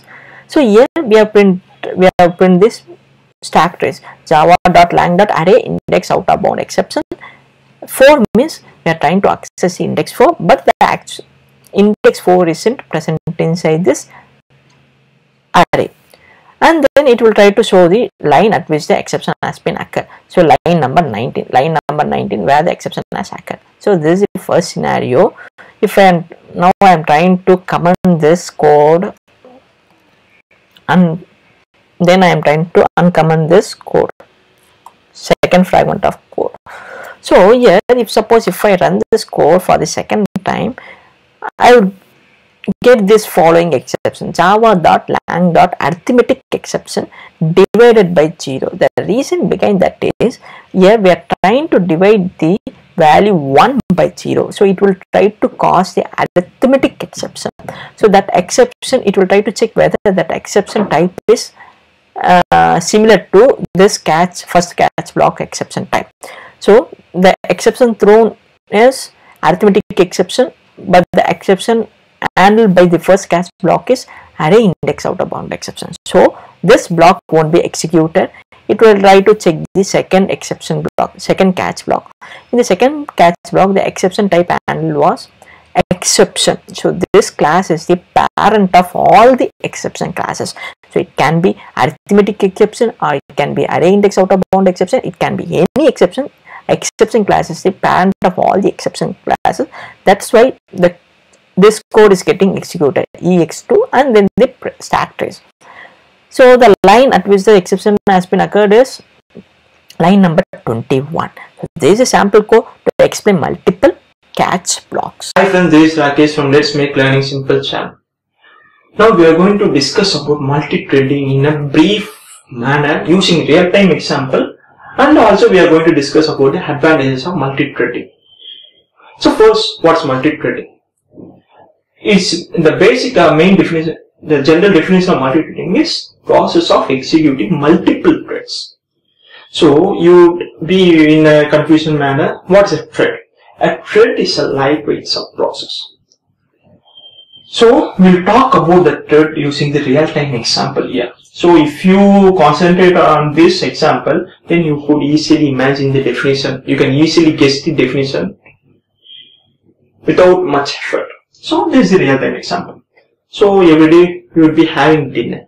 At that time you would be doing multiple tasks at the same time, like eating, watching TV, and then chatting, and then texting. Here each thing is considered as a separate task or independent task.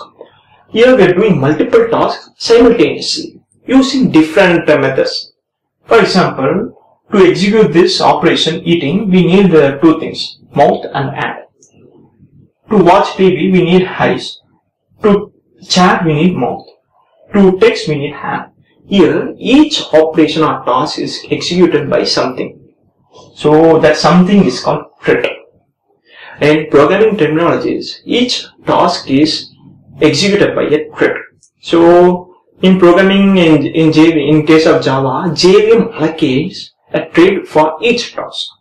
So for example, suppose if you are saving a document, that save operation is allocated by the save thread, and grammar check operation is allocated by grammar check thread, like that. So each task is allocated by some threads. So after finishing if suppose if a thread's job is completed, means the threads will go to the thread pool. We'll talk more about the thread pool in the upcoming videos. For now, just consider thread pool is a collection of threads. It's like a reservoir. It will give the threads for the whenever the JVM requires, like that. So now you would get a clear idea what is a thread. A thread is a lightweight subprocess. Its basic thing is the tool that is used to execute some task, like that. So now we will come to the advantages of multi-threading. So this is also one of those examples. I have misplaced this here. Actually, it should be placed in this position. So first example is, it doesn't block the user because multi-threads are independent. For example, consider this example. Here we are doing 4 tasks simultaneously. If your parents are saying like that, like me, suppose your parents are saying you shouldn't do any work other than eating, then all these tasks would be freeze. first you need to complete this task and then you need to choose any of those tasks like that. Since we are multitask personals, we can do multiple tasks at the same time. So that's the saves time. So in case of programming technologies and in case of real-time application world, consider we are doing multiple operations like grammar check. If you're writing some document in Google Docs, we are trying to write a big document. So what Google Docs provides us is it will auto save us. So the first simultaneous operation is auto save, and then grammar check, and then multi-user collaboration. Here 3 tasks are getting executed simultaneously for every few seconds. So this is one of those important multitasking features that is provided by Google Docs. So if suppose there is no multitasking means, then we need to first complete the complete document. First we need to write the complete document, and then we need to manually click the auto save button, and then we need to manually click the grammar check button, and then we need to manually click the multi-user collaboration button. So here it's consume much time. So the Google Docs is helping us to save the time, and then it also saves memory, because technically all the threads shares the same memory. We will talk more about that in the upcoming videos. So thanks for watching this video. At the end of this video you will see the channel icon here. Please click on that for subscribing the channel. In this package from Let's Make Learning Simple channel. Now we are going to see the differences between the multitasking methods. So there are 2 multitasking methods. The first one is multiprocessing and the second one is multithreading. So we'll try to relate these things using some real-time examples so that you can easily get the real content of that. So first, what is a process and what is a thread? Consider these 2 hands are 2 processes. This is the first process. This process is meant for doing the factorial operation, and this process is meant to do some prime number operation. So this process has 5 threads, 1, 2, 3, 4, 5 threads, and this process has 5 threads, 1, 2, 3, 4, 5 threads. So actually what I am trying to say is a process is an instance of a program. This is a factorial process and this is an instance of a factorial program, and these threads are subset of a process. Threads are subset of a process. For example, if you are given an operation if you are given an operation to find the factorial of for the following numbers 5, 10, 20, 5 and 4. So your job is to find the factorial of those numbers. So all those numbers, each number will be allocated to each thread. So 5 factorial, 20, 4, 1 and 6 factorial. So this factorial process will try to find those, will try to complete those jobs. So each thread is a subset of a process. And then each process has its own memory, own address in memory. So this one process, this process has its own memory address, this process has its own memory address. But threads share the common memory. Threads share the same memory. And then process is heavyweight. So this is the first process, second process. These 2 process heavyweight because every process has its own memory address. So when you are trying to execute some process, it needs to save the memory, it needs to close the register properly. So it's a LIT heavyweight, whereas threads are lightweight because threads are subset of a process. They share the same memory. That's why it's lightweight. And then switching from one process to another process requires time.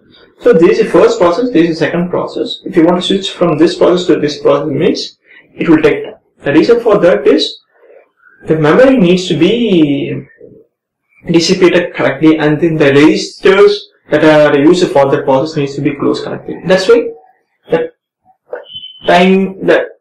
the time would be higher when compared to threads. So the cost of communication between threads is very low. The reason behind that is it shares the same memory, so threads can communicate easily without much time and effort.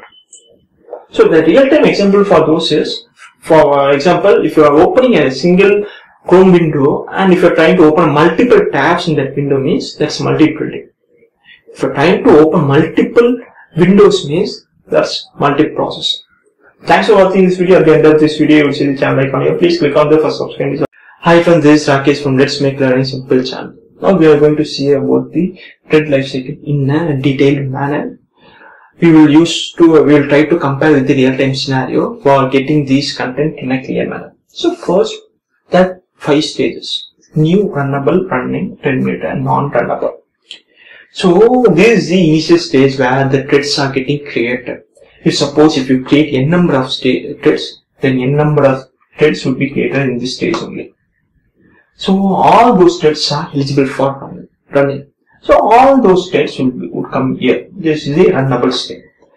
We will try to compare with this real-time scenario. So this running stage, we will compare this running stage. It's a bike.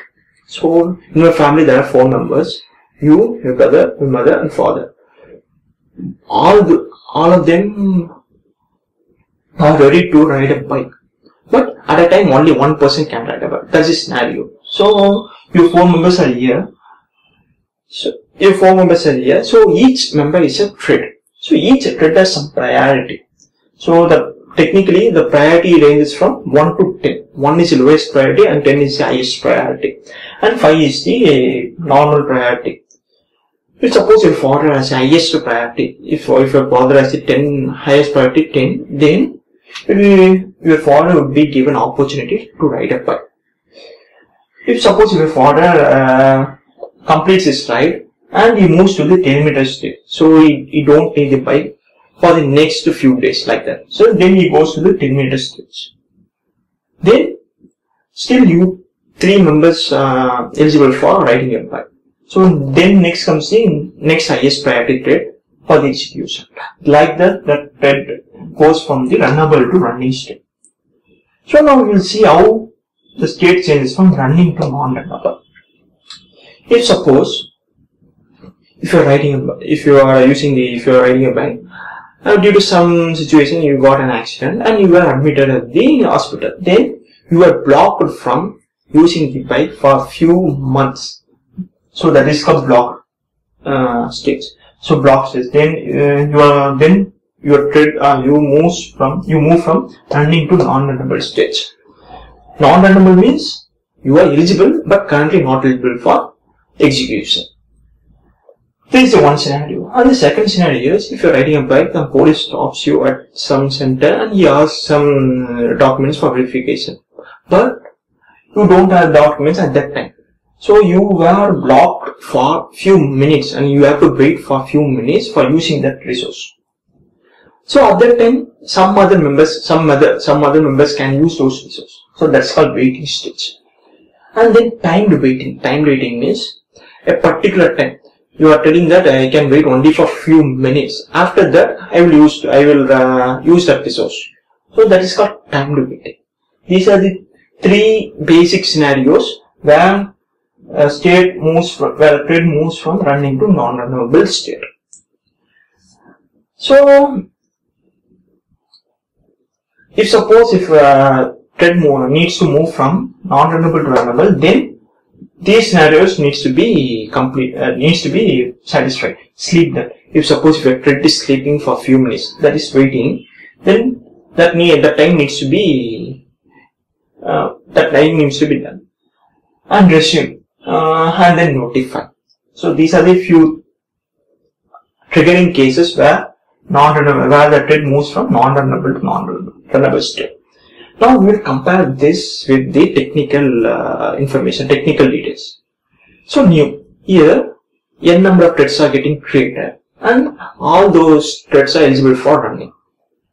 This running state would be executed by the core. If you are having Intel Core i3 processor, then your processor would have 2 cores, dual core processor. That's a dual core processor. Each core is a hyper-threading capability. So hyper-threading means it can execute 2 threads at a time. So you have 2 dual core processor and hyper-threading 2 threads execution at the same time at that moment. So Intel i3 is a dual core processor. Suppose hyper-threading. So one core, 2-thread execution. So totally 4 threads can be executed simultaneously. So in our scenario, there are n number of threads. So n number of nearly 4 threads can be executed simultaneously. And other remaining threads are in this thread pool. They are waiting, ready to get executed. These are the steps that makes the thread to move from running to non-runnable. There are many other scenarios where thread moves from running to non-runnable. We'll talk more about those things in the upcoming videos in a detailed manner. For now, just consider these 3 scenarios. Thanks for watching this video. At the end of this video, so you will see the channel icon here. Please click on that for subscribing channel. If you like this video, smash like button. And this is Rakesh from Let's Make Learning Simple channel. Now we are going to see how to create a thread using Java. So Java supports 2 approaches. One, by extending thread class, and another approach is implementing runnable interface. So the first approach is thread class. As the name itself suggests, the class, any Java class extends object class internally. So this is known to everyone, and this is a new thing. The thread class implements runnable interface. So the abstract methods that are present in the runnable interface needs to be implemented or needs to be overridden in the extended classes. If you are extending this thread class, then you need to override the methods that are present in the runnable interface. We will see how to override those things in the later part of this video. Thread class supports 4 constructors. Empty constructor, and with the name, this used to create an empty thread. This used to create a thread with some name, and we will talk about these 2 constructors in the later part of the video. And the second approach is runnable interface. If you are creating some class, you need to implement this runnable interface for making it eligible for multi-threading. We will see about that in the later part of the video. Runnable interface has only one method, only one abstract method called run.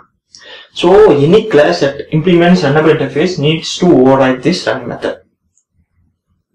Then how to start the thread? Suppose you have created a thread object using thread class, example T. Then you can simply start the thread by using t.start. That's it. We'll talk about the inner things in the later part of the video. See how to create the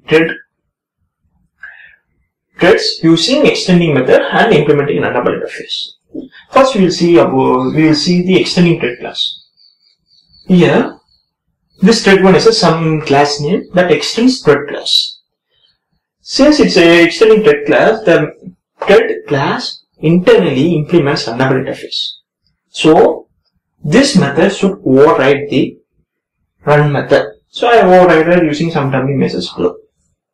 And then inside the void main, I just created the object for this class, thread1, t1. Now this t1 is a thread object. You can directly call t1.start. Till this line creates a new thread, and this line promotes the thread from new state to runnable state. From runnable to running state would be handled by the thread scheduler and JVM. So we shouldn't call t.run. That would be automatically called by the internal JVM and thread executors. So the final output would be hello. If you observe it then you would see the only few minor differences between these 2 programs. Here we are extending thread class, here we are implementing runnable interface. Thread class internally implements runnable interface. Here we are explicitly implementing runnable interface. So we need to override run method. So we have overridden the run method. Inside the void main, we have created the object for this class. The class that this thread to implement runnable. So for that class, we have created the object. Then this object is not a thread object. to make it as a thread object, we need to pass that object in the thread class. This is a thread class object, this is a thread class, and inside these parents, inside the constructor parents, we need to pass this reference T2. So now this T is the thread object. You can directly call T.start. Then the process would be very similar to this program. So the T.start, this line makes this line creates a new thread called T. This line promotes the thread from new state to runnable, and then the JVM and thread executor determines when to make the thread to be a executable state. So that is running state. So the output will be hello. Thanks for watching this video. At the end of this video, you will see the channel icon here. Please click on that for subscribing the channel. If you like this video, means smash the like button, comment it, and so we are going to see about the thread class methods that are frequently used. So these are the thread class methods that are frequently used for various programs across various software industries. So first and foremost thing is run, and then start, and then get priority and set priority, and get name, set name, current thread, get ID, get state, and is alive. We will discuss about those threads in those methods in detail in this using this example. So first we will see what is this class and what is this class. So numeric thread. So this we have created a class called numeric thread that extends the thread class. So basically this numeric thread is also a thread class. In this class we have overridden the run method. So this is the execution part of the thread, and then this execution part prints the values from 1 to 10, and then this alpha thread is similar to this numeric thread. Here the execution part prints the values from A to capital Z. So this is the basic coding and the basic syntax. We will focus more about those methods using this class. This is thread class methods. In this method, in this class, we have created two thread instances. So one is for numeric thread class and another is for alpha thread class. So during this statement execution, numeric thread instance is created and alpha thread instance is created. So both are promoted or both are put in the new state. So we have already discussed in detail about the thread life states in the previous video. If you haven't watched that video, please go and watch that video and then come to this video, so that you could get more details about this thing in a detailed manner. Otherwise you would get more doubts and you would have many confusions. So please go and watch the thread lifecycle states and then come to this video. So during this statement, the two thread instances are created and they are promoted to the new state. And then we have manually started the thread, numeric thread.start and alpha thread.start. So when we call these methods, the threads that are present in the new state moves to the runnable state. So numeric thread moves from the new state to runnable state, and then alpha thread also moves from the new state to runnable state. And then what we have done is we have printed the state. So we have tried to print the numeric thread state and alpha thread state using this method get state. So what it does is it will try to print the state of the thread instance state. So here it could be runnable, or it could be blocked, or it could be any state based on the execution point. And then what we have done is we have printed the priority of the thread. So numeric thread dot get priority and alpha thread dot get priority. So normally here we haven't set any priority, so the default priority would be printed. So the default and normal priority for a thread is 5. If you have set some priority to the thread, means it will override the normal or default priority, and it would print that overridden number. And then what we have done is we are trying to print the thread names using getName method. So this will display the name of that thread, and similarly it will the alpha thread dot get name will display the alpha thread name. So here we haven't set any name, we haven't manually set any name, so it will defaultly give some name. The JVM and thread executed would have given some name for these states, so that would be printed here. So basically the thread name would be thread-0 for this and thread-1 for this, thread-1. And then we have manually set the thread names numeric thread and alpha thread for numeric thread instance and alpha thread instance. This statement would execute those names, numeric thread and alpha thread. And then we are trying to display the current thread name. So thread.current thread.getName. Actually, when we have created these two, when we have during the execution of these two statements, 3 threads would have been created. The first one would be main thread. It would be automatically created by the JVM and the thread executor. The life cycle of that main thread would be from this brace to this closing brace. And then we have manually created 2 threads, numeric thread and alpha threads. So at this statement there would be 3 threads, main thread, numeric thread and alpha thread. At this moment there would be only one thread would be executed. So basically if you have a single core and single threader means only one thread could be executed at a particular time. So here we are trying to display the name of the thread that is present, that is executed at the time. So thread.current thread.getName. And then we are trying to print the ID of the threads, numeric thread.getID and alpha thread.getID. It will return the IDs of the following instances, numeric thread and alpha thread. And then we have written the state of the threads. So basically here the state would be runnable or something. Here the state would be terminator like that. It depends on various factors. If suppose the thread completes its execution part means here we would see the terminator. If suppose the thread is at the running statement means we would see the running state. And then we are trying to check whether numeric thread is alive. If it's alive means it would print numeric thread is alive. If it's not alive means it would print numeric thread is not alive. Similarly for alpha thread. So first we will try to run this program and we will compare the output with the code. So here 1 to 10.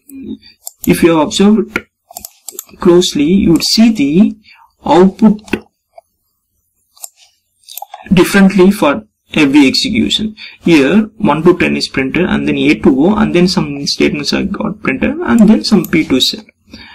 If you run the same code for another time, you would see some other output 1 to 10, A to V and some statement and then some other statement. The reason behind that is the thread execution part is not in our control.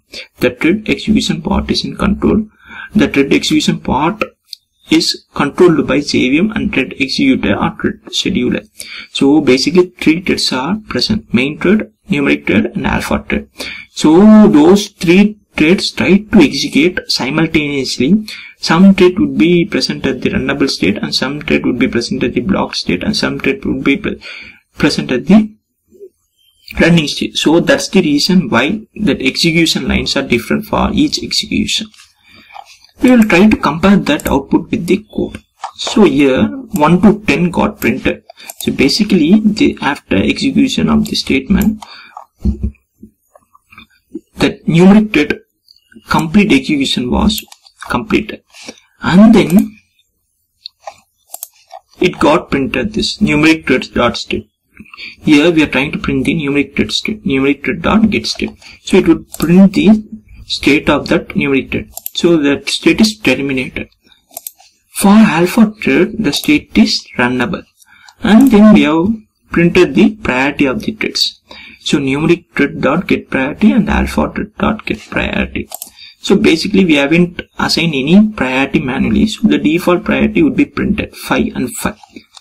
And then we are trying to display the thread names, numeric thread.getName and alpha thread.getName. So here the default name would be printed thread-0 and thread-1. These names were assigned by JVM and thread executors. So suppose if we need to override this name, we can do that using this statement dot set name. So here we are trying to override that name by numeric thread, and similarly for alpha thread we are trying to override the thread name alpha thread. So here we are trying to print the names, so numeric thread and alpha thread. So default names were overridden, and then we are trying to print the current thread name. So the current thread at that moment, at that point, is main thread, and then we are trying to print the IDs of the threads, the numeric thread.getID and alpha thread.getID. So these IDs are 9 and 10. These IDs are also assigned by the JVM and thread executor or thread scheduler. And then we are trying to print the thread states of the threads once again.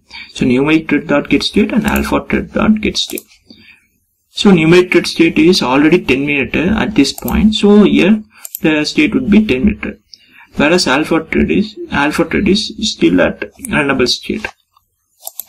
And then we are trying to check whether numeric thread is alive or not. So numeric thread is not alive, whereas alpha thread is alive. And then alpha thread execution part got executed. So alpha thread execution part is to execute the characters from capital A to capital Z. So that got executed. So the output varies for each execution. The reason behind that is all the three threads try to be at various stages, various states. That's the main reason. Thanks for watching. Now we are going to discuss about the sleep method in detail. The first we will discuss what is a sleep method.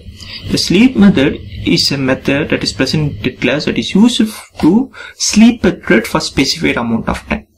So for example, if your use case needs that thread needs to sleep for few milliseconds, means you can specify that milliseconds using this sleep inside the sleep method. So for that particular amount of time, the thread would be moved from the thread would be waited in the non-runnable state.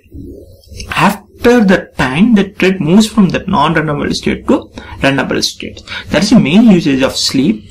There are two ways that where you can provide the time. The first one is long milliseconds. Here you need to provide the sleep time in milliseconds. The second method is long milliseconds, into nanoseconds.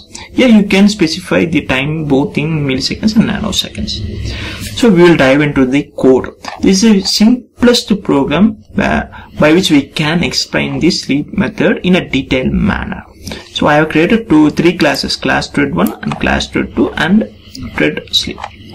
So these two, thread1 class and thread2 class, are very similar. The only differences, there are only two differences between these two classes. That is system.out.println thread1 is going to sleep, system.out.println thread1 woke up. Here system.out.println thread2 is going to sleep, system.out.println thread2 woke up, and everything is similar. So here what we have done is we have extended the thread1 class extends thread. So the properties of thread also comes to the thread1 class. Here we have overridden the run method. Inside that we have used the for loop to print the content to execute the statements for 10 times. The first statement is system.out.println thread1 is going to sleep. So the second statement is we have defined that statement inside try catch block thread.sleep. So what it defines is it is making the thread to sleep for 1000 milliseconds. So at that time the thread moves from the running state to non-runnable state, and then it waits for 1000 milliseconds to make it available for execution. So that's the definition for this statement. And then we have catch the interrupted exception. The reason behind that is that thread.sleep throws an interrupted exception. We need to catch that, otherwise the compile time error would occur. So, and then we have printed the another statement called thread 1 woke up. And thread 2 is very similar to thread 1. Now we will see how to use that, what are the key things in this sleep method. Here we have created 2 instances for thread 1 and for thread 2 classes. And then we have started both the threads. Thread 1.start and thread 2.start. Here, if we run this program, you would see some delay in the output. The reason behind that is we have specified the sleep time as 1000 milliseconds. 1000 milliseconds equal to 1 second. So there is a delay for printing the statements. So I will run it again. See, if you observe it closely, you will see the delay for 1 second. So the output would be very awkward. The reason behind that is the first output is thread 1 is going to sleep. So thread 1 is going to sleep. And then the second statement that would be executed is thread.sleep 1000 milliseconds. So when JVM executes this statement, what happens is the thread moves from running to non-runnable states. At that time, JVM tries to execute any other threads that are available in the runnable state. So while executing the statement, the thread 2 instance is available at runnable state. So this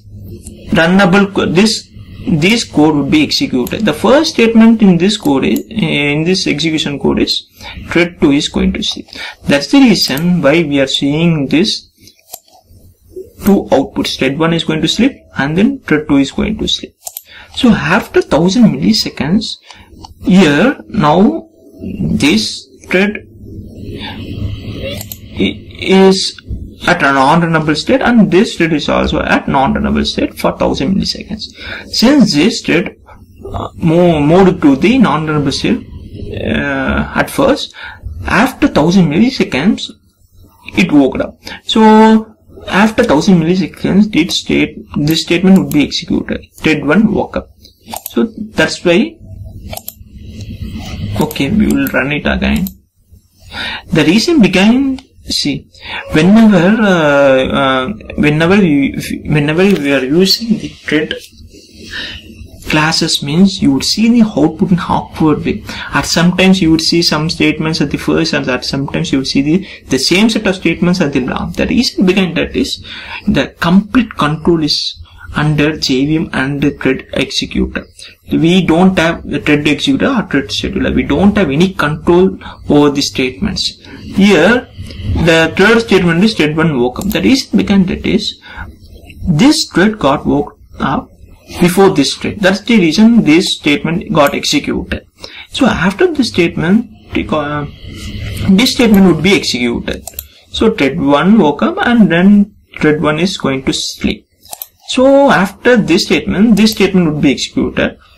So that thread moves from the running to non-runnable state. At that time, this state would have been woke up. So this statement would have executed. Thread 2 woke up. So thread 2 woke up. And then this thread moves to the sleeping mode. So this statement would be executed and then it moves to the sleeping mode. So you would see these kind of outputs in a random manner because we don't have any control. Just JVM and then thread scheduler have the control over the execution part. So the main thing that we need to know about the sleep is the sleep means it makes a thread to sleep for the specified milliseconds.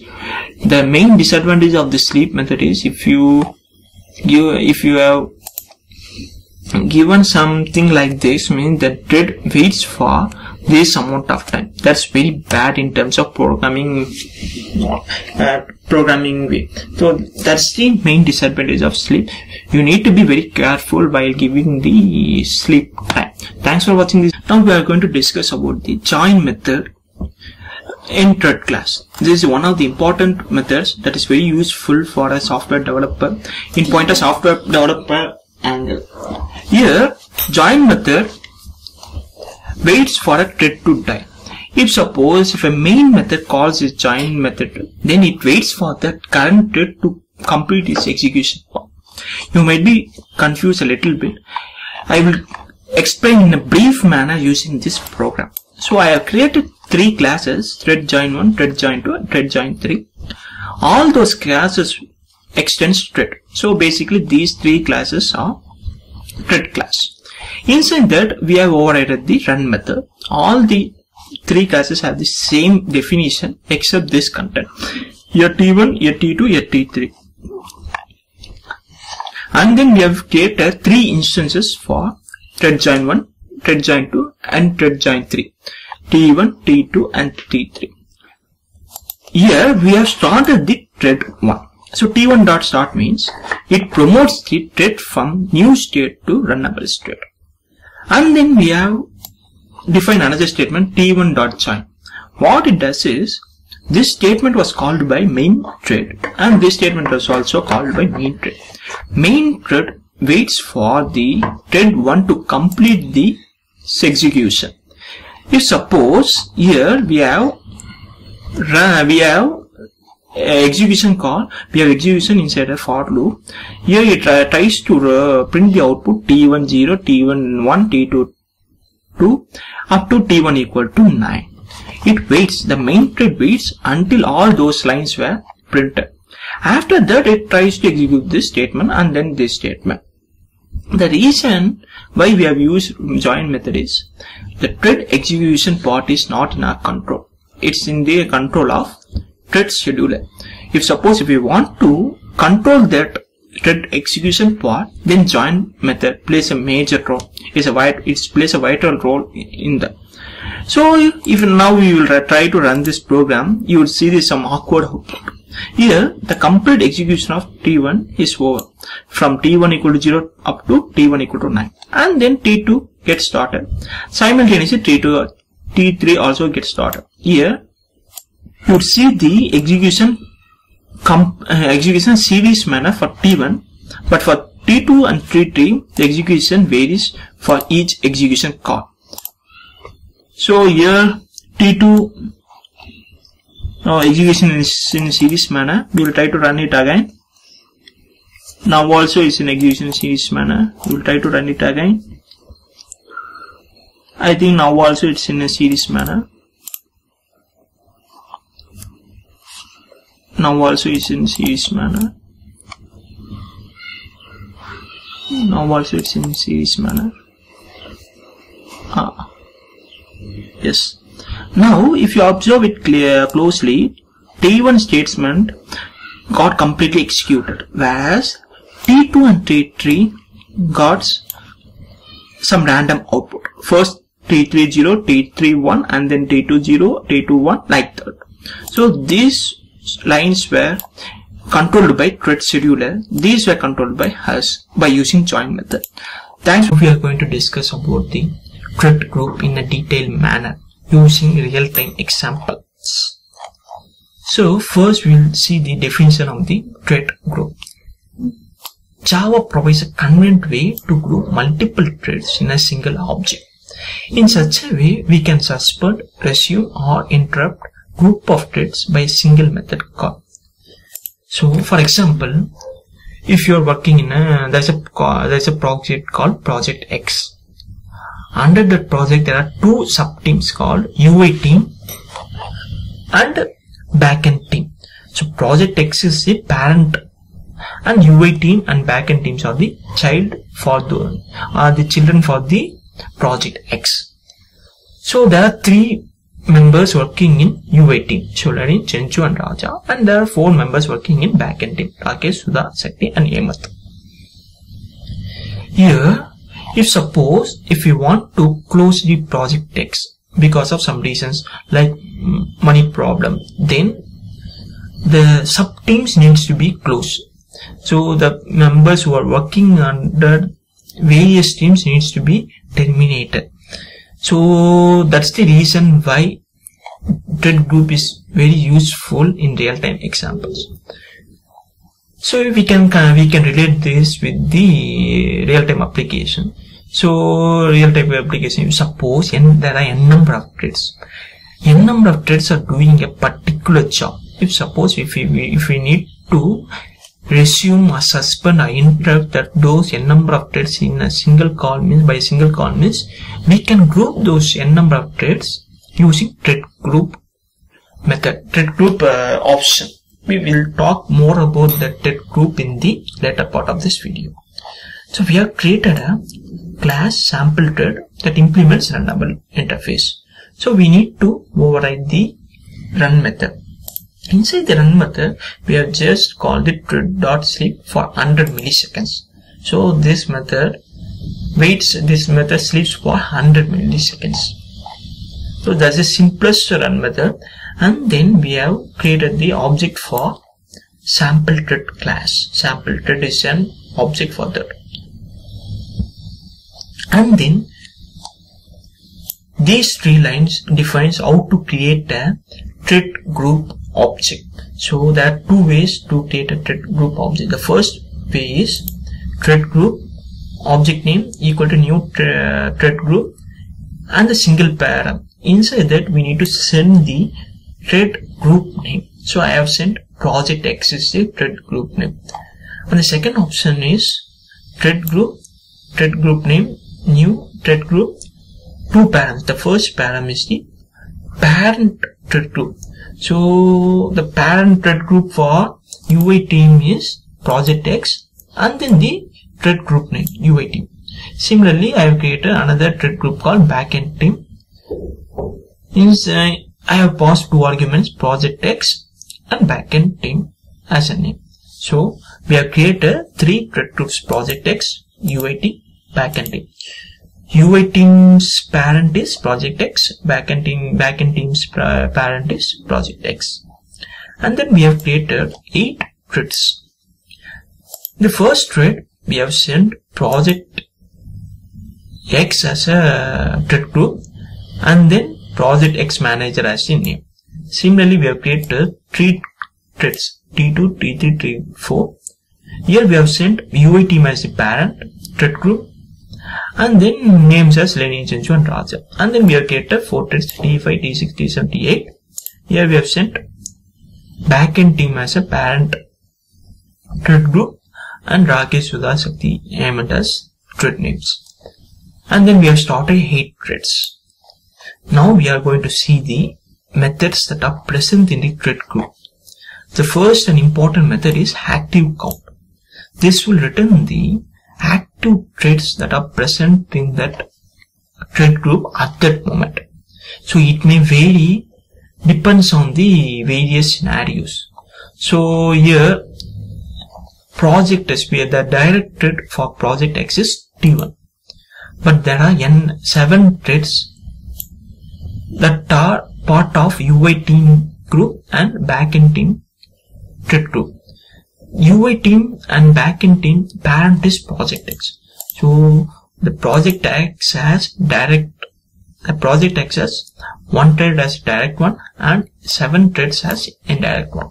So totally 8 threads. If you run this program, we would see this output.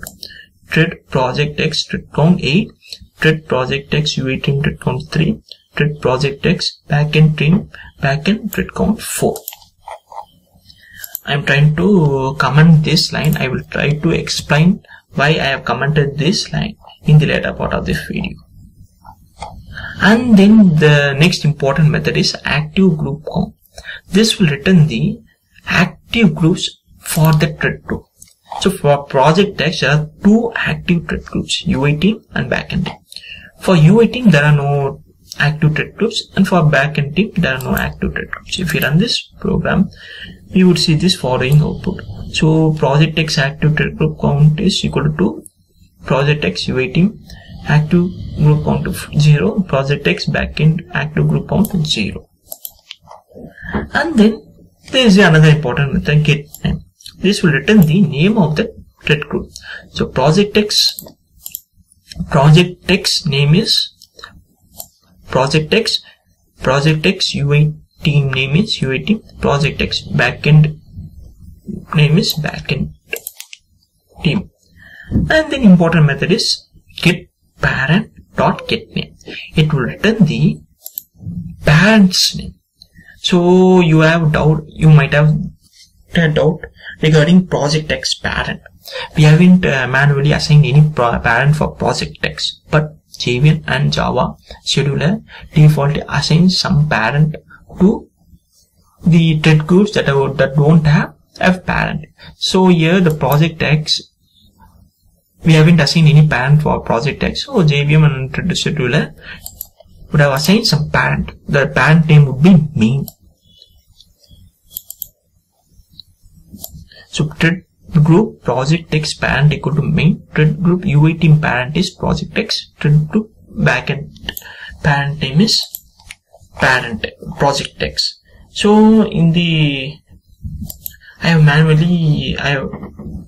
have commented this line. The reason behind that is this destroy method tries to destroy all the threads that are present under project X. So the one thing that we need to make sure is the threads needs to be terminated before calling this method. If we call this method before those threads before the termination, then following exception would occur. Java.lang.illegal thread state exception. So we need to make sure that all the threads that are present under project X needs to be terminated before calling this method. Thanks for watching this video. We are going to discuss about synchronize method. So we will talk more about this method synchronization in a detailed manner using real-time example and also using some program. So first we'll see how to define a method as synchronized one. The simplest way is you need to put the synchronized keyword before the return type. That's it. So if you put the synchronized keyword before the return type, then that method becomes synchronized. So we will try to relate the first statement with the previous explanation. If you declare any method as synchronized, it is known as synchronized method. And then synchronized method is used to lock an object for any shared resource. We can relate an real-time example with this line. For example, if you have a shared resource called bike, you, your father and your mother have the access to ride a bike. So that bike becomes a shared resource. All the three members have the right to ride at any time. If you have ridden the bike, then other two members don't have the access because you have the complete control. You have the complete control. You have access the lock of that bike. Only if you releases the bike, or if you releases the bike, then other members can ride it. That's the scenario. That's the exact scenario that relates with the synchronization. Here, for every object there's some lock. If thread accesses lock, then other threads need to wait till the lock become accessible. So that's the thread line. When a thread invokes a synchronized method, it automatically accesses the lock for the object and releases it when the thread completes its task. So we have created a simple class called class sync method table. Inside that we have defined a method called publish synchronized void display table. Here it accepts an integer value, table number, and it will try to print the tables. If you have sent 2 means, it will print the 2 table up to 4 times. If you have sent 5 table means, it will try to print the 5 tables up to 4 times. That's the simplest method. And then we have created 2 thread classes, sync method thread 1, sync method thread 2, by extending thread class. So here we have sent a object for this class as an argument in the constructor. So using that object, this run method calls a display table method. So sync method thread 1 sends 2 as a value, and sync method thread 2 sends 3 as a value. Now we will see this method synchronization class. So here we have created a shared resource sync method table object. So we have created an object for sync method table called table, and we have sent this object as a shared resource for both the threads, thread 1 and also for the thread 2. So and we have initiated the threads by calling the start method, thread1 dot start and thread2 dot start. So we will try to relate an example with synchronization and without synchronization. So now I am trying to remove the synchronized keyboard and I am trying to run the program. Now what it happens is, it will try to print some awkward output. I am going to print table and then I am going to print table 3 into 1 3, 2 into 1 2, like that. If suppose if I run this program again, I will see some awkward output. I am going to print table 2 into 1, I am going to print table 3 into 1. The reason behind that is, here the first thread calls this method table dot display table of 2. So the control goes here. It will try to print, I am going to print table, I am going to print table, and then it will try to print the first value 2 into 1 2. So 2 into 1 into 2, and then the thread 1 goes to sleep mode. So that moves from running state to non-runnable state. At that time, if any other threads are available for execution, means that would be executed. So thread 2 is available for execution, so it will try to print, it will try to access this method. So 3, I am going to print table will be printed here. I am going to print table, and then it will print 3 into 1 3, 3 into 1 3, and then thread 2 goes to sleep mode for 500 milliseconds. At that time thread 1 comes to execution. So when thread 1 comes to execution, thread 2 goes to sleep mode. When thread 2 goes to comes to execution, thread 1 goes to sleep mode. Like that, the process continues up to 4 times. So that's the reason why we are seeing this some awkward output 2 into 1 2, and then 3 into 1 3, 2 into 2 4, 3 into 2 6, like that. So if I put synchronized keyboard and then I run this program, means you will see some sequenced output 2 into 1, 2 into 2, up to 2 into 4, and then 3 into 1, up to 3 into 4. The reason behind that is, the first thread would call this method display table of 2. So the control comes here. So the argument value is 2. I am going to print table will be printed here, and then the first value 2 into 1 equal to would be printed. Thread 1 goes to sleep mode for 500 milliseconds. Now thread 2 tries to access this method using the value 3. It will try to access this method, but the log for this method, for this object, would be present at the thread 1. So the thread 2 waits until it acquires that log. So thread 1 releases the log only when it completes the complete execution. So it will try to execute the complete thing, 2 into 4, 2 into 3, 2 into 4, and then I have finished printing the table. Then thread 1 releases the log. At that time thread 2 accesses that log, and it will try to print, I am going to print table 3 into 1, 3 into 2, 3 into 3, 3 into 4, and then I have finished printing the table. So here, if a method is synchronized, means then the thread that accesses that method needs to have a log. If there is no log for the method, means then that thread needs to wait till it acquires the log. That's the reason we are seeing some sequenced output. So thanks for watching. Today we are going to discuss about deadlock. So deadlock is a situation that happens at every point of our life.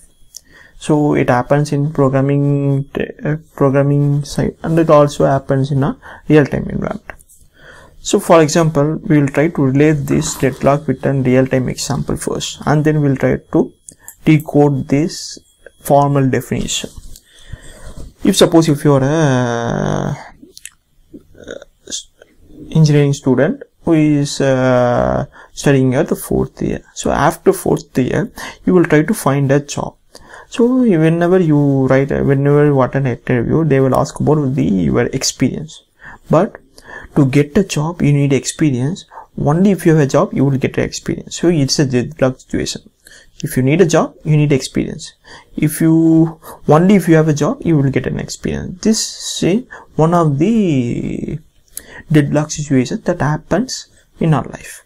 And the second situation is there are two persons, A and B. A is trying to call B and B is trying to call A at the same time. So what A will hear is, B is on another call, please try after some time. So what B will hear is, A is on another call, please try after some time. So this is one of the deadlock situation. So deadlocks occurs at every point of our life. Similarly, deadlock is also occurring at softwares. So for example, this is a formal definition. Deadlock can occur in a situation when a thread is waiting for an object lock that is acquired by another thread, and the second thread is waiting for an object lock that is acquired by first thread. So what it conveys is, there are two threads, thread 1 and thread 2. Thread 1 is depending on thread 2's resource. Thread 2 is depending on thread 1 resource. So both the resources are locked. So thread 1 won't release the lock unless it gets the thread 2 lock. Similarly, thread 2 won't release its resource until it gets the thread 1 resource. Here both the threads depends mutually. So here is the case where deadlock situation occurs. This is the simplest program where we can explain deadlock situation. I have created two threads, thread T1 and thread T2. So inside thread there is a synchronize method, inside run method. So what thread 1 will try to do is, it will try to log the resource 1 before executing the statements that are present under this braces. So it will try to execute this statement, thread 1 logged resource 1. So then it will try to execute this statement, thread dot sleep 100 millisecond. So at that time thread 1 will go to the sleep mode for 100 millisecond.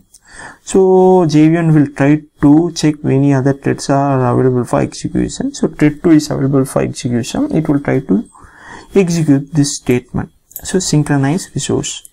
So it will try to log the resource 2 before executing the statements that are present under these braces. So it will try to execute thread 2 logged resource 2. So both these statements would be executed. And then thread 2 executes the statement, thread dot sleep 100 milliseconds. So thread 2 also move to the sleep mode. So thread 1 is also in sleep mode. So if both the threads got wake up, then thread 1 would be at this position, thread 2 would be at this position.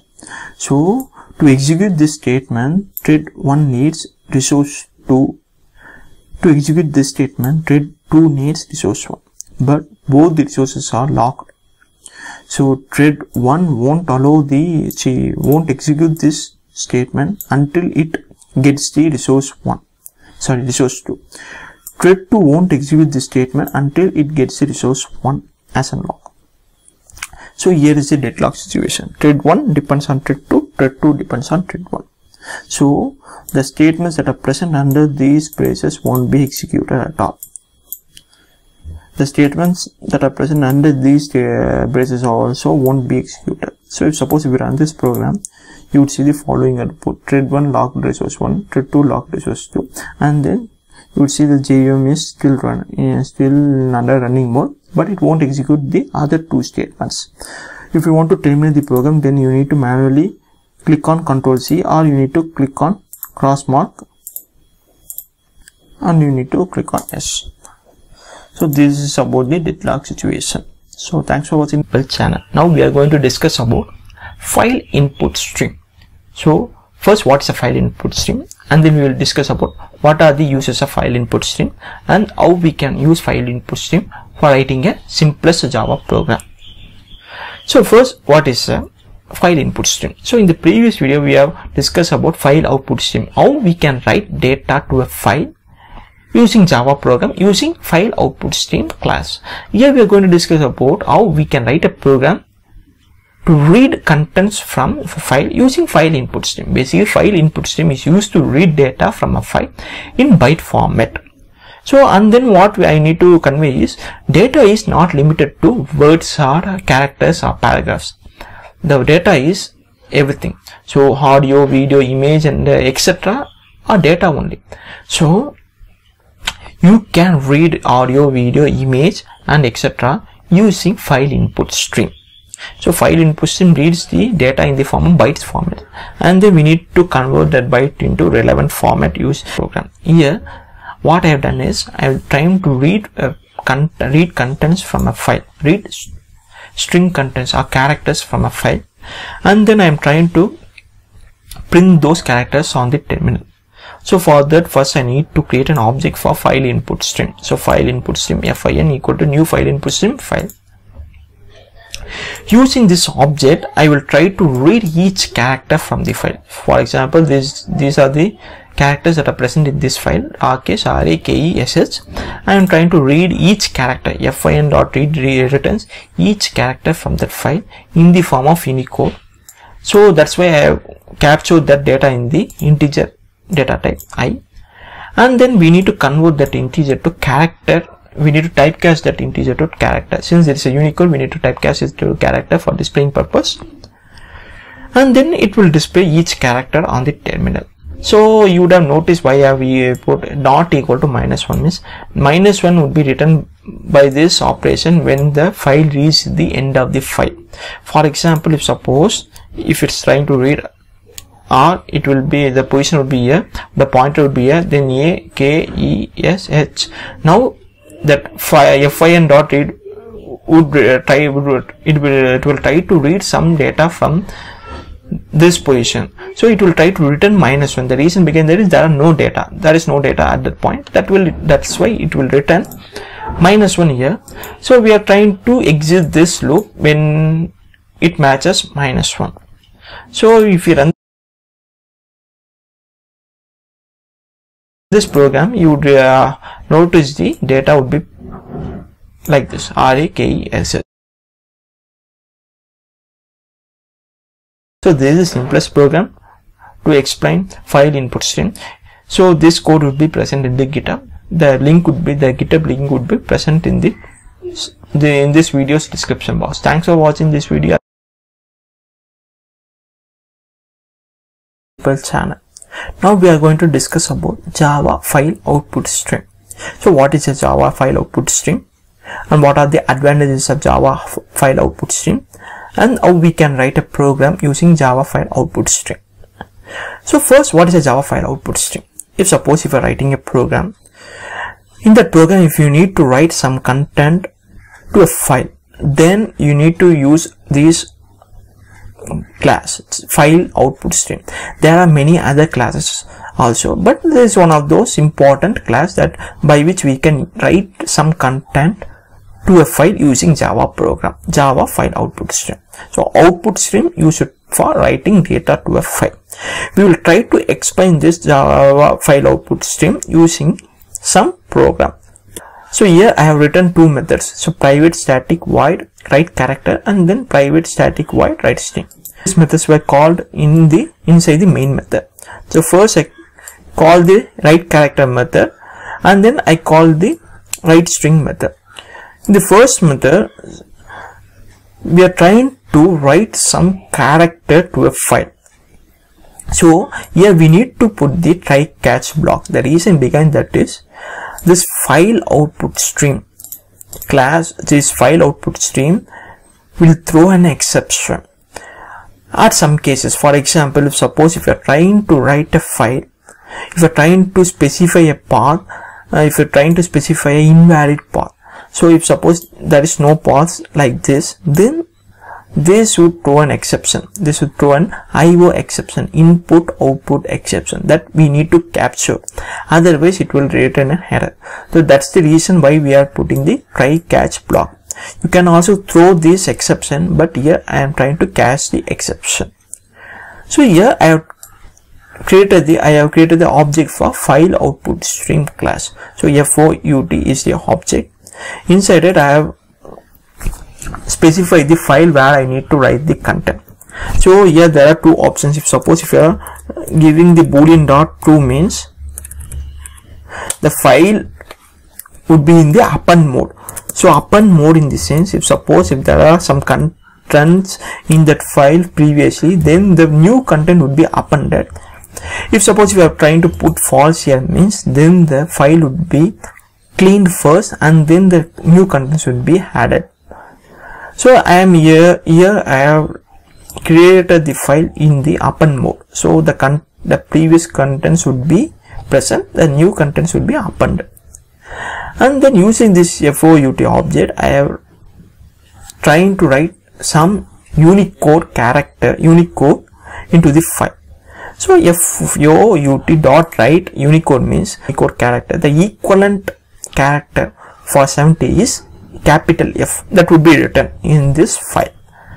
And then I am trying to close the file output stream. The reason why we need to close this file output stream manually is, here in this program it's not necessary, a mandatory thing to close the file output stream. If suppose if you are writing a complex program or a software, then there you need to manually close. Otherwise the Java JVM would throw an exception called too many output streams open. So please try to close those output streams like that.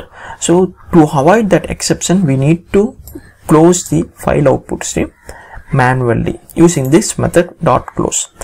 So because these output streams are limited resource for a JVM. If suppose if you have opened the output stream and if you haven't closed it, then other methods that are trying to open the file output stream would result in the resource scarcity, that would return an exception. That's the reason why we need to close the file output stream or any other output stream manually. We can relate this using some real-time example. If suppose if you are conducting any party, during that party you would eat many things and you would throw the useless resources like paper cups on the floor. After the party, then you will try to clean that floor. Similarly, you are trying to create some file output stream object and you are trying to use that object for doing some purposes, and then you need to close that file output stream. We are trying to write some character. The character is in the form of unit, very similar to this method.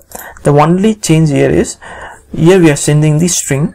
First we need to convert the string into bytes. So how we can convert that string to bytes is using getBytes method. So string.getBytes will return the equivalent byte array for that string. So if suppose we are sending Rakesh, means the equivalent byte array would be written here. Then using this write method, we will write those things. FOUT dot write B, then it will write the equivalent bytes into the file. So FOU dot close, and then we are printing some message called task completed. If suppose if we are running this program, you would see the following output here: task completed, and then I will try to open the file output stream file. You would observe this following thing: F first and then Rakesh. You would have noticed another the other word. You would have noticed the Rakesh is prepended before F. And this I have already executed this code before itself, so that since the file is in append mode, the previous contents would be sustained and the new contents would be appended. If suppose if we are trying to remove this method, means if we are trying to remove this boolean value, and then if we are trying to save this program, and if the previous contents would be deleted before writing the new content. So when I try to execute this line, the previous content Rakesh, F Rakesh would be deleted and the new content F would be returned to that file, and then I am trying to call this method. So the previous content would be F and the new content that needs to be written is Rakesh. So the previous content F would be deleted and the new content Rakesh would be written into this file. That's why you are seeing Rakesh only. Simple channel. Now we are going to discuss about buffered input stream. So in the previous video we have discussed about buffered output stream and what are the advantages of buffered output stream, like that. Now we are going to discuss about the buffered input stream in a detailed manner using some program. So what is buffered output stream? Buffered input stream is used to read information from stream. If suppose if you have written some data in the file, if you want to read the data using your Java program, means you can use the buffered input stream or file input stream. The only disadvantage in file input stream is the process is very cumbersome. So because if you consider 2 GB of data in your file, if you want to read the 2 GB of data from your file, then if you want to read each character of the 2 GB data, then it's very difficult task and it is a time consuming operation. And that's the reason why buffered input stream is come into play. Here it internally uses some buffer to fetch the data. For example, it will read the blob of data from file and it will be put into the buffer. So from the buffer it will be served to the program. So that's the reason that to the JVM. So that's the power of this buffer input stream. Source utilization. So here this is the program where I have used buffer input stream to read the data from a file. So here to create a buffer input stream object, first you need to create the file input stream object. So here we are creating the file input stream object by sending the target file in the constructor parameter, and then we are sending the file input stream object inside the buffer input stream constructor parameter, and then we have created the buffer input stream object. Using this object you can read the n data in byte format. So we are using this while loop, we are trying to read each character data in Unicode format. So it will return the Unicode for that character. So by using typecasting operation, we will try to convert that Unicode to actual character, and then we will try to display that output. So here we have used not equal to -1. The reason behind that is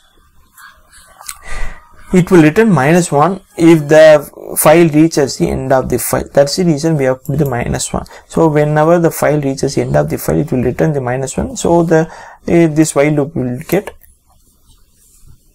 so the execution will be the execution will be over when it reaches the end of the file. So that's the reason why I have put -1. So and then we will we have closed the buffer input stream object and then file input stream object. So when we execute, we would see the following output RAKESS. That is, inside the file the content is RAKES. It will from the file and it will be put in some buffer. It will read some blob of data from the file and it will be put in the buffer. From the buffer it will be the program or JVM. Thanks for watching this video at the end of simple channel. Now we are going to discuss about buffered output stream. So we have already discussed about file output stream in the previous video. If suppose you haven't watched that video, means please go and watch that video and then come to this video. So this is the advanced version of writing some content into some file. So it internally uses buffer to store data. So if you are writing some content using file output stream, means there are some disadvantages in that approach. So for example, if you are trying to write 2 GB of data, so you could imagine the number of characters in that 2 GB of data. So if you are trying to write each character, means then it's a conversion process. It's a very process and it's very tedious and it's very inefficient process. That's the reason why we are using buffered output stream. So it internally uses buffer to store some data. For example, if you're trying to write each character, means it will be for 10,000 characters that would be present in the buffer, that would be added to the buffer. So that buffer would be the 10,000 character would be written in a single stretch to the file. So next 10,000 characters would be added to the buffer, and then that 10,000 characters would be written to the file in a stretch. So that's the advantage and that's the power of the buffered output stream. So we have already discussed about file output, some sample program.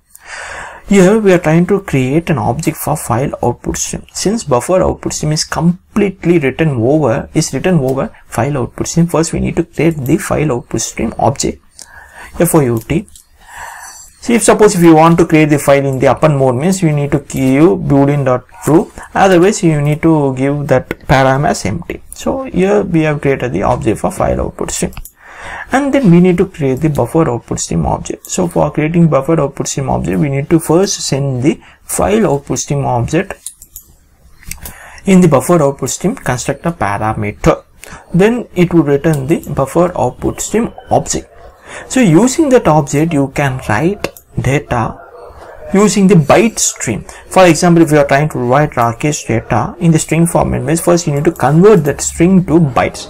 So s.getBytes would return the content, would convert the word, will convert the string to bytes array. So using that byte, you can write byte array using bout.writeByteB. So and then you need to call this function called bout.flush. The reason behind that is, if you are using 2 or more streams to write the data, means there's some data, some quantity of some amount of data will be present in one stream. So to remove that, to flush the things, so to flush that stream completely, means you need to call this bout.flush manually, and then you need to close these 2 output stream objects. So buffer output stream, first you need to close the buffer output stream, since this is the topmost output stream that we have created, and then you need to close the file output stream, fout.close. So and then I have just printed the task completed message. If you are running this, means you would see the following output: task completed. It's the following output: Rakesh. Since I have created the file output stream in the new mode, that's why you are seeing the single method. If you are writing, if you are trying to create the file output stream in the upper mode, means you need to put boolean.to. If suppose words in this file, the reason behind that is, this Rakesh was written in the previous execution, this Rakesh was written in the current execution. That's the difference between the in upper mode and file in the new mode. Thanks for watching. We are going to discuss about sequence input stream. So what is sequence input stream, and what are the advantages of sequence input stream, and how we can write a simple program using sequence input stream. So first, what is a sequence input stream? If you are trying to read multiple files in a sequential manner, then you can use sequence input stream. Using sequence input stream, you can read multiple files in a sequential manner. So after reading reading a file, then the second file will be used for that purpose, and the third file, and then fourth file, like that. So we're going to explain that sequence input stream. So here first I have created 2 input stream objects, input 1 and input 2, using file 1 and file 2 as inputs. And then I have created the object for sequence input stream. So to create an object for sequence input stream, you need to send the file input stream objects as a parameter while creating the object. So input 1, input 2, and then using the sequence input stream object, you can read the data as we did for file input stream. So here, using this while loop, we will try to read each character, and it will try to return the Unicode value of the character, and we will try to typecast that character to this, typecast that Unicode value to the character, and we will try to print the content. So after completing the first file, it will try to read the second file, and then try for like that. So here we have created 2 files. In the first file, the data is this is Rakesh. In the second file, the data is let's make learning simple. If suppose we are trying to run this is Rakesh, let's make learning simple. We have sent 2 input files in the sequence input stream constructor. Thanks for watching this video. Now we are going to discuss about 2 things: data output stream and then data input stream. You might have a doubt why we are covering 2 different topics in a single video. The reason behind that is both are interlinked. If you miss one topic, then you would miss the important thing. That's why I am covering both the things in a single video. So what is a data output stream? Output stream is used to write data from a program to a file. So we have already discussed about many output streams like file output stream, buffer output stream, sequence output stream, like that. So data output stream is one of those neighbors like that. Here, if you want to write any primitive Java data types data to output stream, then you need to use only data output stream. So the reason behind that is the data output stream uses machine independent way to write data. So if suppose if you're trying to execute a program in my machine, and if you're trying to write data to a file using my machine, and if you're trying to read that file in your machine, means then the output shouldn't differ. That's why data output stream uses machine independent approach to write the data. So basically the primitive, the original data won't be written into the file, the byte oriented data. So the data would be, for the primitive data types data would be converted to bytes, and then that would be stored into the file. So if you read that data using other stream, data input stream, means then the original data would be recovered. That's the reason why I am covering data input stream, also the data input stream topic also in this video. So consider a situation, you have written a file using data output stream, then you should use the data input stream to read that file. The reason behind that is it also uses a machine independent way to read the data.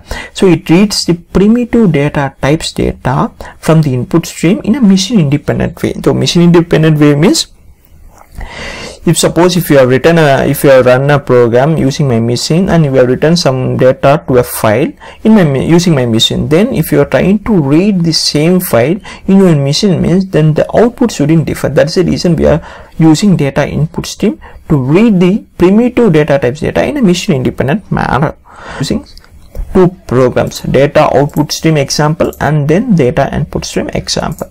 Here we are trying to write the data, primitive data types data, into a file called file.txt. So for that, first you need to create the file output stream object. So we have already discussed about this file outputs in the previous videos. Please go and watch that video and then come to this video for getting more knowledge. And then we are trying to create an object for data output stream. So by sending FOUT as a constructor parameter, and then what we are trying to do is we are trying to call the various methods, write int, write boolean, write char, write double and write long, and there are many other methods also. So we have restricted to mostly use primitive data types methods.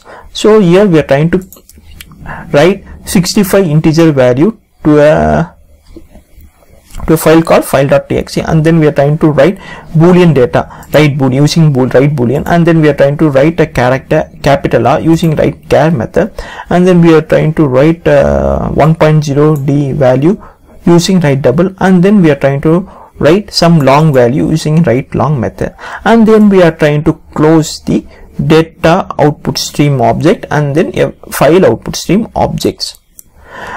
So if suppose first I am trying to remove the existing file, and then I am trying to run this code,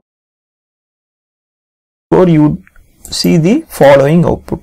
So if you observe it closely, you can't read the original data. The data is in another format called byte format. If you want to read this data stream, and then only you can read the original data. To read the data, first you need to create the file input stream object using file input stream class, and then you need to create the data input stream object using data input stream class, and then you need to call these methods. Here we have called write int, here we need to call read int. So and then we have called here write boolean, write char, write double, write long. Here we are calling read int, read boolean, read char, read double and read long. Suppose if you run this, see the following output: 65 true or 1.0 2 3 something. Reason behind that is the data 65 true or would be converted to the bytes, and then original data means then you need to use the data input stream. So it will try to convert that bytes to original data, Java primitive types data, so that we can use it for other purposes. Thanks for watching. Now we are going to discuss about Java byte array output stream.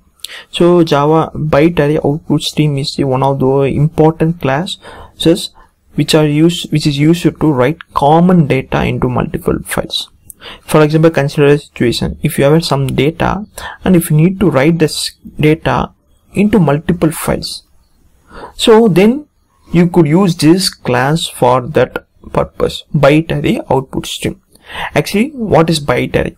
Byte array means for any data you can convert the data to bytes of array. For example, if you have some audio file or video file or some image or some string data, you can convert those data to byte array. What is an output stream? Output stream is a stream that is used to write data from program to a file. So that is the purpose of the output stream. So byte array output stream means you can write a bytes or multiple bytes into a file using some output stream. So the purpose here is, if you need to copy a common data to multiple files, then we can use byte array output stream. Write common data into multiple files.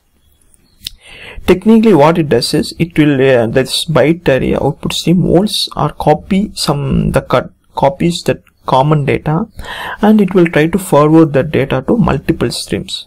So if you observe this image carefully, then you can figure out the internal things very easily. So this is Java application. This Java application generates the data.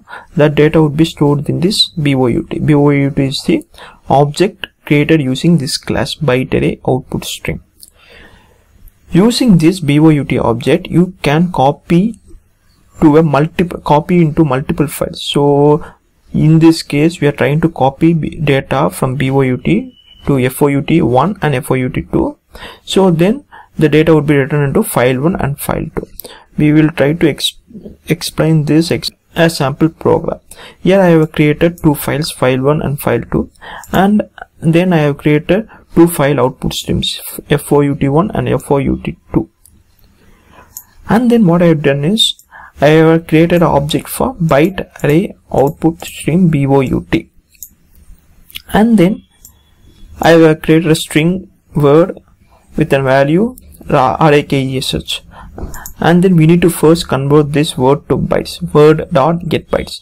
If we call this method, then the array should be converted to equivalent number of bytes, byte array, sorry. And then what we need to do is, first we need to write the data to BOUT. So we need to call this method BOUT.write, and then we need to send the bytes here as a parameter. So if we do this, if we call this operation, then the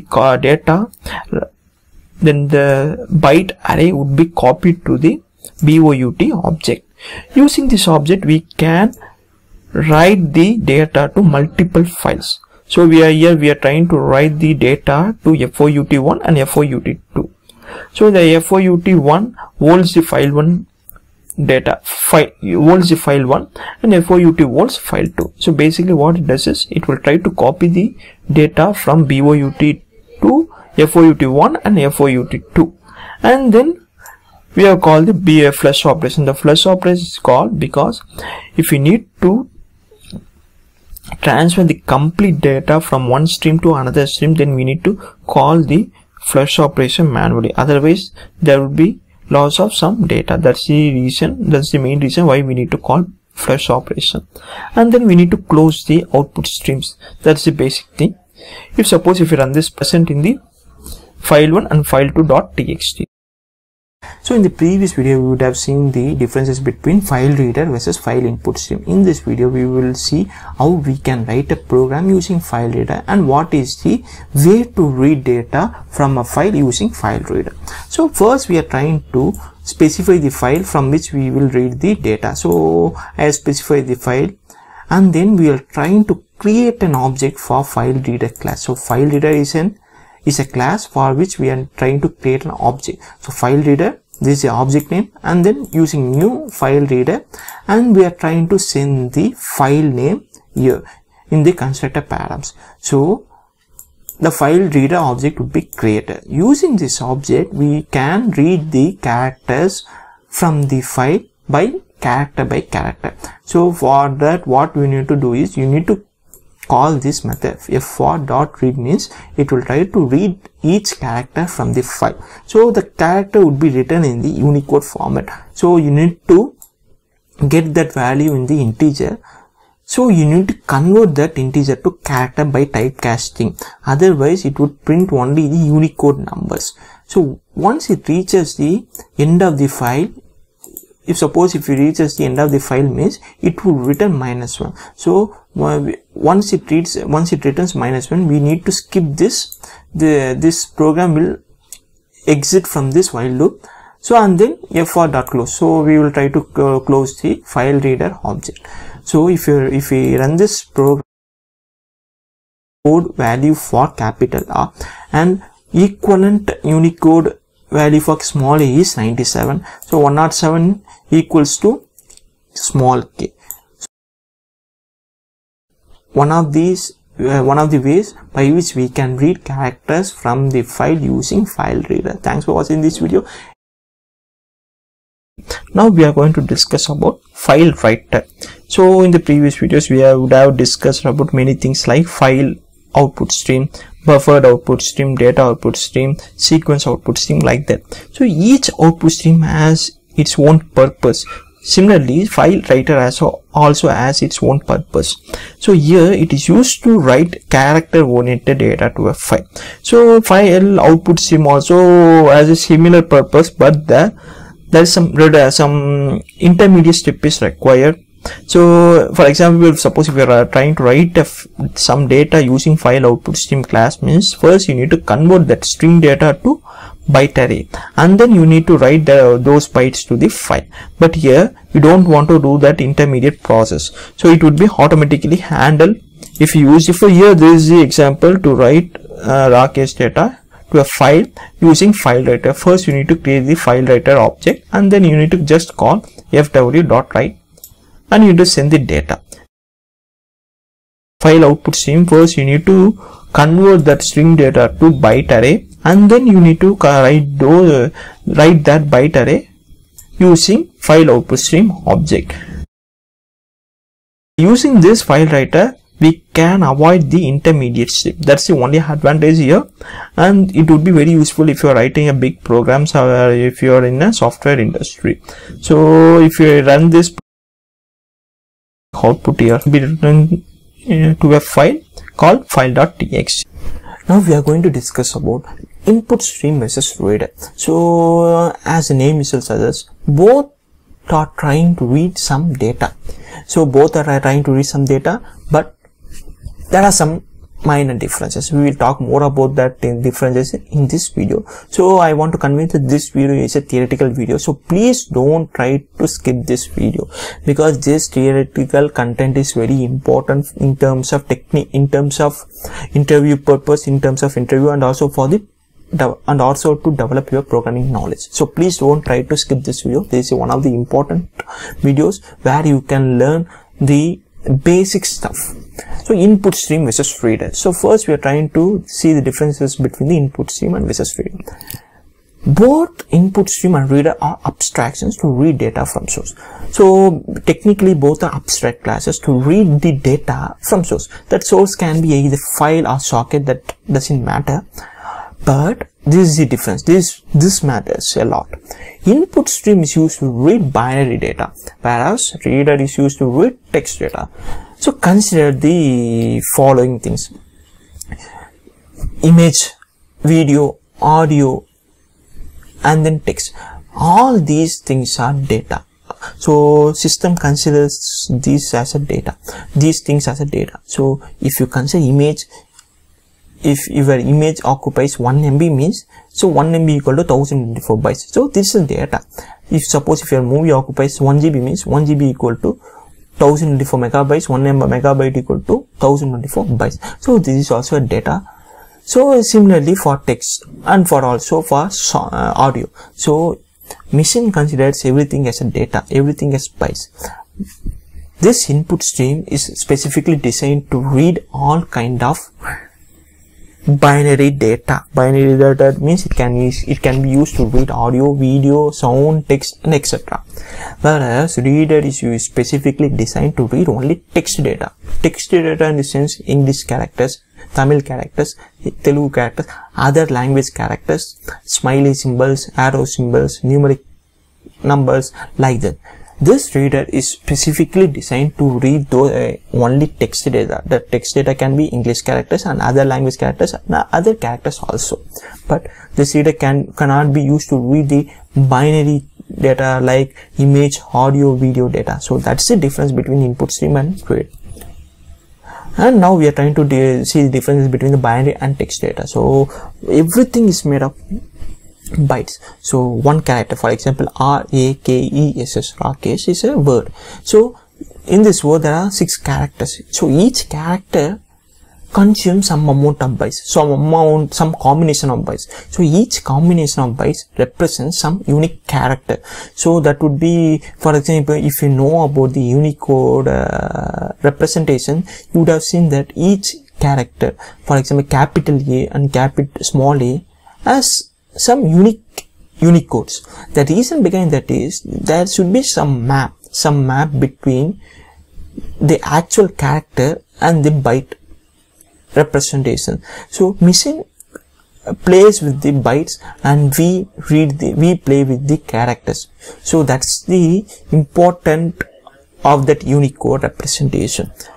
So to convert byte to text, so byte to text means if you have some amount of bytes, the machine will try to convert this byte to text, means it should need some map, it should need some knowledge to know whether these combination of bytes represent this kind of text data like that. For example, if we need to convert some amount of byte to capital R, means it should need some map. That map would be presented in character encoding and decoding schemes. So there are n number of character encoding and decoding schemes. For now we are just seeing what is character encoding. So since every data in computer is presented in bytes and strings are essentially collection of characters, to convert bytes into character, JVM needs to know which combination of bytes represent which character. So for example, consider the real-time world situation where we have n number of languages, English, Tamil, Telugu and other languages, and then we have other characters like smiley symbols, arrow mark, like that. So each character has its own combination of bytes. So JVM needs that map, which combination of bytes will represent this character like that. Then only it can convert those bytes into the corresponding character. So that would be specified in the character encoding scheme. This is the reason why we need to give correct character encoding scheme while converting the bytes to string. For example, if you have a file, in that if you have written some English character data and some Tamil characters and some Telugu characters, and if you are trying to read those characters, but if you are specifying the character encoding, which will be if you are trying to specify the English character encoding scheme, then you read only the English characters. You can't read the Telugu and Tamil characters. That's the power of character encoding. You need to specify the correct character encoding. Otherwise, the data, you would lose the data. So that would be present here. So reader is specifically designed to read only the text data. So to read the text data, we need to specify the character encoding scheme.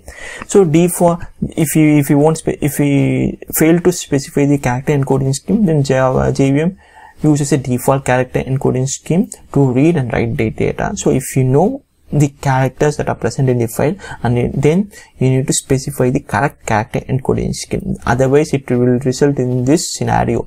So if your file has English, Tamil and Telugu characters, but if you are specifying the character encoding scheme that reads only the English character, then that Telugu and Tamil characters would be replaced by question mark or little square, like that. That you would have seen this scenario at many times. The reason behind that is character encoding. You need to specify the correct character encoding, otherwise you will lose the data. So thanks for watching this video. At the end of this video, you would see the channel icon here. Please click on that for subscribing channel. If you like this video, means smash the like button, comment it and share it. Now we are going to discuss about file reader versus file input stream. This is also a theoretical video, but don't try to skip this video, because this video is very important in terms of interview point of view, and also in terms of if you want to update your knowledge in programming way, then this is the one of the important video. So in the next upcoming videos we will use the following concept for writing the program. So first we will dive into file input stream. So file input stream is used to read the raw stream of bytes from file or socket in Java. So basically we have various forms of data like image, audio, video, text. If you want to read data from audio, video, image and text, then we can use file input stream because it reads from file byte by byte. For example, if you consider your image, if you consider an image of 1 MB, 1 MB equal to 1024 bytes. If you want to read the 1 MB image file, then it will take 1024 iterations because 1 MB equal to 1024 bytes. Using this method, it will read each byte by byte. So 1024 bytes would be read using 1024 iterations. It's very useful when we read image, audio and video data. Suppose if you are trying to read audio, video data means, then we need to use this file input stream. So there are some other wrappers like buffered input stream which is used to overcome this problem. Instead of reading a single byte by byte, the buffered input stream will try to capture something in the buffer and will try to improve the performance, but the core thing would remain the same. Input stream is used to read the image, audio, video and other data in the form of bytes. Then file reader. Technically file reader extends input stream reader. So the things that are present in the input stream reader would be present in file reader also. So it uses character encoding. The character encoding is, I've already covered that character encoding, input versus reader versus input stream, and then other what is character encoding and what are the various ways of what are the various types of character encoding in the previous video. Please try to go and watch that video and then come to this video. So character encoding. So character encoding means if suppose if you have a file in which you have English characters, Tamil characters and Telugu characters, and if you're trying to read those content means you need to specify the character encoding. Character encoding is a similar kind of map which would have combination, which would have the character versus the combination of bytes. So if suppose if computer needs if machine needs to map those bytes to a specific character means, then that needs to be present in that character encoding. So if you are trying to read English, Tamil and Telugu characters, but if you are trying to specify only the English character encoding means, then you will miss the Tamil and Telugu characters. So it is must that you need to specify the correct character encoding, otherwise you would result in the data. You might result some data while reading. So you need to first learn what are the character encodings available, and then you need to pick the best character encoding for your data. So thanks for watching this video. At the end of this video you would see this channel icon here. Please click on that for subscribing channel. If you like this video means like it, share it and comment it. Discuss about Java buffer writer. In previous videos we would have seen many things like file writer and the advantages of file writer over file output stream like that. In this video we are going to see about the buffer writer in a detailed manner. What is a buffer writer and what are the advantages of buffer writer and how we can use buffer writer to write a simplest program. So first, what is a buffer writer? So buffer writer is a wrapper over file writer. So the operation that we can perform using file writer can be performed in buffer writer, but in performance angle buffer writer has some upper hand. So consider an example. Suppose we are trying to write 1 GB of data, 1 GB of text data. So you could imagine the number of characters in the 1 GB of data. If you are trying to write each character using file writer means, then it would take some time. So it also consumes, it takes some considerable amount of time, and it's very performance, the performance would be very slow. That's the reason why file writer needs to be used less over buffer writer. In this case we need to use buffer writer. Buffer writer uses some internal buffer.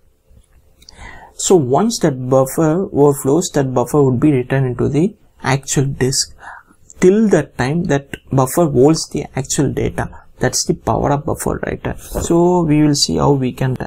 So here I have written a simplest program by which we can write some text data to a file. So file writer, first we need to create the object for file data. File data writer equal to new file data file.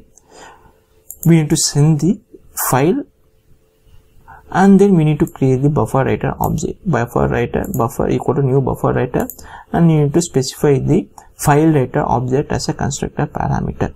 And then we need to write the file buffer dot write, and we need to write whatever we can. So I am writing RAKESH, and then we need to close the buffer writer object.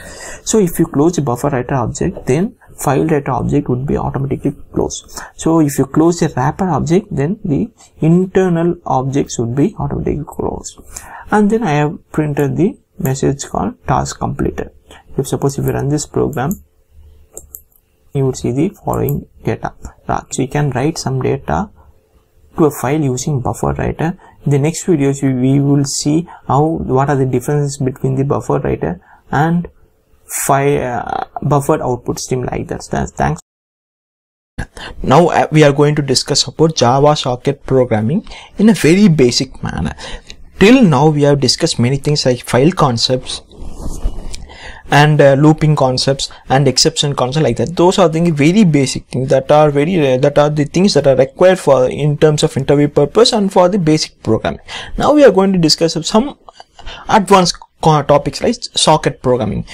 Using this, you can communicate. Your client can communicate data to the server. So basically, if you are running some application on your machine then you can communicate some data to your friend's machine. So both machines are located at various locations. So, but using socket programming, your client, your machine, your system can communicate with your friend's machine. That's the power of socket programming. So you can build your own chat application. So you can create the chat application, messenger applications, like that. So please stay tuned to this topic. This is a very important topic in terms of interview purpose and also for updating your knowledge. So if after finishing this course or this topic, you would get more knowledge about the socket programming concept and how actually chat applications work, like that. So you can build your own chat application and you can create the messenger apps, like that. So let's dive into this topic. So Java socket programming. So I would like to remind one more thing. So this set of videos is in a series manner. So please try to watch these videos in a series manner. So please watch first video and then come to the second and then to come to the third. So because I have nearly covered 150 videos, every video has a link to the previous video. So please try to watch the videos in a sequence manner. Otherwise you won't get the actual intention of that topic. So let's dive into this topic, Java socket programming. So Java socket programming is used for communication between the applications running on different JRE. For example, if you consider a socket in your home, so what is the use of that socket? The socket is the tool which is used to communicate between the two different environments. So basically, if your machine needs to communicate with your friend's machine or friend's application then there should be some mechanism or some tool for that. That mechanism or tool is called socket. So that socket creates an environment by which you can or your client can communicate with your server. So Java socket programming can be connection oriented or connectionless. So there are two ways by which socket programming can be established. One is connection oriented and another is connectionless. In this program, we are going to discuss about the connection oriented thing using socket programming. In the upcoming videos, we will discuss about the connectionless socket programming using datagram socket and datagram packet. So to establish communication, then your client needs two information: IP address of the server and then the port number. If client knows that information, then client can easily communicate with the server. So IP address, most of you would have known the IP address, but I am going to cover IP address in the upcoming videos in a detailed manner. What is IPv6, IPv4, like that. Now, for now, just consider IP address is some unique identification of that machine, like that.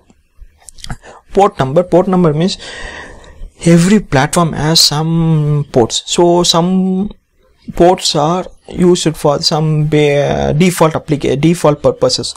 Some ports are left for some other applications. Similarly, we can use some ports for some purposes. So every application needs, every server needs the IP address and the port number, so that the client can recognize that application.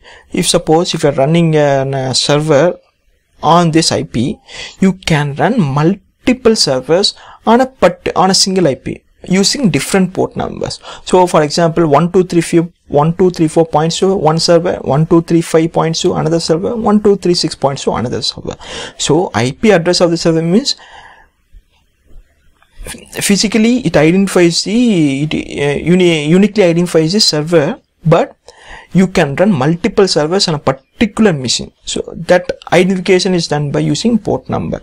So we will cover more about those things in the upcoming videos. For now, we will discuss more in the terms of socket programming. So I have created two programs, my client and my server.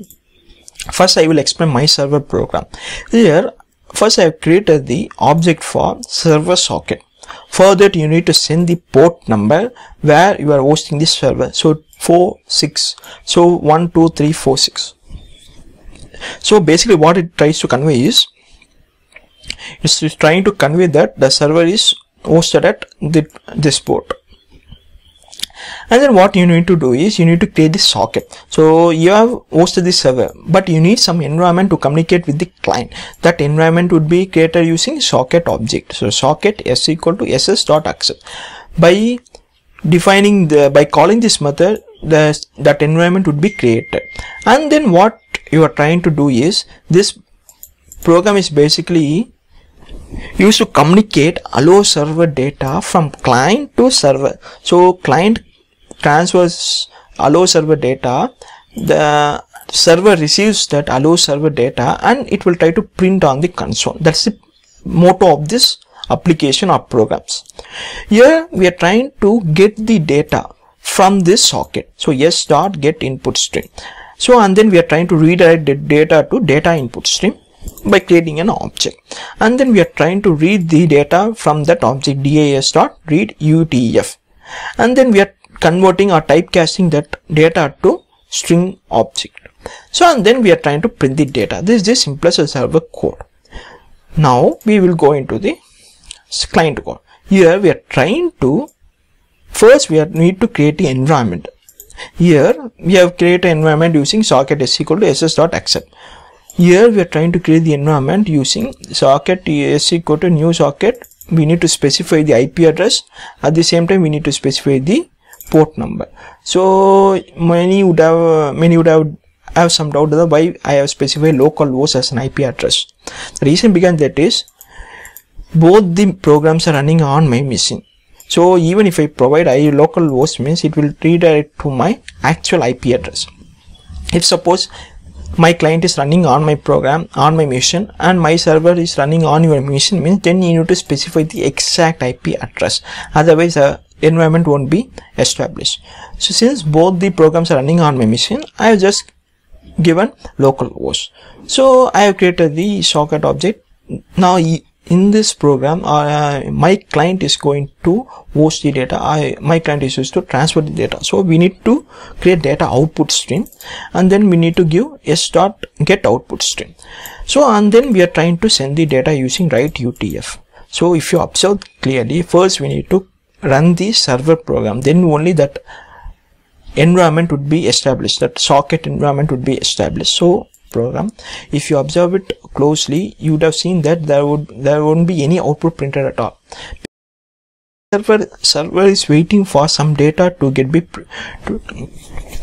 server is actually waiting for some data, but it didn't receive data yet. So it will be waiting until some clients sends it data. So here if you observe clearly, there won't be any data printed at all. If suppose if I run the client code now, at the particular button, when you observe clearly, you would see the allow server would be printed on the server console. So please try to observe it closely. So I am running the client code. So this is the server console. You would have seen that message equal to allow server. So that would be printed at the moment when I run this code. The reason behind it, when I run this code, the client would be trying to establish the connection between the server. Once the connection is established, then it will try to send the data hello server to the server. Hello server data to the my server program. So my server would receive the data and it would be printed here. That's the power of the socket programming. So this is the simplest program. In the next video I would try to explain how actual chat applications should be created. So we will talk more about the Facebook Messenger and WhatsApp like that, and how we can create our own chat application without depending on other third parties like Facebook and WhatsApp. So thanks for watching this video. Please support my channel by smashing the like button, comment it and sharing. Thanks for watching it. Now we are going to discuss about the chat application. Actually, we are going to write a program to communicate data between the client and server in a simultaneous way. In the previous video, we would have seen how a client can send data to a server, but in a one way. But here we are going to see in a two-way, both simultaneous manner, in a simultaneous way. So first we are trying to discuss about the chat server application code. So we have created the object for server socket by specifying the port number where server is hosting. So 3333 is the port number where server is hosting, and then we have created an object for socket. Using these three lines, we are trying to read the data from client. Data input stream is used to read the data from the client, and the data would be present in the DINN. So here we should specify the si.getInputStream. So socket object.getInputStream. What it does is, it will try to read the data from the client and it would be stored in the DIN stream object. And the data output stream is used to write the data from the server to the client using si.getOutputStream. We need to specify the socket object.getOutputStream as a constructor parameter. Using this DOUT object, we can write data from the server to the client. So this buffered reader object is used to read the data from the console. So for example, if suppose a server is trying to write some data to the server client means, then it should write some data on the terminal. So this buffer reader will read the data from the terminal and it will try to communicate to the DOUT object. So this is the important part of this chat application, this fragment of the code. So this str object will try to read from the client and it will try to print by saying this message, client says blah blah blah. And then str2 object is used to read the data from the terminal and it will try to transfer the data to the client using DOUT object. So this is simplest code. So similarly, we have created the chat client.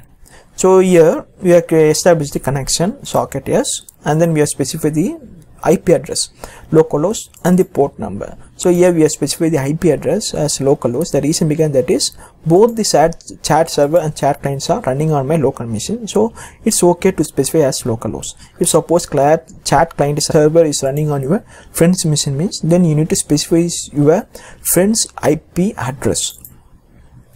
And then these three lines are very similar to these three lines.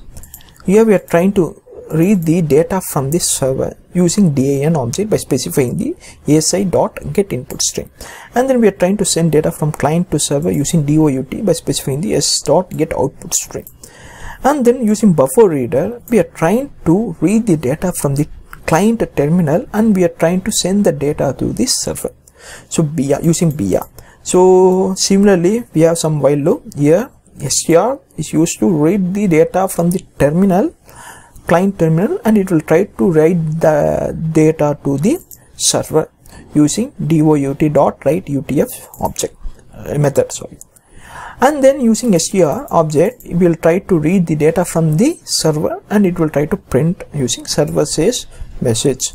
If we want to run this application means, first we need to run the server, we need to run the client. That is, first we need to establish the connection, and then only client knows that some server is running on this IP address using this port. Now server and clients are established. First, client is trying to send hi.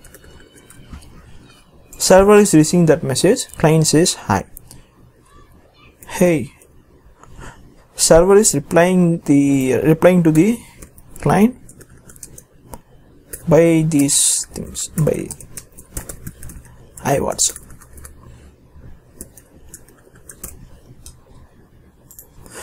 Now client receive the data. Server says hey WhatsApp. Now client is sending some data, some emoticon, launch one. So client is sending the data.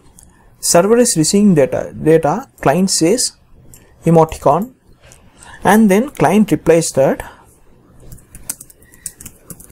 do you love me? Client receives the data and then it displays, you love me. Now client responses with the following thing.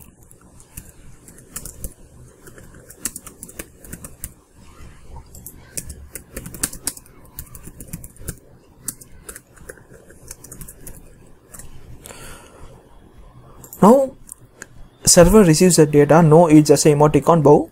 Now server says that okay. Client receives the data, okay, and then client responds that the client is trying to close the connection by saying stop. Server is receiving the data stop, so it will also respond with stop, so that the connection between the client and server would be disconnected. So both the connections will is now the socket would be released for the other purposes. So thanks for watching this video. This is the simplest application by which client can communicate with the server, and at the same time server also can communicate with the client. So after this video, I believe that you can write your own chat application instead of believing on Facebook Messenger, WhatsApp, Telegram for communicating, and you can communicate data with your friends, anyone, using your own application. That's the power of this video. Thanks for